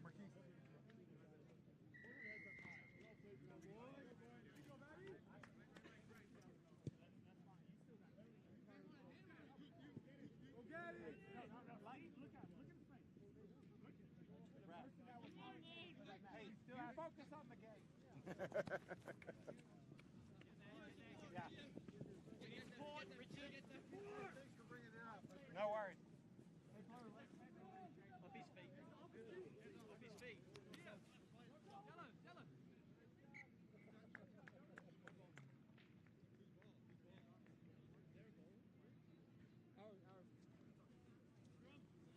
Do you want me to have sub cards or I'm not going to worry about it? I'll just I gave it to you. I gave you purple. Yeah. I just gave it to you. Great ball.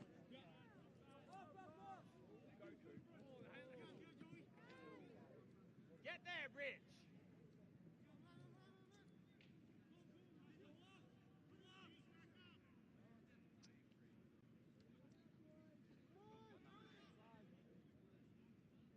There we go, boys.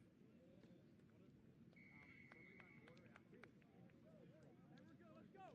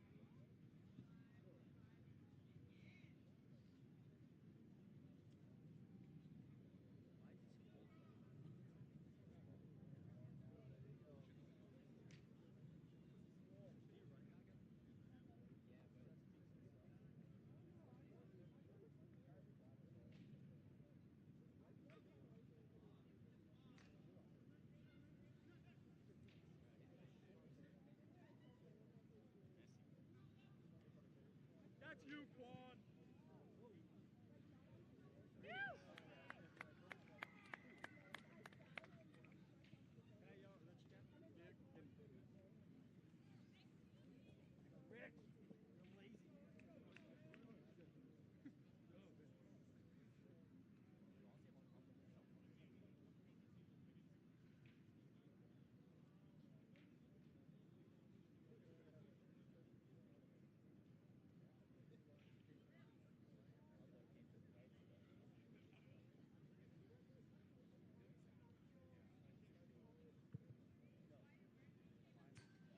Doink!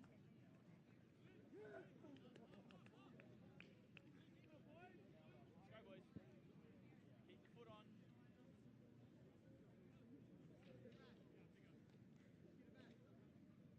Will, ball come your way.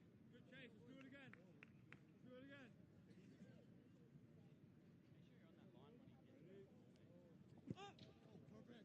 That's you, big hit. Get there.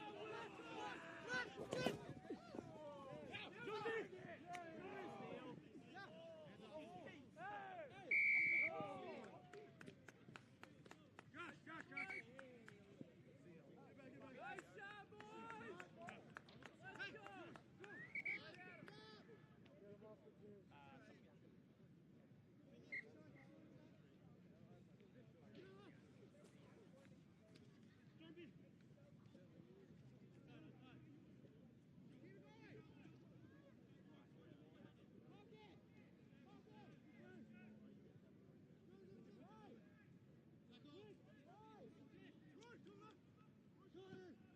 Leave it, Coop, leave it.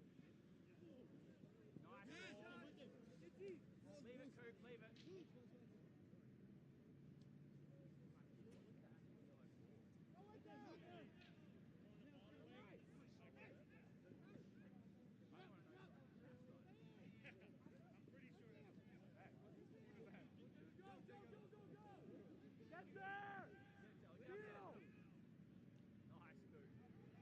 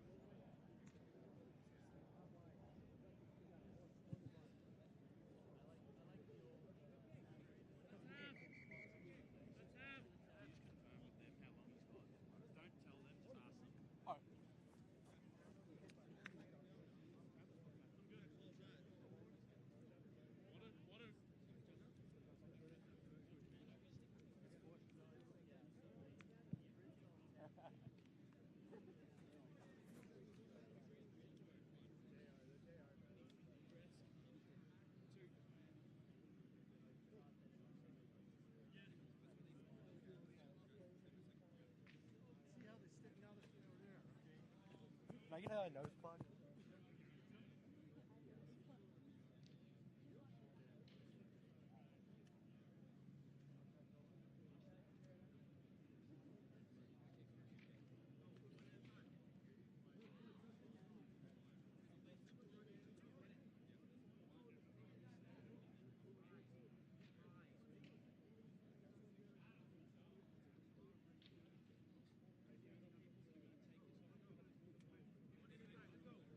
Finish on three. 1,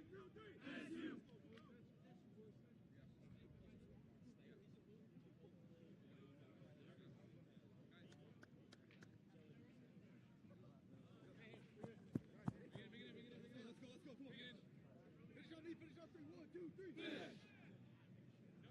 No respect. Come on, boys. No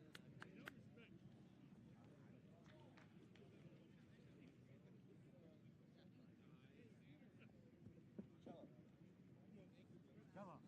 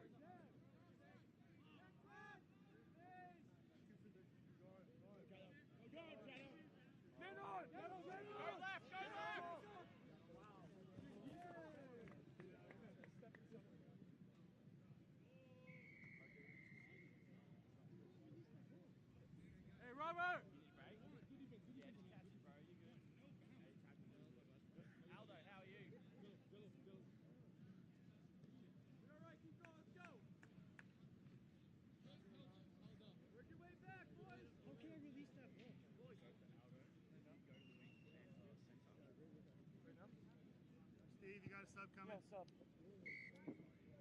Sub. Blue hat, blue hat. Aldo. Hurt, sub. Where's Jello? Jello, go center. Graham, ball! Ball! Volume.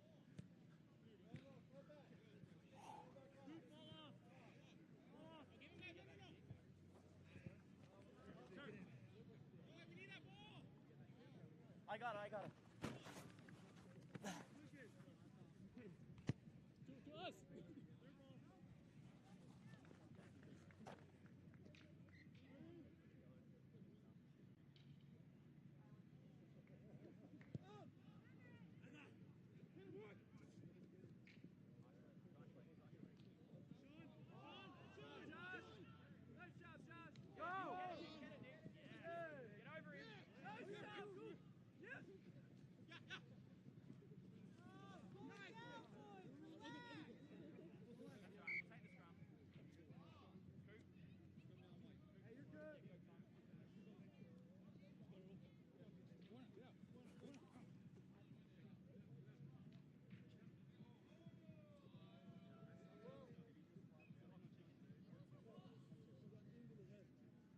Yo, who am I subbing out?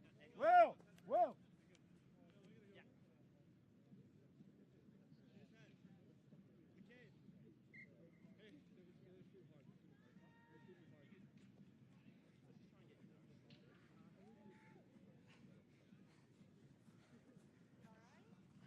Yeah. That arm. Let's go, Nick! Win this shit, boys. Ready! Up!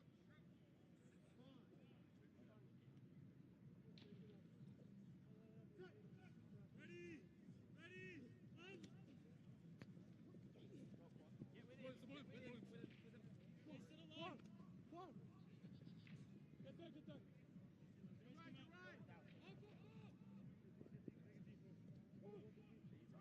Passes. Cooper. Get to him.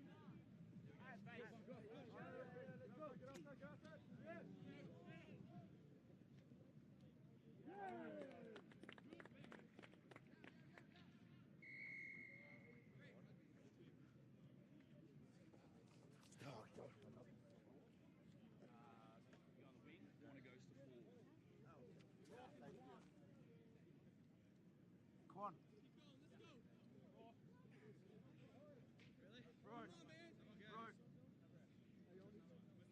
Warner, go to forward.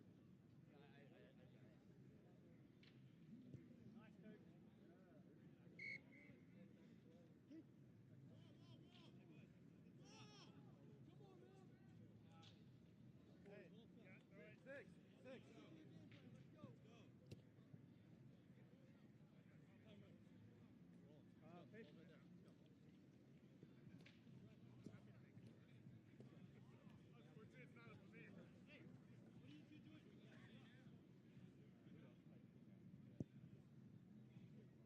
Up!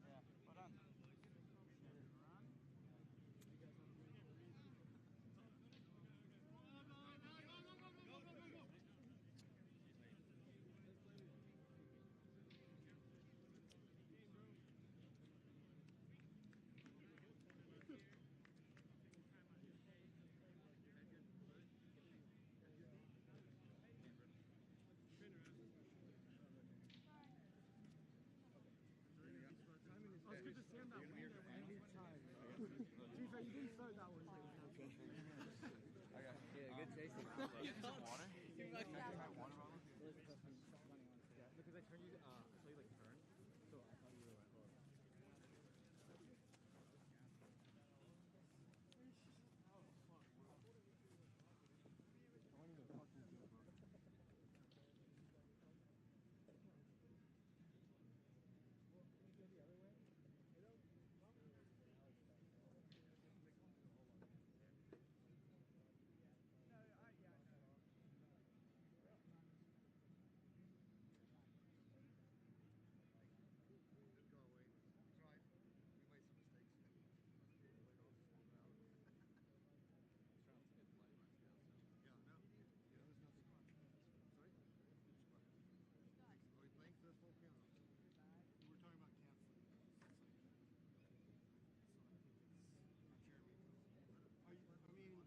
Somebody really wants to play it.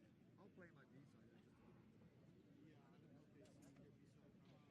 Yeah, I think that's let me find Jeremy because he said he came to me and said, and he's a tournament. So we'll take the trophy and then we'll be done. And you can keep it forever. I'm tired of that motherfucker. Yeah, dude. Thanks, man. Thank you.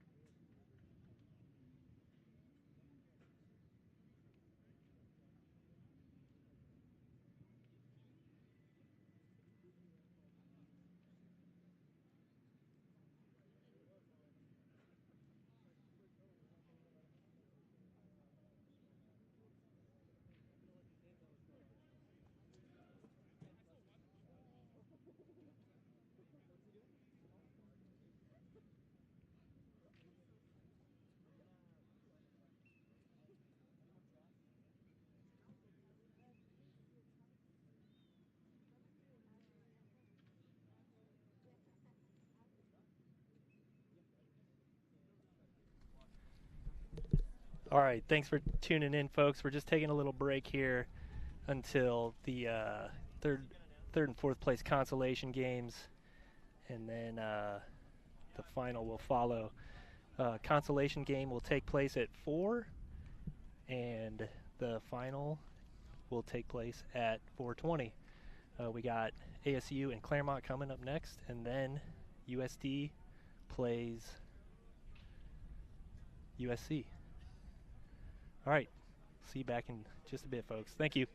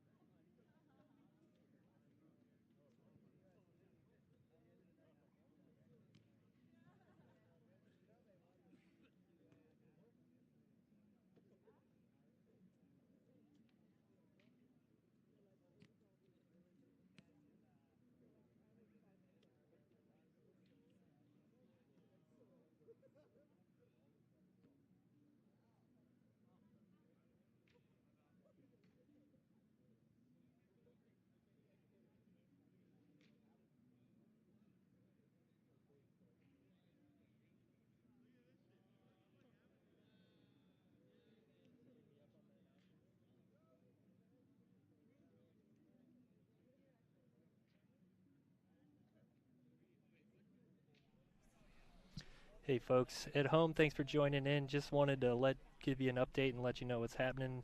The third and fourth place game will not be happening. We are going to get to our final hopefully soon, around 4 p.m. It's going to be USC and USD, so stick around. We'll get to this final hopefully in about 20 minutes, so see you then.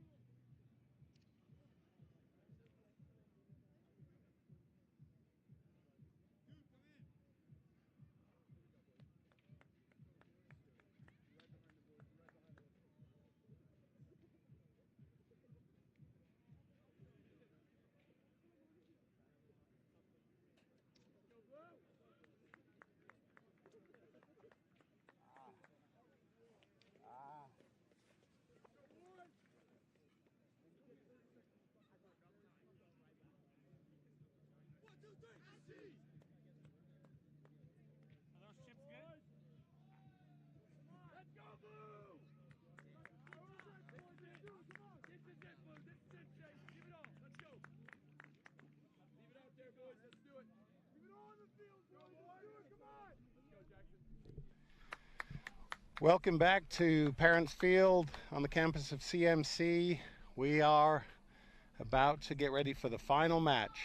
The two semifinalists who've advanced, University of San Diego and University of Southern California. So rivals from LA down to San Diego.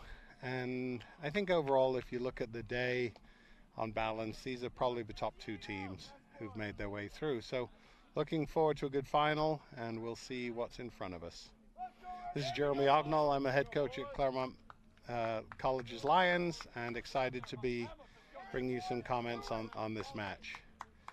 I will tell you I don't have valid team sheets, so I'm just going to walk you through what's going on in the field of play, but I won't be able to necessarily give you the names of the athletes. So that's disappointing, but we will do the best we can, and let's see how these guys go. And we're off. Not the start that USD would be looking for, so free kick back in the middle to USC. Let's see what they can create.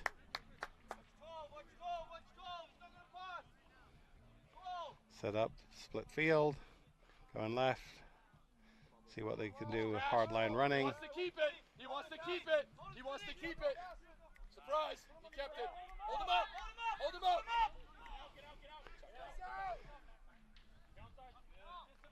Okay, so USC still holding on to the ball.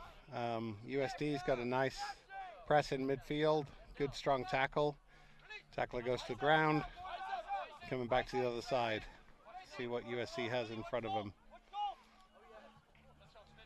Nice pocket pass there. Really nice ball into number 12. Oh, he's gone through a couple of tacklers. He's a very direct runner. Really did a nice job there. And USC, first points of the day in the final. 1 minute in, 5-0 USC with the kick to come. Let's go, Blue! Riviglio's been doing this all day for SC. A little bit understated, but he's definitely the talisman, and it's fun watching him play for sure. Let's go, Ramos! Lay him out next time. Let's go. Let's go! Let's go, Blue!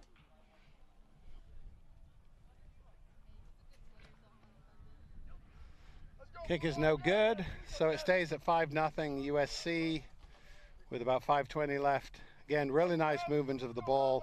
Really beautiful pocket pass to Riviglio, and then he did all the work here. Just spun through that last tackle and really presented the ball well for the first try of the match. Nice kick. USC goes up, skies nicely and gets it. Got their first possession of the first half.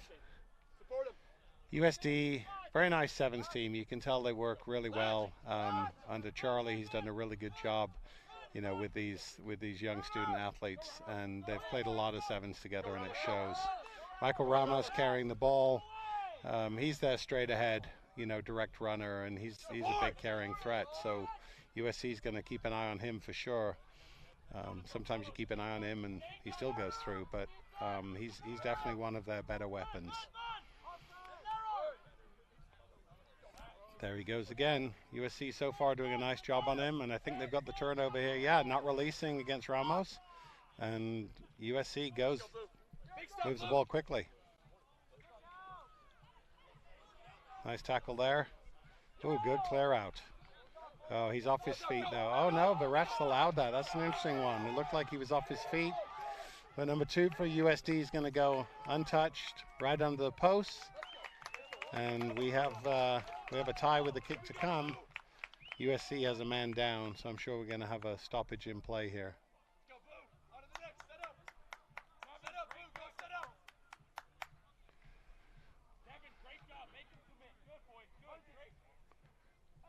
We need to see if there's a replay on that.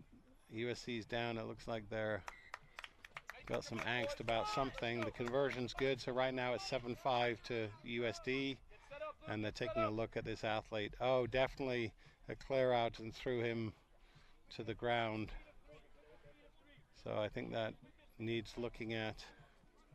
There was definitely, I don't know if it was a head roll, but definitely something that should have been looked at by the referee. Great awareness, Ramos. Let's go.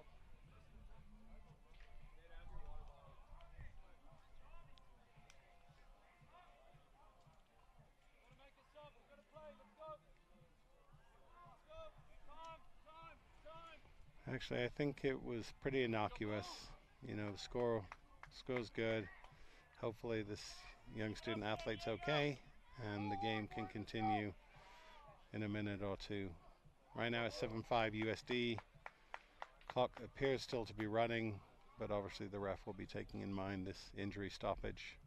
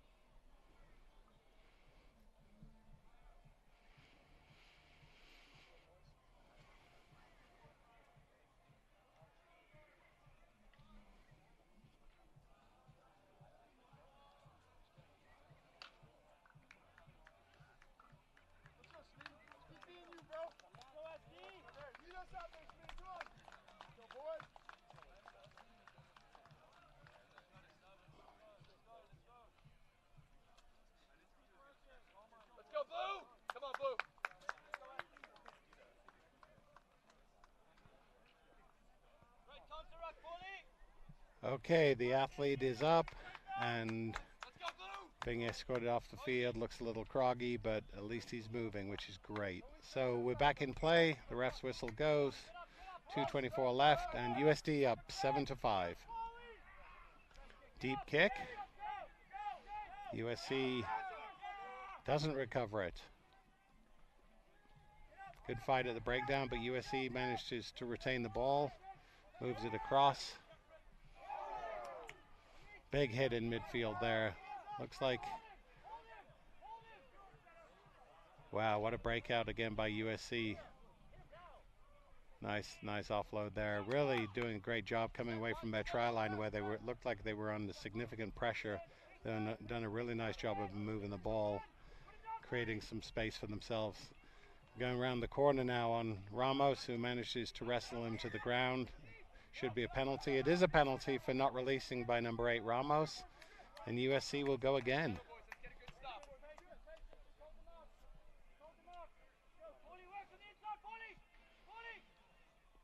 I'd say right now it's a bit of a cagey affair. They're trying to figure each other out.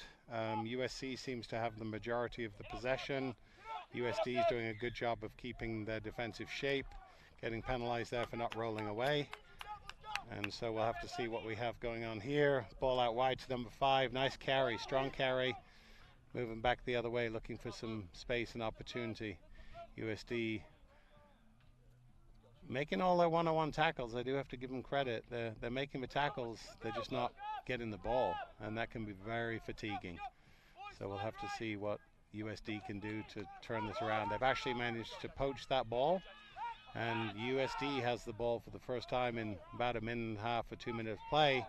And now they've lost it again. Another turnover at the breakdown by SC. And they're trying to move wide, see where there's an avenue of opportunity. Oh, he lost the ball, knocked on there. Bit of a scrap for the ball.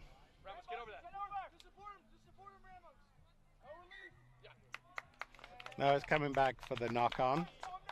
So it'll be a scrum down USD ball. And it looks like we have about 13 seconds left in the first half. So USD will have an opportunity for one more play. We'll see what they can do with it. Again, we're getting close to wrapping up a great day of rugby here at Parents Field at Claremont College. Thanks for everyone involved, TVX, all the staff. It's been a lot of fun to participate in. And again, it's nice to see these college rugby players really exhibiting great level of rugby.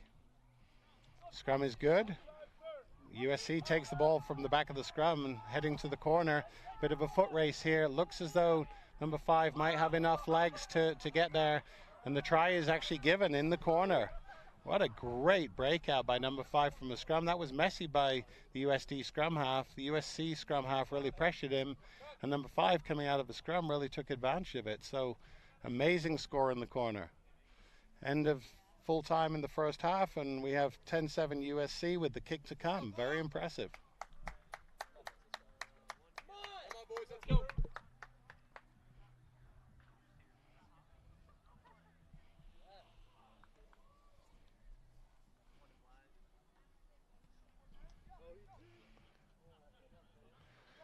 Conversion is no good, falls a little bit short. The whistle blows. 10-7 USC, 7 minutes to go.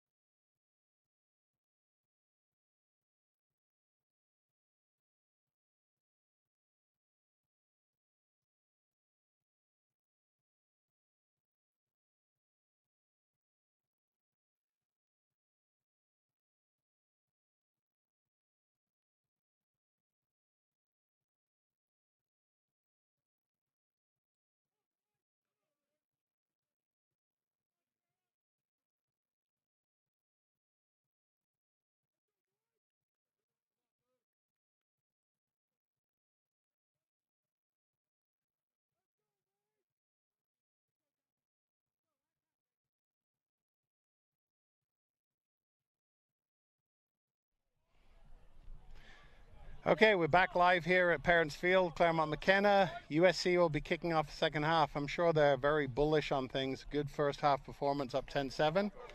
We're excited to see what they have. Been joined here by some of the Claremont guys. Alexander Seyow is here. Sam Brown, the crazy Canadian, is here watching the game. Beautiful day. So, oh, interesting. Oh, he's given, oh, free kick for not going 10. Okay. Now the ref wants it back at the mark. So he needs to tap the ball through the mark. So this will come back to midfield. USD will have another opportunity to set up an attack.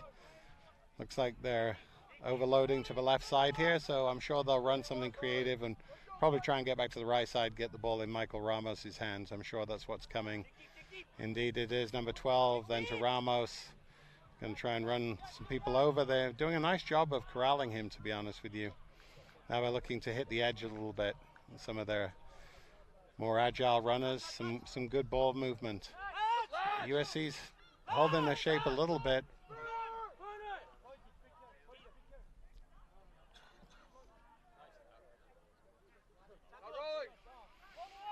Bit of a scrap for the ball. Another strong carry from Ramos. Nice scrap, but USD moving closer and closer and inexorably closer to the line. Now they've got a penalty. Uh-oh, looks as though he's going to the pocket. So I don't know, I'm not sure what that was for, but it got penalized and it's a yellow card. Don't like to see that, and then don't like to see the celebration of the yellow card. We don't need to celebrate that. Let's just see if we can take advantage of it. Anyway, so quick tap here from USD. Ramos carrying through, strong carry. USC trying to hold him up. Looks like we don't have a decision yet, so it looks like the ball hasn't broken the plane, and USC's held them at least for now. And there's a bit of a wrestle going on at the line. Have to see what's happening, but USD still has the ball. They're moving it wide. Looks like they should score, but he got held up. And the ref has called a knock-on across the try line. Unbelievable. What great defense by USC. He's called a knock-on, and it'll be a scrum down to USC. Very, very good physical contest by USC there. You'd have thought USD was going in easily, but the guy turned onto his back, and number 15 from USC held him up. So USC will be breathing a bit of a sigh of relief as they try and exit from the goal line. Let's go, boys! Let's go, boys! Work on the inside, D. Come. Watch the crack there, watch the You have to remember right now USC is playing with 6 men, so I'm sure they're going to try and milk the clock as much as they can until their player comes in, trying to carry out of the try zone, which they've been able to do effectively. And they still have the ball, definitely milking some of the clock here. Another small breakout. Good support at the breakdown from USC.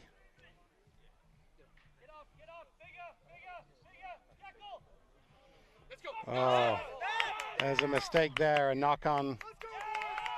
Just too much pressure. Pressure told. Knock on by USC, and USD will have the ball about 5 meters out. Really good attacking scrum platform. And we do have another player down. Looks like the USC player's down. Moving slowly to get back up. He looks as though he's going to be okay. But USD definitely has an attacking opportunity here with 3.5 minutes left. And there's a stoppage in action. Now we have the call for the scrum. Let's go, boys! Come on, boys! Let's go, Sure, USD very excited about this attacking platform they've got here. I believe they're still up a man. Oh, the clock has expired, so we just got the 7th player back on for USC. So we have 7 on 7. There's still a great attacking opportunity for USD. Let's see what they can do with it. Oh, again, a great play by the halfback there. Knocked on again by USD at the breakdown, and then playing the ball on the ground. It's now a penalty to USC, and they're trying to break out of their 22. Very aggressive play by Southern California, that's for sure. And here goes their number 12, who is definitely their deadliest runner, and I don't believe USD are going to have the legs to stop him. And he cuts the corner, and what an unbelievable breakout run. And he goes down basically under the post, 5 points. That puts USC up 15-7 with the kick to come, with about 2 minutes 20 left in this exciting match. Have to say I miss having Dominic Reebley from USC sitting by my side here, but I'm sure that he's listening wherever he is with his family, and I'm sure so far he's enjoying the result. So looks like the kick wasn't good. So 15-7 remains the score. So it's still a 2-score game with just over 2 minutes left and everything to play for.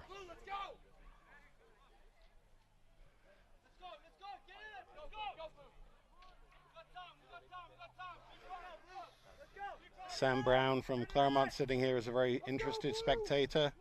Not sure who he's got his money on, but I would think right now he's probably slightly favoriting USC, the Trojans, and after that kickoff with a knock-on, I'm sure he is. Nice carry, going a little bit sideways, but he went into contact and has offloaded the ball. USC just needs to focus on ball retention here. They ship the ball out to the left. We'll see what they can do with it. There goes number 12 again. He's nicely corralled, so they once again have an opportunity to reset the ball. Good strong defense by number 12. Knock on. Oh, that's unfortunate. But USD did a really nice job of keeping their defensive shape. There was a knock on called by Marquise, the referee, and it'll be a scrum down USD with about 45 seconds left to go and down by 8 points. So they need to score fast and probably avoid the conversion and just, kick off again to be able to try and get a second score. So they do move the ball out. They're moving out to the left wing. Strong carry, but strong defense. I think USC's defense is really carrying the day at the moment. So we'll have to see what they can do in the last, currently 20 seconds. So, there's a penalty against USC. They don't want to be getting hands in the breakdown right now. They should just be a little more patient on defense and see what they can do. Okay, USD trying to go through, but the ball is turned over to USC. That's a really interesting turnover. Great opportunity.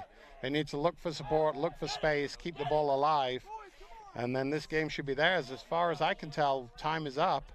So USC, I believe, as long as they don't do anything silly, should have this tournament won.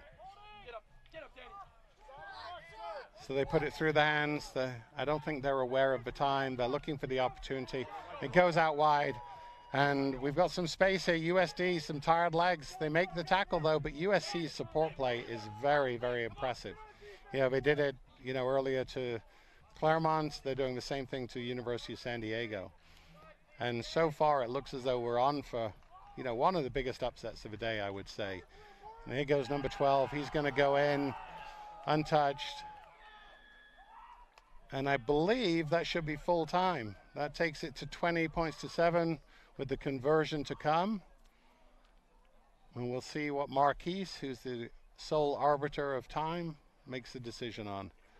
But USC's got to be really, really happy with their performance. On a day like this, so much of it comes down to conditioning. They're playing in their 5th game. And I think that their conditioning really has won the day for them. And you can hear the cheers. USC, of the Gold Coast Sevens champion, beating University of San Diego, who had a very impressive tournament, but fell a little bit short in the final, to a USC team, to be honest with you, who deserved it. So a lot of credit to USC, Coach Steve Stagg, all of the USC players, Dominic Reebley, their director of rugby. And then also we need to doff our caps to Charlie Purden, Kevin Eaton, University of San Diego director of rugby, who are doing a really nice thing with this program, you know, and congratulate them on a great tournament. But it turns out it's USC's day, so the Trojans will be raising the trophy. I'd like to say on behalf of, you know, Claremont Colleges, Lions Rugby, TVX Video, and everyone who was involved today, really great day at Parents Field, and we will look forward to next year's tournament, which I believe will be hosted at Arizona State. So this was Jeremy Ognall saying goodbye and have a great evening.